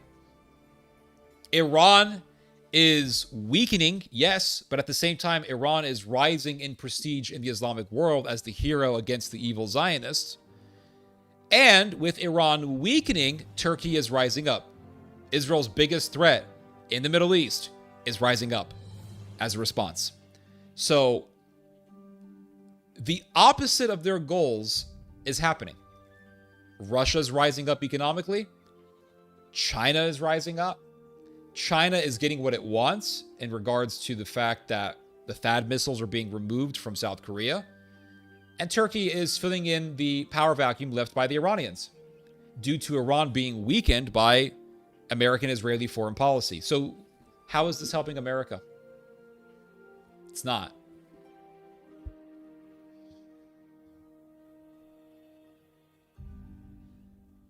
Gasoline rationing is hitting U.S. allies like the Philippines especially hard, and that gives Beijing an opening. China can use America's seeming disregard for the region's economic pain to argue even more than usual that China is the only reliable superpower. So China now has this opportunity to tell its Asian neighbors, you can't trust the Americans, but you can trust us. Hey, at least I'm your neighbor. I'm not across the Atlantic Ocean. I'm right here. I'm your neighbor, guys. So the Chinese are gaining from this. The state-run China Daily ran a cartoon on Tuesday that depicts Uncle Sam caught in a thick spiderweb. U.S. mired in Middle East. Read the headline. Japan is also in a precarious position, sitting close to Taiwan and occupying islands that China also claims as its own. We're talking about the Senkaku Islands. Both the Japanese and the Chinese lay claim to this little body of islands, which are really just rocks. I mean, they're not really islands. They're just giant rocks sticking out from the ocean. And they are some precious minerals there. They are resources there that the Japanese and the Chinese both want. So the Chinese say the Senkaku Islands belong to China. The Japanese say the same thing about Japan. They say the Senkaku belongs to Japan. So they're vying over who's going to dominate the East China Sea. And so now the Japanese are seeing everything happening and they're saying, oh, we can't trust the Americans. We have to make our military stronger. More than 90% of Japan's oil moves through the Strait of Hormuz. An economic crisis coupled with a military crisis is particularly worrisome to Tokyo. So the Japanese are going to rise up. They're going to make their military stronger. That's what's going to happen. And Japanese militarism is going to enjoy a revival. The shifting of weapons and air defenses from the Indo-Pacific has revealed that the American war machine lacks depth, even more than many had expected. In other words, the Iranian war is exposing the weaknesses of America. The idea of America's global empire is bullshit. And so the American global empire is declining. It's dying. That's what's happening. And now the whole world has the argument to use to justify their own indigenous, independent militarism, independent of American military power. Japan says, we want nukes. We can't trust you, Americans. We're going to get our own nukes. We want our military to be strong enough to fight in a conventional war against China and North Korea. We are rebuilding our military. We can't trust the Americans. The Germans are doing the same thing. The Turks are doing the same thing. So what this Iran war is doing is illustrating the point that you cannot rely on the Americans for security. Hence why militarism is enjoying a revival right now, and militarism will continue to enjoy a revival. And this revival in militarism is going to become even stronger next year. You're going to see it. The military math makes many American partners shudder. Patriot interceptor missiles can cost nearly $4 million each. The United States produced about 600 of them in all of 2025. So in all of 2025, America produced 600 Patriot missiles. That's it. So Iran can drain America of those Patriot missiles. And then America is a sitting duck. America's naval armada is a sitting duck. Israel is a sitting duck without those Patriot missiles, without David Sling and the Iron Dome and all that stuff. Arrow 3, all these interception systems, once they get drained out, Israel becomes a sitting duck. And so the world is seeing this. Some estimates suggest that more than 1,000 have already been used in less than 2 weeks of war. In many countries that agreed to increase military spending on American hardware at the urging of the Trump administration, the war in Iran feels like a flashing red light, warning that what they buy may not be delivered anytime soon. So America said, you got to buy our stuff, buy our Patriot missiles, buy our hardware, buy all of our stuff. And so these countries will buy American equipment. And many times the Americans don't deliver. And many times the Americans will say, sorry, we got some complications. And is America going to be delivering the equipment that was ordered during this war? America's going to say, sorry, we need that equipment for ourselves. And it says here, a Japanese government inquiry found in January that 118 orders for American weapons worth about $7.2 billion had not been delivered at least 5 years after contracts were signed. So there have been many cases in which the Japanese will order American military technology, and that military technology, that weaponry, will not be delivered for 5 years. For 5 years, nothing gets delivered. That has happened numerous times. Of course, Japan's going to say it cannot rely on the Americans. And so the Japanese are going to revive their militarist spirit. And we will have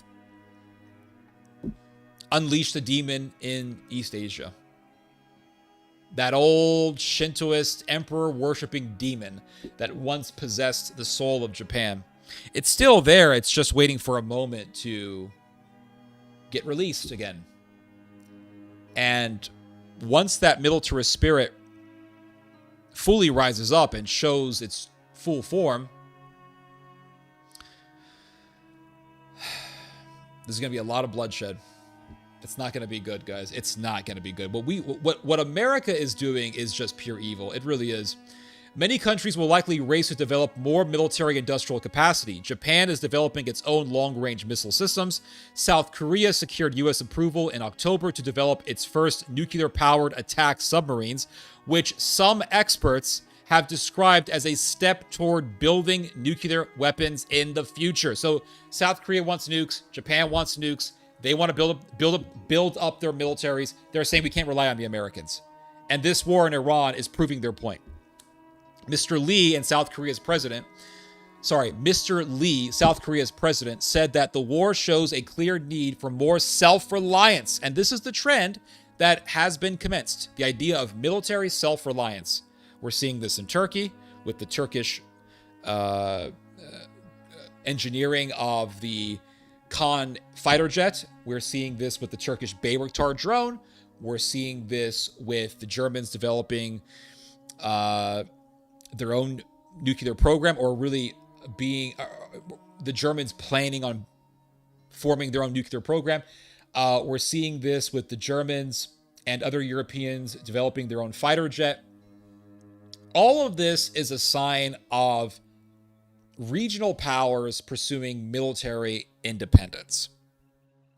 And it's a sign of these countries' massive distrust towards the Americans. And again, this war against Iran is being used as an argument to vindicate military independence by these countries. It says here, now this is what the president of South Korea said. If we rely on others, there are times when that dependence can collapse. You always have to think about what you're going to do if there's no external support. And he's right. You can't blame him for having this opinion. And so what we are going to be seeing is global militarism, a mass global movement for military independence from the American empire. That is the trend that has been set.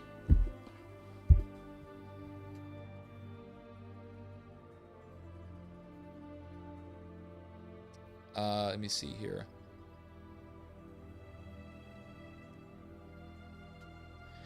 We became a liability for all other countries in a week. Yep. After all the tough talk, Trump isn't the one. Japanese bond market equals economic nuke. 4,500 in total. And Israel got most of them. How many Patriot missiles does the U.S. have? The United States military operates 15 Patriot battalions with over 1,200 missiles. The U.S. produces approximately 500 to 700 Patriot missiles per year, with plans to increase to 650 plus by 2027 to meet high demand. Well, there you go. Let's see here. Golden Dome scam. Yep. Theographic, good one. Yeah, I like that. That's a good one. I just want to correct myself on something. I said earlier that America pulled its navy out of South Korea? I just need to confirm if that's true or not. I think I misread something. Did the U.S. divert naval ships from South Korea?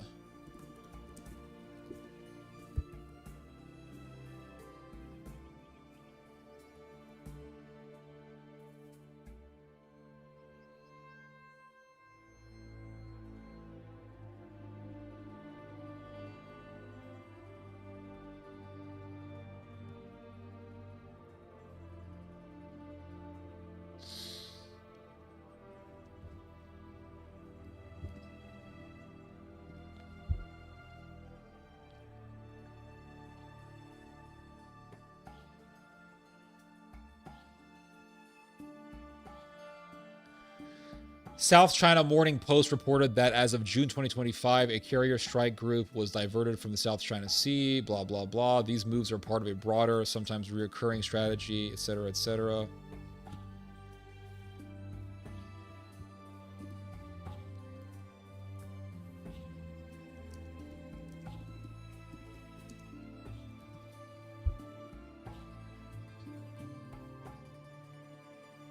Let me see here. I'll look more into it later, but I did say that America diverted ships, or a ship, from South Korea. I might have been mistaken on that. I'll have to look more into it.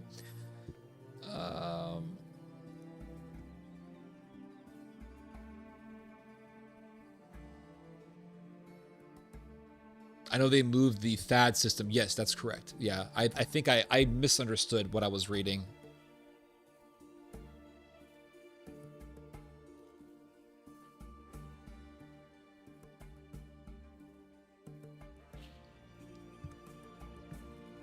Now, there's something else that I wanted to show you guys.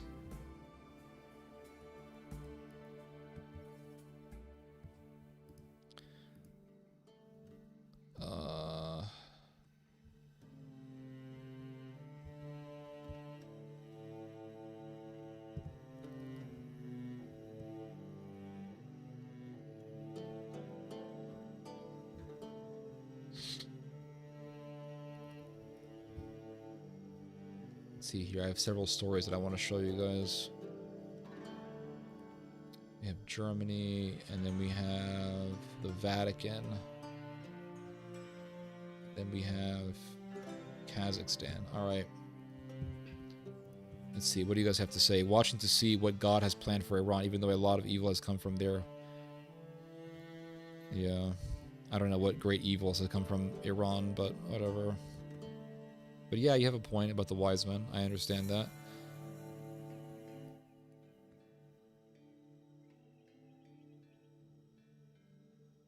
Bayraktar revealed its new suicide drone. 2,000 kilometer range. Damn, that's dangerous.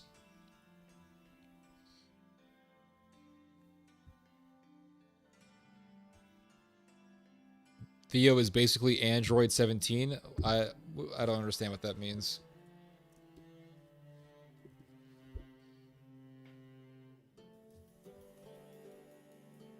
Is that a phone or something?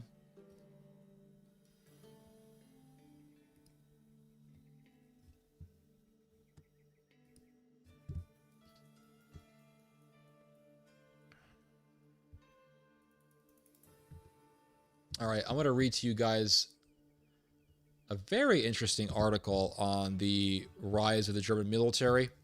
Now that this war in Iran is revealing the weaknesses and the limits of the American empire and the American global security umbrella, we are seeing rhetoric about becoming more militarily independent from the United States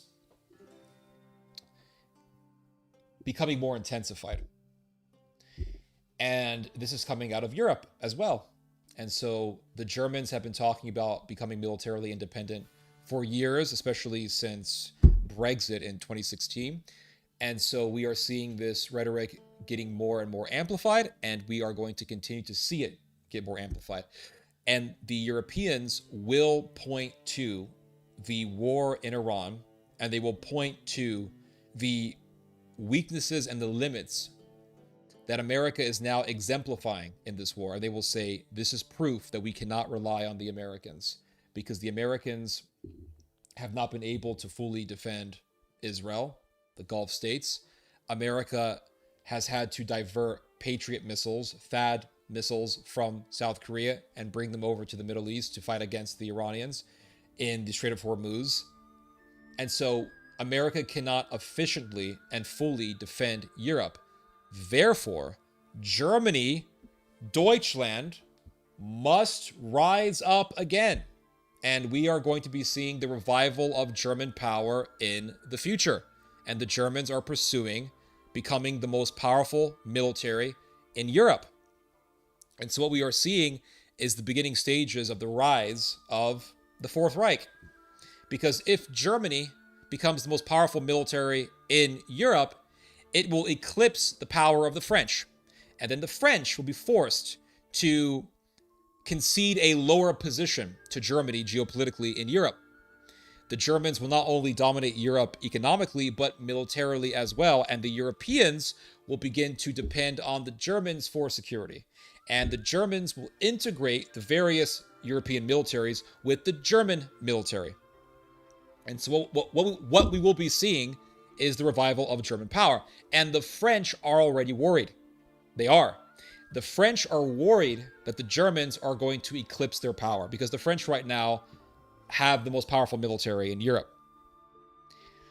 And the French know that if the Germans surpass them in military spending, that it's only a matter of time before the Germans will surpass the French in military capacity and capabilities. And the French will have to accept a lower position in influence and power in Europe and make way for German dominance in the European continent. And so it says here, soon the country's armed forces budget. Okay, I'll read the title. Germany is pumping up its military spending. That worries its neighbors. So people are getting worried about the revival of German power. And it says here, soon the country's armed forces budget could exceed those of Britain and France combined. In Paris, there are concerns that European strategic autonomy will have a German accent. And that's quite a way to put it, really. Germany is already spending much more money than its European partners, according to military spending trackers like that of the Atlantic Council, a Washington-based research organization. After years of aversion to war because of its history and a hope that the collapse of the Soviet Union would bring about a more peaceful world, the German military had shrunk badly. Now it is trying to catch up. And because Berlin has committed to putting more money into the military in the next few years, it will probably end up spending more than France and Britain, both nuclear powers combined. And all of it on conventional warfare, not on expensive nuclear deterrent. So the Germans are putting most of their money into conventional military capabilities, which means that Germany is preparing for a conventional war. The question is, with who? Obviously, the answer is Russia. The Germans are preparing for Operation Barbarossa Part 2. Strategic autonomy, senior French, Italian, and Polish officials fear, will increasingly have a German accent. So the Frenchies are worried. The Italians are worried. The Poles are worried. So before, the Poles were saying, I remember this. I remember seeing this. I remember the leader of Poland. I think his name was Mateusz Piotrowski or whatever his name was. And I remember seeing the Polish government saying Germany must rise. Germany must spend more on its military so that they can fight against the Russians, so that we as Europe can be strong against the Russians, blah, blah, blah, blah. Now the Poles are worried because Poland, as we all know what happened in the past, Poland got invaded. If you guys are history buffs, you guys will know this. Poland got invaded by Germany. And so now the Poles are getting what they asked for, and the Germans are increasing their military spending. And now the Poles and the French and the Italians, they're all worried about the rising German power, because they know once the Germans rise up, we could have a repeat of what happened in the past. And so two things are rising up in Germany: militarism and nationalism. Both of these things are rising up in Germany at the same time. Simultaneously, they're rising up. And nationalism is extremely popular in Germany. Extremely popular. And the majority of Germans want for Germany to spend more on its military. So we see militarism and nationalism rising up simultaneously. What is this going to lead to? But a revived German power. No one worries that Germany will march again on its neighbors, not yet, as the Nazis did. Now, I don't think again, I'm gonna go on a limb here. I don't think the Germans are gonna invade European countries. I could be wrong, but what I think is gonna happen more than likely is the Germans are gonna deploy their soldiers throughout Europe. Now, they have already deployed soldiers in Lithuania. You have German troops already working with the Dutch armed forces. So the Germans have already deployed troops within Europe, but they're going to do it more. And they're going to be deploying their troops throughout Europe. And so you're going to have German military personnel in various European countries. And that is going to be a way of Germany imposing soft power on Europe and basically saying, okay, this is our sphere of influence, respect it. And Russia, beware. So it says here that no one worries that Germany will march again on its neighbors as the Nazis did, but a united Germany is bigger and richer than any other European country, and memories of past German domination remain embedded in the European psyche. Chancellor Friedrich Merz of Germany has vowed to create Europe's largest and best army in response to Russian aggression and American disinterest. And so they're talking about American disinterest. They're saying, look, the Americans are not interested in defending us. And the Americans have said, oh, we are allies and this and that. We absolutely do care about Europe. And Marco Cain Rubio made his speech at the Munich Security Conference. And he said, oh, Europe is our ally. We care about Europe so much. And the Europeans are going to point to the Middle East. And they're going to say, you guys couldn't fully defend the Gulf Arabs. You guys are very limited on how many missile interceptors you have. Your THAAD system is very limited. We cannot rely on you fully. We need to have European militarism come back again. And the Germans are saying we have to rise up again. While European leaders welcome that commitment after years of German pacifism, they are also cognizant that a far-right anti-constitutionalist faction, the Alternative for Germany Party, is the largest opposition party and might one day share power. Now, what did I say? There are two forces rising up, nationalism and militarism simultaneously. These are both rising up. So what is that going to lead to? If you have a revived German military power, who is to say that you're not going to have a bunch of Nazis running this revived military? Who's to say that you're not going to have a bunch of Nazis running this revived German power in the middle of Europe? Who is to say that that is impossible? Of course, it's very possible that you could have the far right take over Germany, and then boom, you have a far right nationalistic Germany running the biggest military in all of Europe. How in the hell is this a good idea? And so the American empire is collapsing, as all empires do. The American empire is collapsing. And the American empire is saying, okay, we can't run everything anymore. Other countries are going to have to rise up. Bottom line. And so the Americans are in the throes of the final days, the final hours, the final years of their empire. And so they are desperately trying to hold on to power. And so they're trying to revive the Third Reich. They're trying to bring back the Third Reich to fight against the Russians because the Americans know they will not be able to withstand a serious war against Russia or China. So the Americans are trying to bring back the Third Reich to use that against the Russians as a desperate final plan to deal with the Russians. And that's why Marco Cain Rubio goes off to the Munich Security Conference and he says, Europeans need to rise up and Europeans need to stop being so guilty about their past. Stop feeling guilty about the past. What past was Marco Cain Rubio referring to? What past? The Holocaust. Listen, Europeans don't feel guilty about the conquistadors. Europeans don't feel guilty about whatever they did in Africa. They're not even... Do you see Germans talking about the Namibia massacre that they did back in the, early 1900s? No, they don't talk about that. There's only one thing the Europeans talk about when it comes to historical past guilt. That's the Holocaust. That's it. So the Americans are telling the Germans, okay, get the Holocaust, throw it out the window, bring back Hitler. Elon Musk does a speech, he gives off the salute. They're talking about transhumanism and eugenics. They're talking about nationalism. They're talking about bringing back the German military, reviving German militarism. They're talking about bringing back the old demons. Eugenics, nationalism, German militarism, the whole thing. And so the Americans are trying to bring back the Germans in Europe, and the Americans want to bring back the Japanese in Asia. Use the Japanese as a proxy against the Chinese, use the Germans and the Europeans against the Russians. How do you do that without nationalism and militarism? You have to bring back those old ideologies. And so that's why we are going to be seeing the revival of German militarism and nationalism. And we're already seeing it. It's already here.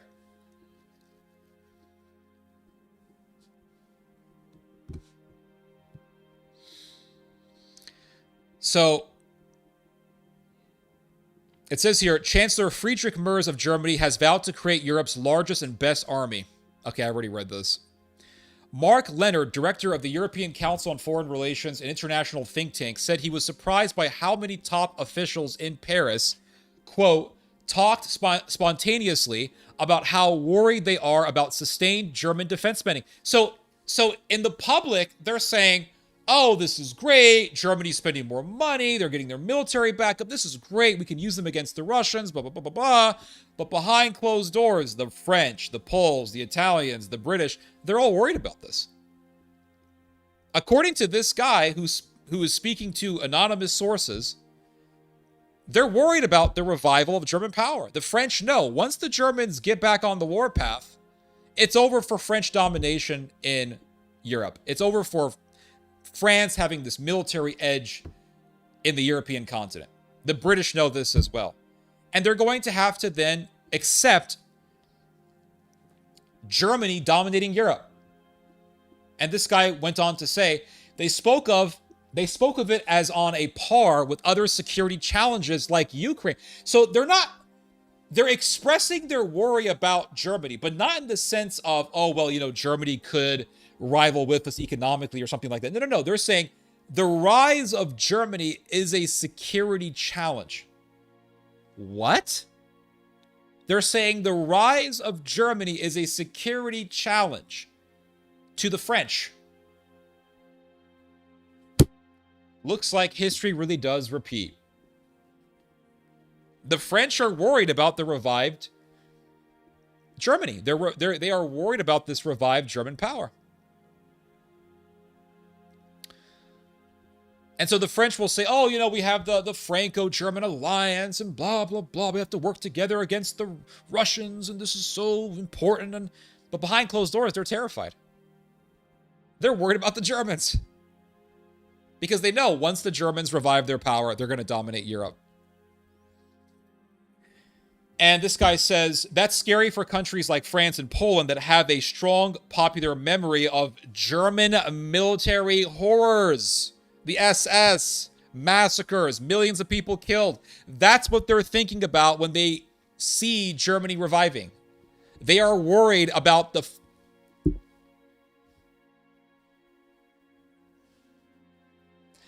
they're worried about the revival of Nazism. And amazingly, when I first started warning people about this back in early 2016, no one believed me. Everyone said I was crazy. I didn't know what I was talking about. But the Frenchies and the Poles and the Italians and the Brits are all expressing concern about the revival of Germany behind closed doors. And the French are saying that it is a security concern for them. They're worried about it.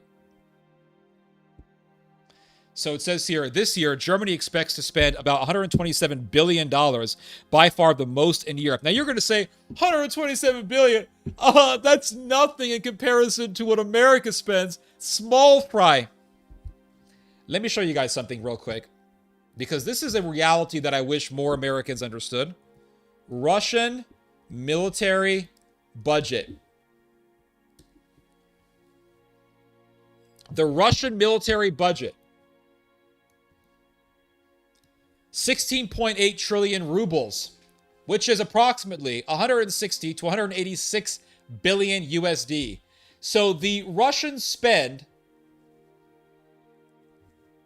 between 160 billion and 186 billion on their military.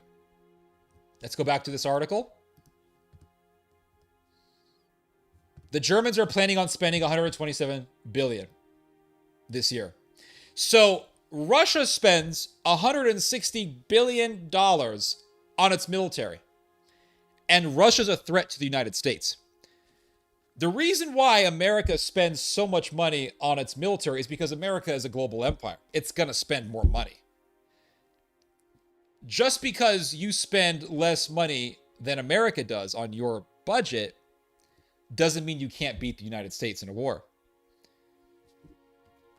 China spends less on its budget. Russia spends less on its budget. And yet China and Russia could defeat America in a war. So Germany spending $127 billion on its military is a pretty big deal. That means Germany has the economic capacity to create a massive, major military power. Britain will spend about 84 billion and France about $70 billion on its military. So the Germans are going to be outspending the French and the British when it comes to military spending. Germany's comparative wealth and size will make the imbalance steeper since it has committed to spending 3.5% of national income by 2029, an estimated $189 billion a year. So the Germans want to get to the point where they're going to spend $189 billion a year on their military. Now, how much do the Russians spend on their military again? What is it? What's the number? From 160 billion to 186 billion? So the Germans want to start spending the amount of money that Russia spends on its military. And Russia can beat America in a war. So Germany will become a massive military power with that level of spending. That's what I'm saying. After a decade of austerity and the need to jumpstart a sluggish economy, Germany has the budget space, as well as the political and military incentives for a massive and sustained increase in defense spending. Take out the nuclear, just compare conventional spending, and the balances are even worse, said Jacob Funk Kierkegaard of Bruegel, a Brussels-based economic think tank. I am not sure that the true implications have really dawned on the rest of Europe. So this guy's saying, I don't think that the rest of Europe really understands and realizes how big this is. Germany's spending $189 billion on its military. That's Germany spending the same amount of money that Russia spends on its military. And Russia can beat America in a war. And so Germany wants to equal Russia in military spending. And it's not just Germany that's going to be involved. It's Germany with its European auxiliary forces that will form this military, this pan-European military force led by Berlin. So you're talking about a Fourth Reich, the revival of German power, all at the behest and with the blessing of the United States. And now with this disastrous war in the Middle East, the Germans are going to say, you see, we can't trust you guys. We can't rely on you guys. You guys are unreliable. And the Germans have been saying this for years. They said this in 2017. They said the same thing in 2018. Angela Merkel said, the days of Germany, the days of America being our ally are over. This is what Germany said. This is what Angela Merkel said. She said, the days of us having this alliance with America and that America is this big major ally for us, those days are over. And the Germans have said, we cannot rely on the Americans. And now the war in Iran is their perfect argument. Now this war in Iran is going to be the propaganda fodder for the Europeans and for the Japanese and for the South Koreans. We can't trust you Americans. You guys can't even fight Iran without having all sorts of difficulties.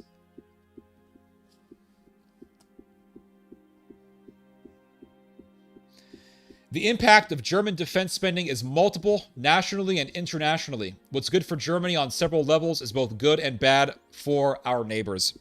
And this is coming from Christian Molling, a military expert from Germany. So this military expert from Germany is saying Germany rising up will be bad for our neighbors. That's what he's saying. The French are worried, the Poles are worried, the Italians are worried, the Brits are worried. They're all worried about this because they know.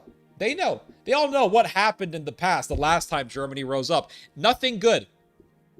In France, Mr. Molling said, the huge increase in German military spending was seen as, quote, unbalancing the old relationship we have over the defense industrial base in Europe. So the system is, the status quo in Europe is that the Germans and the French work together equally for Europe's security. The French have their nuclear arsenal. The French have a very large army. The French also have a very good special forces.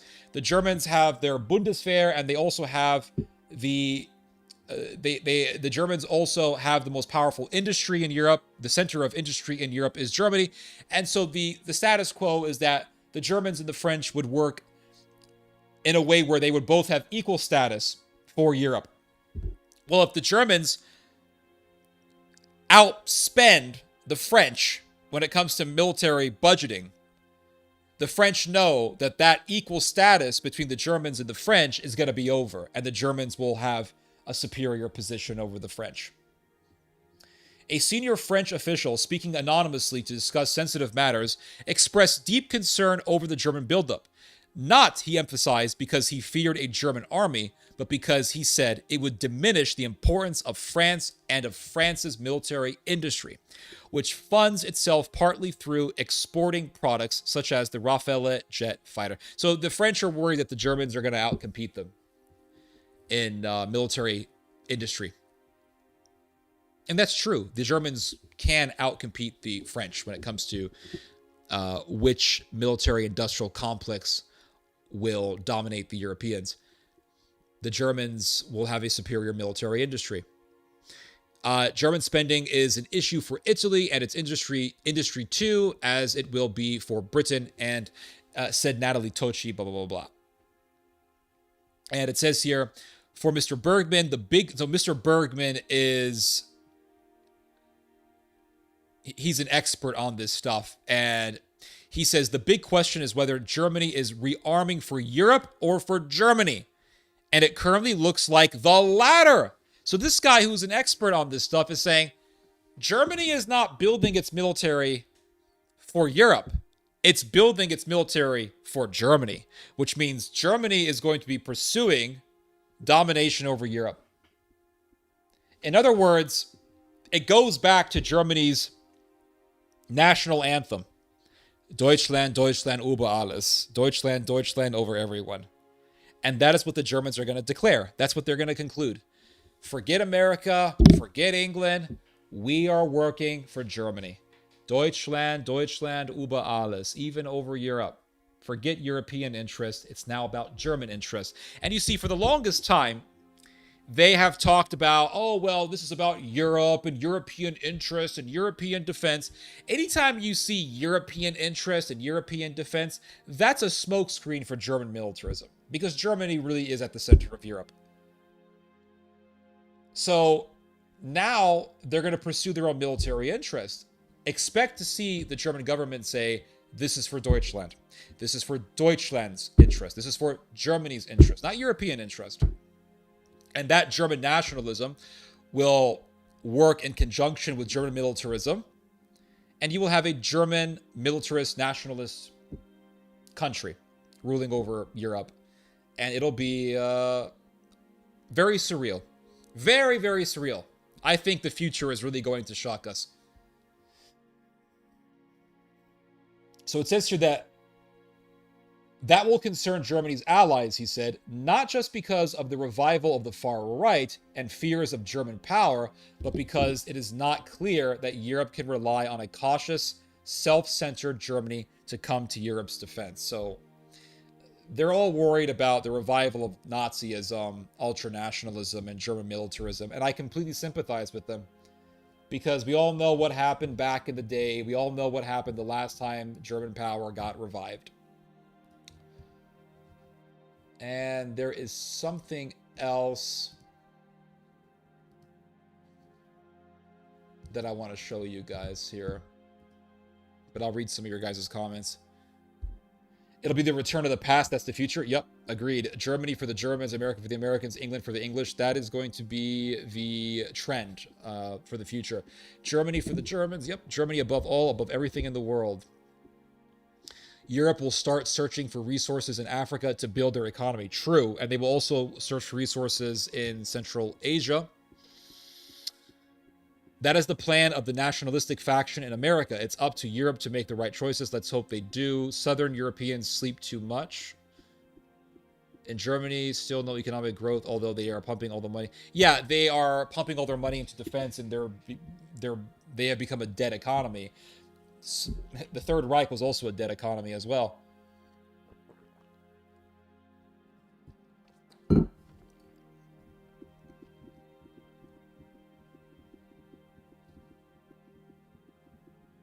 Maybe it's all by design. Maybe.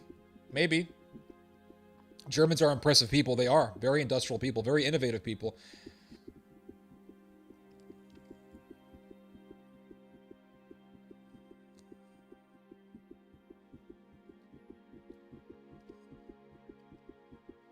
I'm sure all of British money just goes to America's protection racket. Yeah, it's a big racket. It's a big scam. Wow, yeah.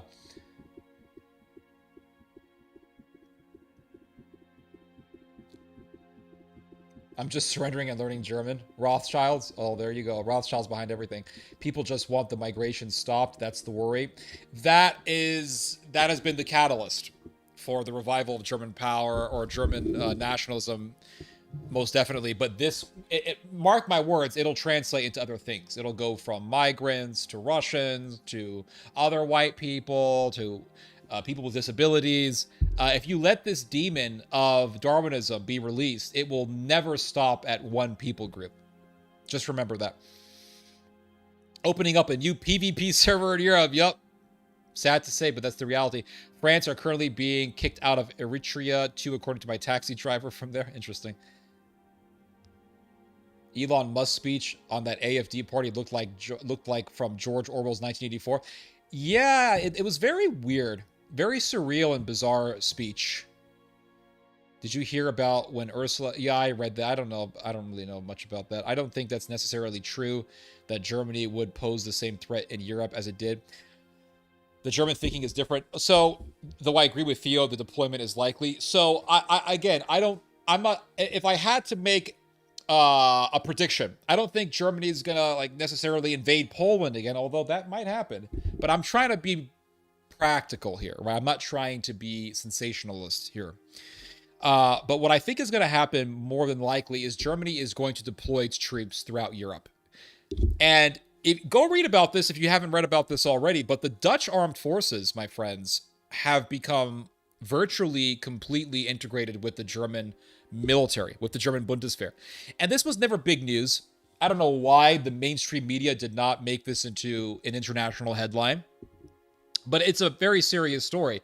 The Dutch military has been integrated almost fully with the German armed forces, with the German Bundeswehr.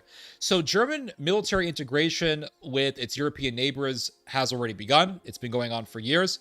And for the first time since World War II, Germany has deployed troops to Lithuania. So it's already happening.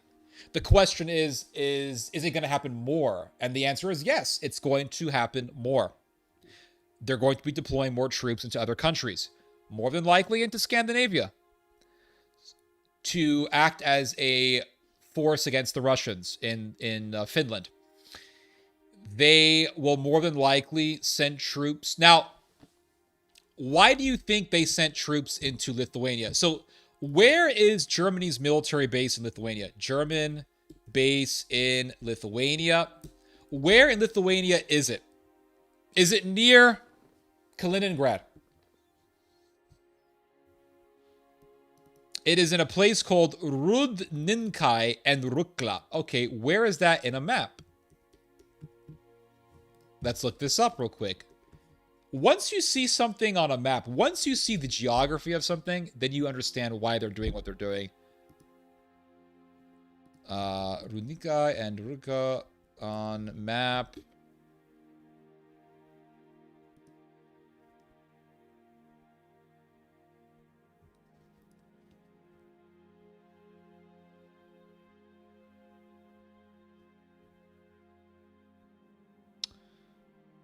Ah.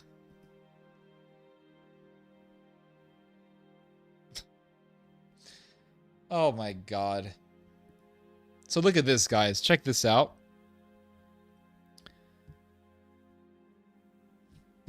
So this is where the Germans put their soldiers in Lithuania.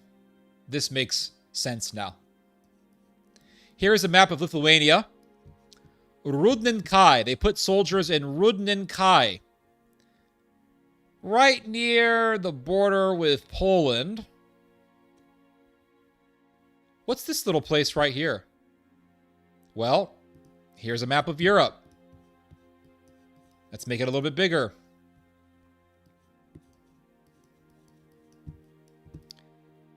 So here is Lithuania. The Germans are putting their soldiers right around here. What is this region right here? This is Russia. Now, it does not share a contiguous border with Russia, but I assure you that the province of Kaliningrad is Russia. It's a part of the Russian Federation. So they're putting their troops right near Russia's territory in Central Europe, Central/Eastern Europe. Because they're preparing to fight the Russians in Kaliningrad. That's why. So the Germans are preparing for Operation Barbarossa Part 2. That's what's happening.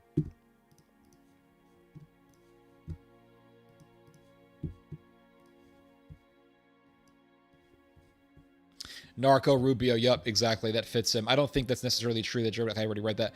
No one in public German media is talking about this. You need to look up independent news sources. Wow, that's sad. Like U.S. General Keith Kellogg said, if we lose Ukraine war, then it is European turn for third time, and they mean Germany. Wow, he said that?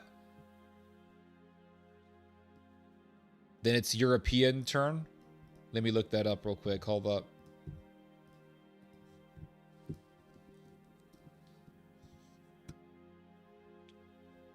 If we lose...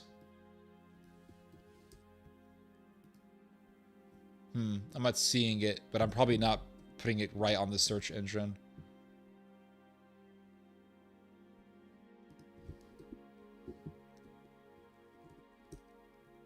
If we lose...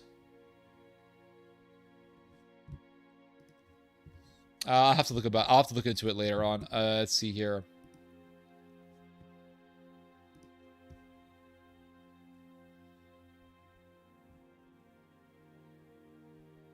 Europe is noticing all these events. Yep.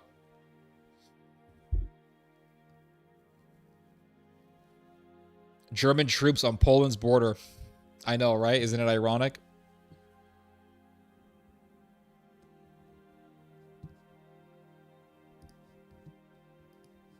Hold on one second, guys.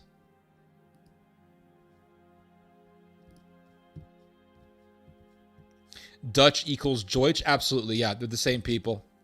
The word Dutch literally just means German. It's no different. Königsberg. Yeah, it was called Königsberg, but it's called Kaliningrad now.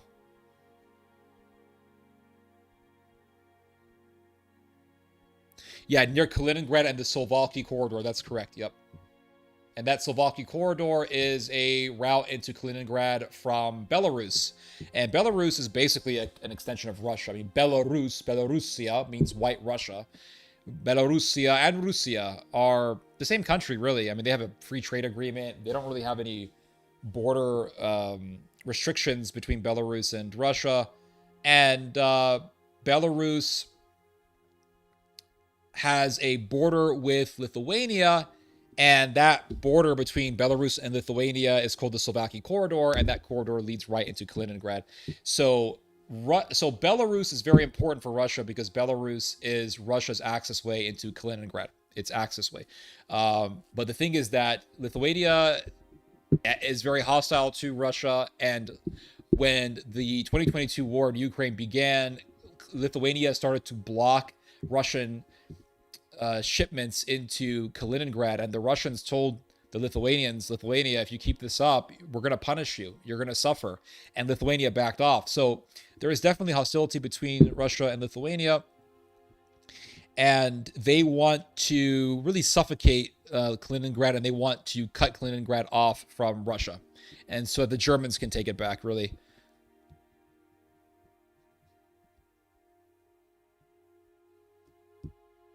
He said it during a hearing 2 or 3 years ago. I have to look into that. It's hard to find. Yeah, that's hard to find. I remember what Mr. Whitaker, the American ambassador to NATO, said in the Berlin Security Conference. He said that America's goal is to make Germany powerful, so that Germany can become so powerful that it'll have to the point where Europe itself will have a military strength equal to that of America's. And what he meant by that was a revived German power.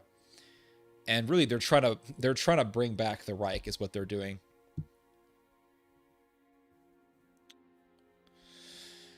German defense minister called Kaliningrad in a public speech as Königsberg, and nobody can. Ooh, yeah. See that right there? That's another sign. All these little signs, man. All these little signs.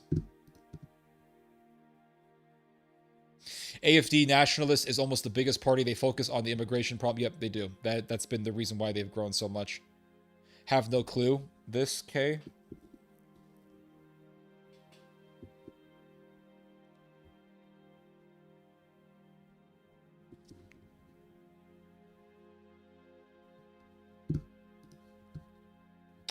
Okay, so I want to show you guys 2 more things, but I don't know. Should I get some snacks, or should I just keep on going and just grind through with the stream? I'm getting a little bit hungry, but I think we'll grind through. I think we're gonna be okay. I don't need to eat right now. I don't plan on smoking right now. When you smoke tobacco, you got to eat, because that tobacco will kill you. So I wanted to show you guys something that I found to be quite interesting. Now, a number of years ago, I did a video on the Vatican pushing eugenics. And I said the Vatican is now pushing eugenics. And the Vatican is promoting and pushing for human engineering. Now, of course, Catholics disagreed with me and said, no, Ted, you're wrong. The Vatican would do no such thing. But I continued to say what I said in that video, that the Vatican has an agenda to promote and push eugenics. And of course, Catholics expressed their denial. They said, no, the Vatican would never do that. Well, here is a story that came out recently that further vindicates what I said back in 2024. Check this out. This is, what is this? Here we go.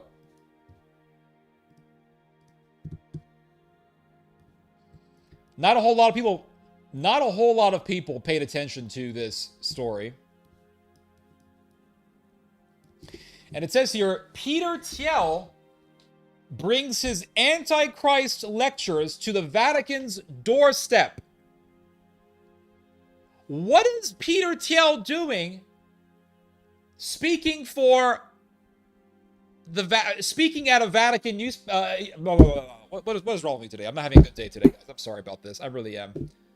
What is Peter Thiel, who is an avowed eugenist and a transhumanist, and who is a member of Sodom, doing speaking at a Catholic university, a major Catholic university in Rome? Now, I said this years ago. I said the Vatican is pushing for eugenics. And Catholics out there were saying, oh, no, that's not true. Why the hell are Roman Catholics in Rome, the holy city, the supposed sacred city of the Roman Catholic Church. What is Peter Thiel doing in Rome if the Vatican is not working with these dark forces of eugenics? Peter Thiel is a eugenist. He's a transhumanist. Do you know what his agenda is? Do you know what Peter Thiel's agenda is? He wants to biologically, genetically engineer humanity with this idea that we can live forever through human engineering. Well, what does that look like? What it looks like is embryo selection. Making a bunch of embryos in a lab, like some freaking plants, some engineered plants in a lab, making embryos in a human lab, and then looking at all the genetic makeups of each embryo and saying, well, this embryo has the genetics that I want. All right, let's take this embryo. We'll put this embryo in a womb. Or, and this is what they want to do, we're going to try to put the embryo inside of a plastic womb, and we're going to grow a human being in a lab. I mean, this is a sick, dystopian, evil ideology. And they're saying, okay, we're going to choose which embryos has the genetics that we want. So those embryos that have the genetic makeups that we desire will have the right to be born. And the other embryos will be put into a freezer, or they will be thrown into the trash and aborted and gotten rid of. And they want to, and then they want to use genetic engineering to figure out which genes can enable us to live longer. And so they want people with certain genes being born. What does that sound like to you? They want only certain people with certain genetic makeups to be born so that they can, quote unquote, defeat death and become Jesus. They want to become God, these people. They want to make humanity into their own image. They want to become God. They want to play God. This is Antichrist. It's satanic. It's evil. And they want everyone to conform to this. That's what they want. They want everyone to conform to this ideology so that they can try to usher in their utopia. So they say only certain people with this genetic makeup have the right to be born. Well, what about the others? What about the other people who don't want to take part into this, who don't want to take part in this evil? What about them? They will be deemed as genetically inferior.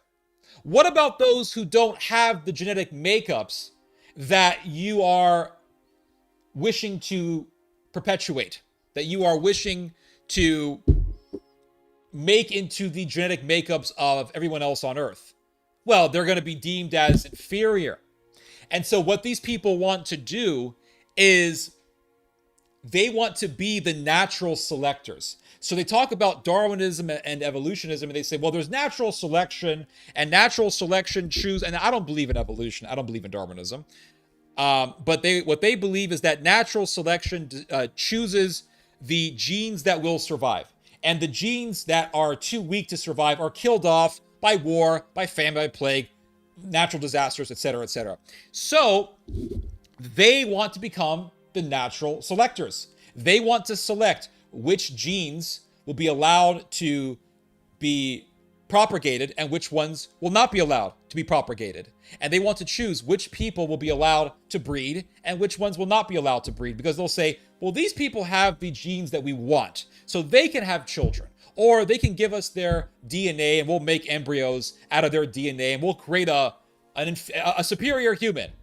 And these people don't have the genes that we want. They don't have the genes that we're looking for our transhumanist utopia. So those people will not be allowed to breed in our utopian vision. That's what these people want. And so they want to select who has the right to be born and who doesn't have the right to be born. That is transhumanism. And that's what Peter Thiel is promoting here. And so the Vatican is working with Peter Thiel. Why? Because the Vatican is satanic, antichrist, and it's also pushing for eugenics. So it says here, one of the hottest tickets in the Vatican's backyard these days is for a 4-lecture series on the Antichrist being given by Silicon Valley tech billionaire Peter Thiel. So Peter Thiel says he's a Christian. Now, he's a eugenist, but he says he's a Christian, and he says that those who, this is what he argues. He argues that those who do not agree with him on transhumanism are the Antichrist. That's what he believes. He believes that those who disagree with them are the Antichrist. So what Peter Thiel is trying to do is flip the script. The reality is that he's Antichrist. But he wants to make the argument that those who disagree with me are the Antichrist. Well, if I disagree with you, and that makes me the Antichrist, what should happen to me, Mr. Thiel? I'm telling you right now, if it was up to these people, they would have death camps. They would have camps, they would have labs, they would be doing human experimentation, they would be taking people and doing horrific experiments on them. They'll be saying, okay, let's check your genes. You don't have the genes that we're looking for, so you're disposable. Kill this person, do experiments on them. It'll be like something out of the Umbrella Corporation from Resident Evil. We're talking about that level of sinisterism here. And so if these people get what they want, they will have Nazi death camps and human experimentation labs. And they will have slaves and those who will be deemed inferior, those who will be deemed as not having the correct genetics for transhumanism, will be sent to camps to be slaves or to be guinea pigs. I mean, these people are satanic. They are satanic people.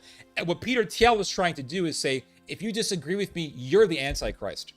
So what should happen to the Antichrist in your perspective? Well, what should happen to them is that they should be liquidated, right? I mean, if you believe that people who disagree with you are Antichrist, then you wouldn't mind liquidating the people who you deem as the Antichrist. So he wants us, the people who disagree with them, to be deemed as the enemy of his utopianism. And so according to their utopianism, if they can genetically engineer man to the point where they want to engineer him, they want to genetically engineer him, they can live forever. They can make the superhuman who will be super evolved, who will be the next stage of human evolution. And so they want to be the natural selectors to create this superhuman. And so if you disagree with them, you're Antichrist, which means they want you dead. And the Vatican is working with this guy. The invitation-only conference in Rome from Sunday to Wednesday has proven so controversial that the Catholic universities initially associated with it have all denied official involvement. Well, hold on a second. Now, this Peter Thiel guy was supposed to speak at the Pontifical St. Thomas Aquinas University, which is officially a Roman Catholic Vatican university. This is where the current Pope graduated from. So, Peter Thiel was supposed to speak at the Pontifical St. Thomas Aquinas University. And now, because the media in Italy broke the story, now the Pontifical University has said, well, we're not involved in this. But they were involved in this. They are involved in this. Because I'll show you why. Check this out. Initially, the lectures were reportedly going to be held at the Pontifical St. Thomas Aquinas University, the Dominican university in Rome, known colloquially as Anglican. It is best known these days as the place where a young priest named Robert Prevost, now Pope Leo XIV, wrote his canon law doctoral thesis. But as word began to circulate in the Italian media about alleged secret lectures on the Antichrist by Peter Thiel, the eugenist, at the Pope's alma mater, the Anglican took its distance. So they're working together, but they're just saying, oh, well, we didn't do this to save face. But because this was never supposed to be known to the public. This was never supposed to be known to the public. It got out. Now they're trying to save face. And the university said, quote, "We would like to clarify that this event is not organized by the university. Oh, we're just going to have the event in the university. We're just going to platform this eugenist, who's a member of Sodom, by the way, who wants to create superhumans and play God. But, we're not behind this. It's just that it's going to be at our university." Oh, really? What a bunch of bullshit. And so it says here that the event will not take place at the Anglican and is not part of any of our institutional initiatives, the university said. Now check this out. According to an announcement for the event seen by the Associated Press, The lectures were jointly organized by an Italian organization, the Vincenzo Gioberti Cultural Association, and the Clooney Institute at the Catholic University of America in Washington. The Catholic University of America is not sponsoring or hosting an event featuring Peter Thiel this month in Rome. The Clooney Project is an independent initiative incubated at the university. Well, let's look at this. Check this out. Here is the official website for the Clooney Institute, which organized the event for Peter Thiel in Rome. It says here on their website, affiliations. Who are their affiliations? Look at this. Look at this, look at this, look at this. The John Templeton Foundation, which is a eugenist social Darwinist organization that advances the agenda of human biological engineering. The Catholic University of America. The Catholic University of America is affiliated with the Clooney Institute. So they're working with Peter Thiel under the guise of the Clooney Institute and then saying that they're not part of this. The Catholic University of America is affiliated with the Clooney Institute, which is also affiliated with the John Templeton Foundation, which is a eugenist organization. Now look at this. Catholic University of America. The Catholic University of America, CUA, is a private Catholic research university in Washington, D.C., United States. It is one of two pontifical universities of the Catholic Church in the United States. So this is a Catholic initiative to platform Peter Thiel in Rome. Now, let me show you guys a clip from the video that I did 2 years ago on the Vatican's agenda to promote eugenics. This is the video that I did. This is the video that I made. Now look at this. I'll turn the music off. 1 second, please. Here's the video. I did this video back in 2024. Now check this out. This is what I said, okay? Look at this. Let's. So this is a video from a Catholic university. And they have here a guy, his last name is Menzel. Menzel is a Jewish eugenist who is promoting eugenics. And he has worked with the Vatican. In fact, he was invited by the Vatican in 2 separate occasions for 2 separate events. One, I want to say in 2020, and another one in 2021. The Vatican requested that he write a paper for the Vatican on his agenda. I read the paper that he wrote for the Vatican, and it clearly pushes for biological human engineering, eugenics. Watch this. Let's unpack some of that. Let's unpack some of that. There in the West, there are all sorts of ethical issues associated with. The name of this university, as you can see here, is it's the Salve Regina University, which is a university that is under the Vatican. And this is their own television show. And here they are platforming this Jewish eugenist. Let's give this a watch. Catholic tradition, especially Right. with the fertilization of eggs, and when does human life begin, Right. and what are the ethical boundaries Yeah. associated with that? I mean, this is what you're describing seems to me to be the end of natural selection. Well, let me address both of those things. Yeah. So I was in the Vatican about a month ago, meeting with cardinals and bishops and others, talking about exactly this issue. And it's really, really difficult. The way we typically resolve these big thorny issues is through politics. Yes. Right? Are we even engaged in this debate in a meaningful way in No. the United States or anywhere else for You know, that matter? The answer is no, but some places are better than others. And Jamie Metzel is a Jewish eugenist. He wrote a book called Hacking Darwin. Joe Rogan invited him some years ago, and he has been promoting eugenics for years. In the United States, we can't even hardly have the debate because once it feels like the abortion debate, Right. just as you Or talked stem about the cells or embryos, abortion or anything associated with everybody. life. This is exactly what I was talking to you guys about. Embryo selection. This is what they want to do. They are doing this in Silicon Valley and in other parts of the world as well. China, the United States, Europe, they're doing this. They're all doing this. this idea of human engineering through embryo selection. So you take a bunch of embryos, you fertilize a bunch of eggs, you form a bunch of embryos in a lab, like some farm animals, and then you choose which ones you think deserve to be born and which ones deserve to be either frozen or thrown into the trash.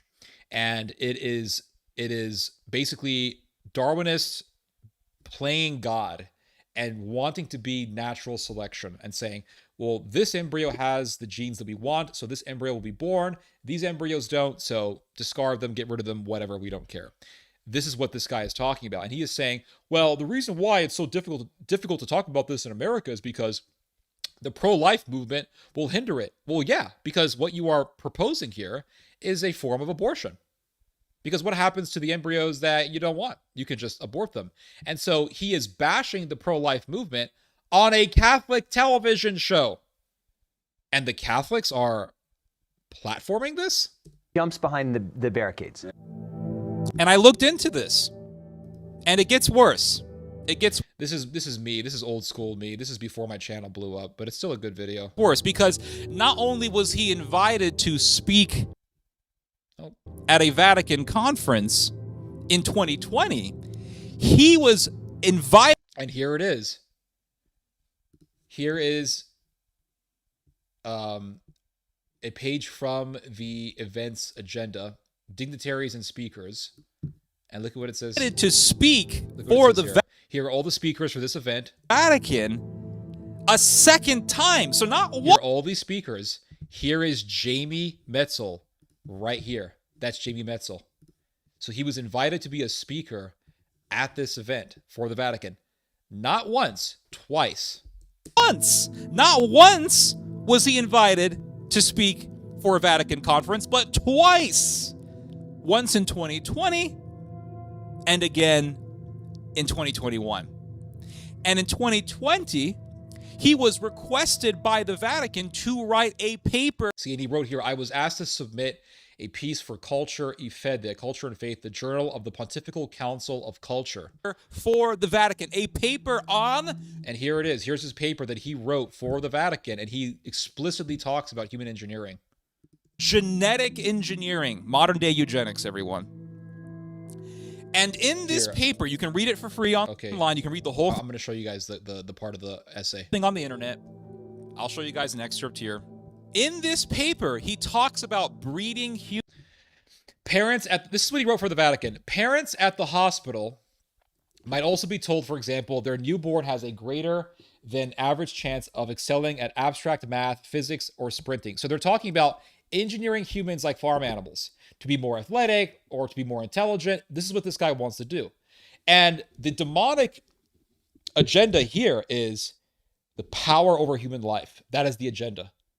So they will say, well, this child, he's not as smart as we would like him to be. Or maybe he's not as athletic. Well, he doesn't fit what we're looking for. He can't breed because he doesn't have the genetic makeup that we believe is worthy of being propagated. And they will say, well, these kids are intelligent. They must have the genes for intelligence. Oh, okay, well, they can breed. They want to choose who can breed, who can't breed. They want to choose who can be born, who can't be born. And they want to breed human beings in laboratories to create a super race. It's no different than Nazism. Humans to have higher... See, and here is another part of the essay. It says, the implications of this transformation will extend far beyond health. Because they always say, well, we need genetic engineering for health reasons. It's to help people in medicine. No. That's not the agenda. The agenda is to control who lives and who dies. The agenda is to be God. And so this guy is saying in his paper for the Vatican, listen, it's not about health. He says the implications of this transformation will extend far beyond health, but the optionality will go further. Height and the genetic components of traits like IQ and personality style will be among the many potential considerations. So he is pushing for human engineering in this paper published for the Vatican at the request of the Vatican. IQs. Yeah. So I think, do I have this part of the video that I wanted to... There's one part of the video. I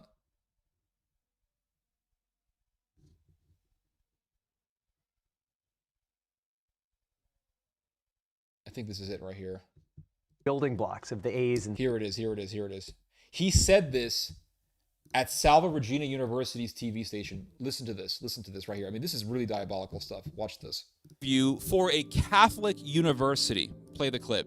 And all of life shares genetic code. It tells a different story, but it's made of the same building blocks of the A's and C's and T's and G's. And the essence of this genetics revolution, which builds on 150 years of scientific advance, is that all of a sudden our little species, this one little group of monkeys essentially who climbed down from the trees and stood up to peer over the grass, our one little species suddenly has the increasing ability to read, write, and hack the code of all of life, including our own. And it's this unbelievable power that for millennia we have attributed to our gods. For millennia, human beings have attributed this power over life and the power of birth and genetics and all that to the gods or to God. And he's saying now this power belongs to us. We are the gods. Listen to this. The ability to change life, to change species, to build life from scratch, to confer something that feels like immortality. Immortality. We become God. And it's an incredible godlike power. It is an incredible godlike power. He's saying this at a Catholic university.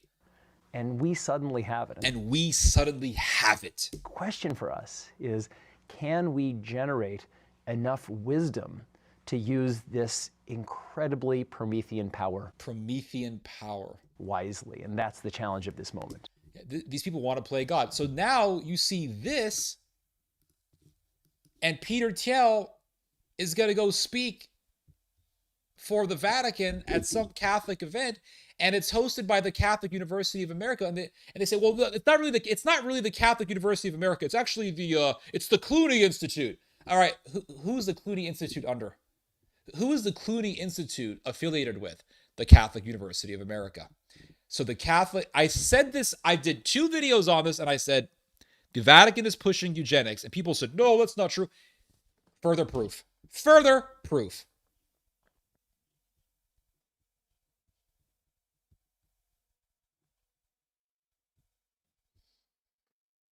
And it says here that the Rome lectures appear to follow the blueprint of a 4-part lecture series he gave in San Francisco last September. Some of the invitations circulating in Rome, for example, copy the description of the San Francisco event. San Francisco.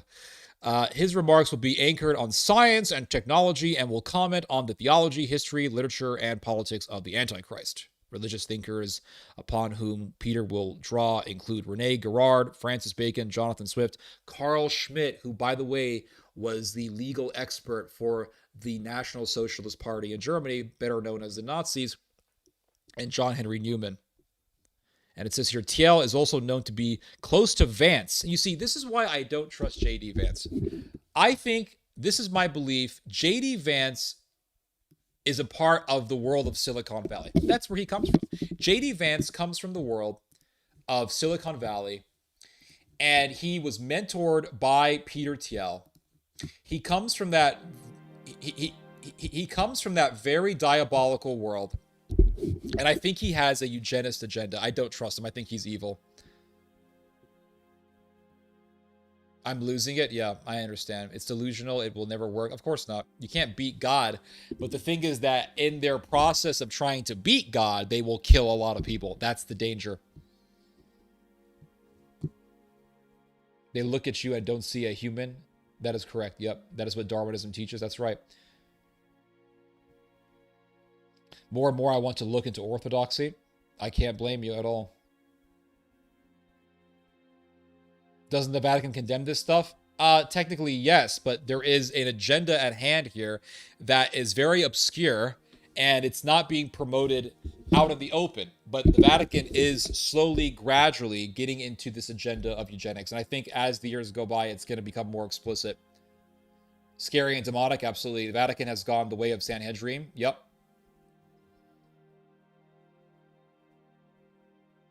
If Thiel is a Christian, then also is the devil. He's a deceiver like Trump.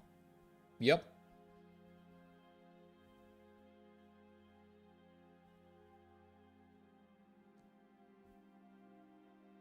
Evangelicals for so many years warned about the mark of the beast, yet they follow Elon Musk. Ain't that the truth? Ain't that the biggest irony, that these people for so many decades have been talking about the mark of the beast, and that they all love Elon Musk, and Elon Musk is telling everyone to put a fucking chip into their brains? Sponsored by Rothschilds, yep. Defeat death. They want to be God. You look hungry? Yeah. Get some snacks. I think the only reason Tucker is against the Iran war is it's too early for the AI. Tucker Carlson is involved. I think Tucker Carlson does have a nationalistic agenda that actually may be insidious. That is true. I don't really think... I'm not going to put my trust in Tucker Carlson. Now, I do look at Tucker Carlson to notice the trends, because I think that Tucker represents a trend against Israel that's very strong and is growing by leaps and bounds, but I don't put any faith in Tucker Carlson. I don't trust him. I think that Tucker Carlson has the nationalistic agenda and could actually promote quite an insidious nationalistic agenda.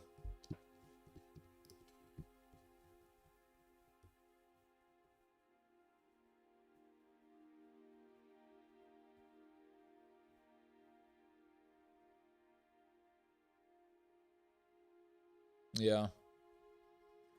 3 a.m. local time. May God bless you. Appreciate that, Mr. R.B. Bushka. It is satanic. Anti-human, absolutely. Peter Thiel should have just started with a good plastic surgeon.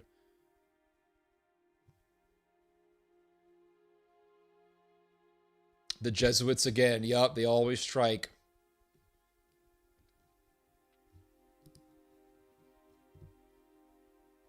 Could possibly, yep. Give me 1 second, guys, and I'll be right back. Give me 1 second. Hold up.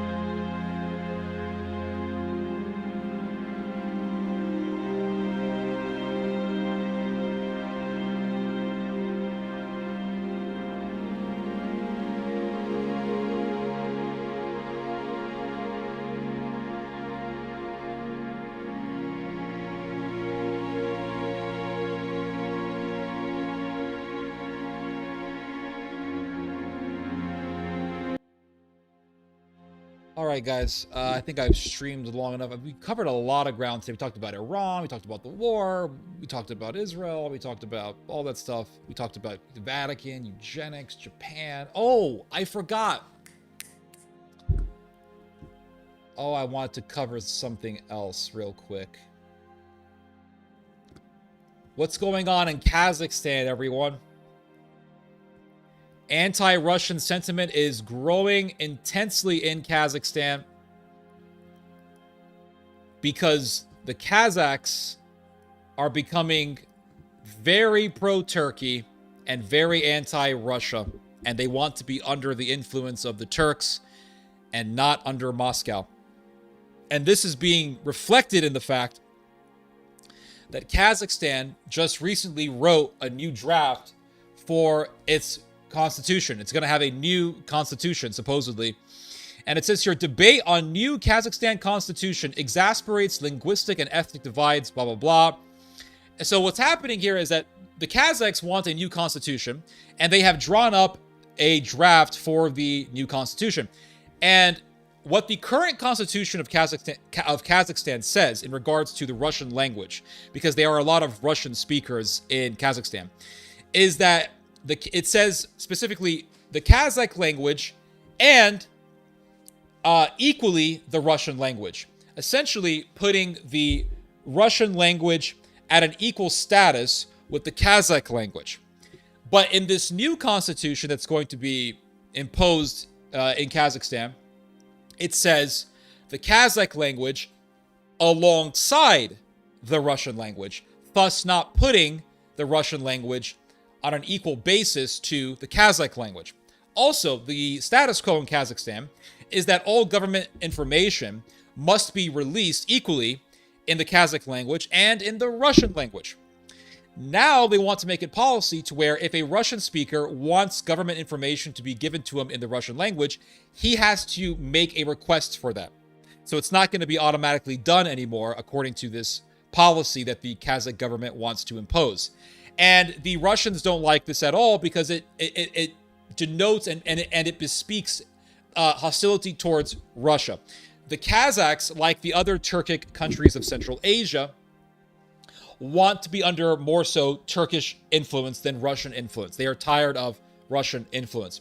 And so what this reminds me of is what was happening in Ukraine many years before the outbreak of the Euromaidan and many years before the Russian war in Ukraine that broke out in 2022. The Ukrainians began to do policies that were hostile towards the Russian language, such as not allowing certain movies to be played in the Russian language, etc. So that hostility towards the Russian language was something that presaged the hostilities that we currently see being done in Ukraine today.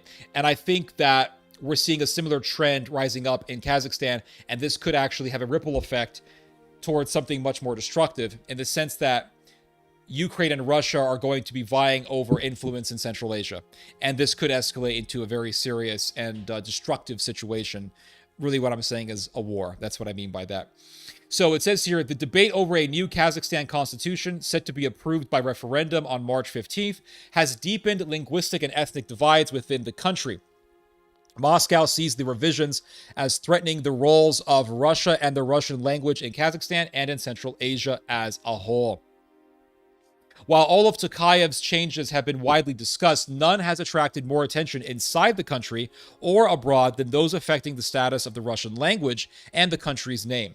The new basic law reduces the constitutional status of the Russian language to alongside rather than in equality with the Kazakh language, and stops referring to the country as Kazakhstan, a Russian imposition, in favor of Kazakh Eli, the land of the Kazakhs. So they want to no longer be called Kazakhstan. So they want to remove the equal status that the Russian language has with the Kazakh language, and they want to change the name of their country from Kazakhstan to Kazakh Eli, because Kazakhstan is a name that comes from Soviet influence. Some Kazakh nationalists do not feel the changes go far enough. They want all references to Russian eliminated from the country's basic law. So these fanatics want Kazakhstan to be more so under Turkish influence, because they have this utopian view of this pan-Turkic union led by Turkey, because Turkey is the most powerful country in the Turkic world. So they have this idea of this powerful pan-Turkic bloc consisting of Southern Europe and Turkey into the South Caucasus and Azerbaijan, across the Caspian Sea into Central Asia, wherein Uzbekistan, Kazakhstan, Turkmenistan, and Kyrgyzstan would all be under Ankara's influence. And this massive power block would be very beneficial to the Americans, because the Americans could then export natural gas and oil directly from Central Asia across the Caspian Sea into Azerbaijan, from Azerbaijan across Armenia directly into Turkey, from Turkey directly into the rest of Europe, thus bypassing Russia as a transit route for the importation of oil and natural gas from Central Asia into Europe. The Europeans want to bypass the Russians. How do they do that? They do that by importing oil and natural gas directly from Central Asia across the Caspian into Azerbaijan, from there into Turkey, from Turkey into the rest of Europe. So this is about having a direct transit route for the importation of oil and natural gas without having to go through Russia. So they want to have this pan-Turkic power bloc led by Ankara. That's what this is about. And the Americans are pushing for this ideology because they want to remove Russian influence in Central Asia, and they want Turkish influence to dominate that region because that would be NATO's foothold in Central Asia. And this is one of the reasons as to why I say I do not foresee America going to war against Turkey for Israel, because America cannot afford to lose Turkey, because losing Turkey would mean losing influence over Central Asia, losing influence in the Caspian Sea, losing influence in the South Caucasus, and losing that direct pipeline by which to import natural gas and oil from Central Asia into the rest of Europe. Turkey is just too geographically, geostrategically vital for America. Not only does it control the Bosphorus and the Dardanelles, but it also controls that direct route that could be used to transport oil and natural gas directly into the rest of Europe from Turkey. So it says here that ethnic Russians in Kazakhstan, Kazakhs who use Russian as their primary language, and Moscow, however, are worried that they go too far and will speed the exodus of ethnic Russians from Kazakhstan, as well as shifts both among Kazakhs away from using Russian and of Astana away from Moscow. So this is about shifting Central Asia away from Russian influence and bringing Kazakhstan and other Turkic countries into the realm of Turkish influence. And this is about empowering the American empire in Eurasia. So it says here, both supporters and opponents of such changes have suggested that what Kazakhstan is doing now could well be the harbinger of similar changes in other Central Asian countries. So this could set a trend for Uzbekistan, Kyrgyzstan, Turkmenistan. And it could start a ripple effect in Central Asia for Central Asia to shift away from Russian influence over to Turkish influence. And it says here that this adds to the Kremlin's concern about a loss of influence and possibly even disturbing Turkey, which has taken to calling the region Turkestan. So Turkey wants to call the Central Asia Turkestan. And there are a lot of people in Central Asia who agree with this. Under the current constitution, officials are obligated to provide any information they release in equal amounts in Kazakh and Russian.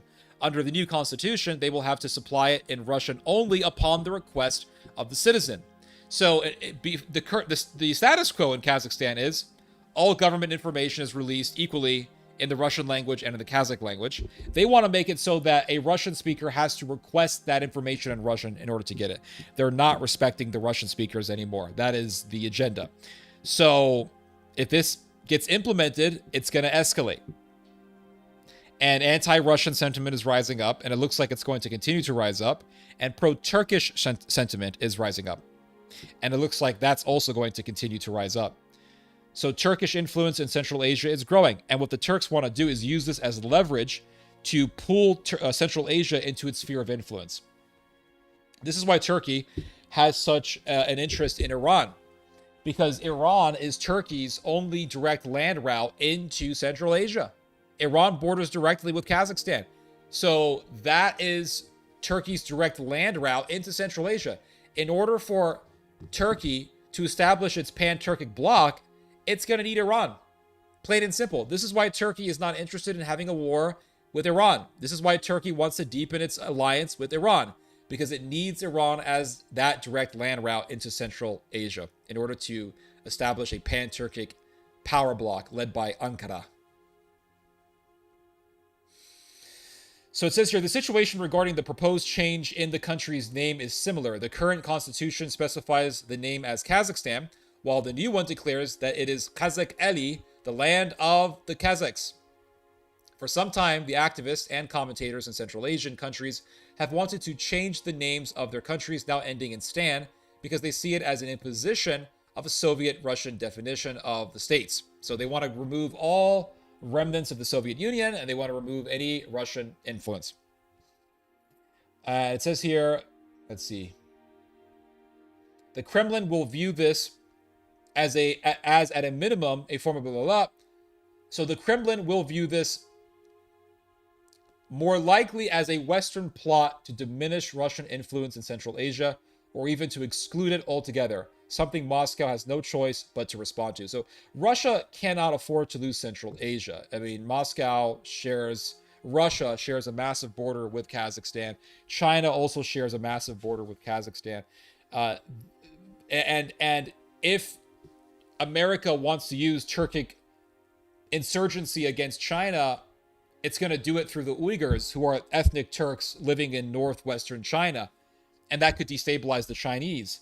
So China cannot afford losing Central Asia. Russia cannot afford to lose Central Asia. It needs those regions to connect it to Central Asia. Central Asia is absolutely vital. From Central Asia, you can enter Europe. From Central Asia, you enter the Silk Road. From Central Asia, you enter Iran, which is China's major land route for commerce, for trade. From Central Asia, you enter Europe. You enter the Caspian Sea Basin. From Central Asia, you enter the Middle East. You enter Iran. From there, you enter into the rest of the Middle East. So Central Asia is absolutely vital for Russia and China. And the Turks want to control it. So the question is how is this going to go down? And I believe that there's going to be a showdown over Central Asia between these great powers. Turkey on one side, Turkey and its Turkic allies on one side, and China and Russia on the other. That's my prognostication. It's an absolute mess. Yeah, absolute mess. This sure is happening at a very interesting time. Yep. Rise of the Caliphate. Yep. Vikander Heartland theory. Absolutely. And this has been the ideology of NATO. In order to establish a world empire, you need to control Central Asia. Turkey conquering Eastern Roman Empire, becoming the new Roman Empire, and thus the revived Roman Empire. Absolutely. Lots of Kazakhstan nationals work in Russia, and Russians always complain about them. Yep. Kazakhstan is Canada. Yep. Man needs a break. True. Why are Americans not removing Trump from office? I don't know.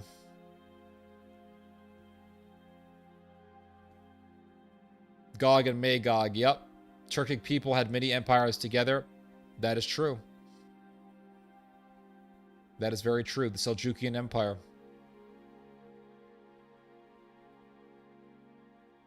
Anyway, I'm going to get going, guys. I've been here for 5 hours and a half. I've talked long enough, and I'm quite exhausted from all this talking. It's amazing how many calories I burn just talking. This is my jaw muscle day at the gym, so there we go. We covered a lot of ground today. Russia will most likely win the battle. I agree.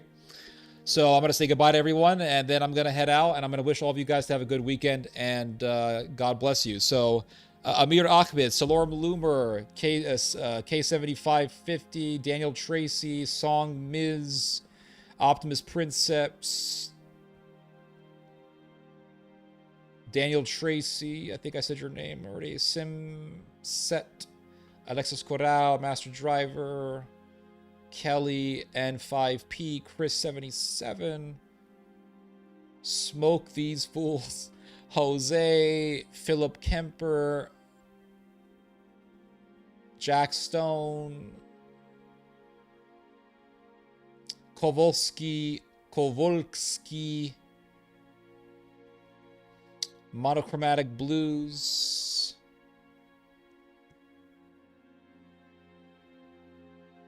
Arby Babushka,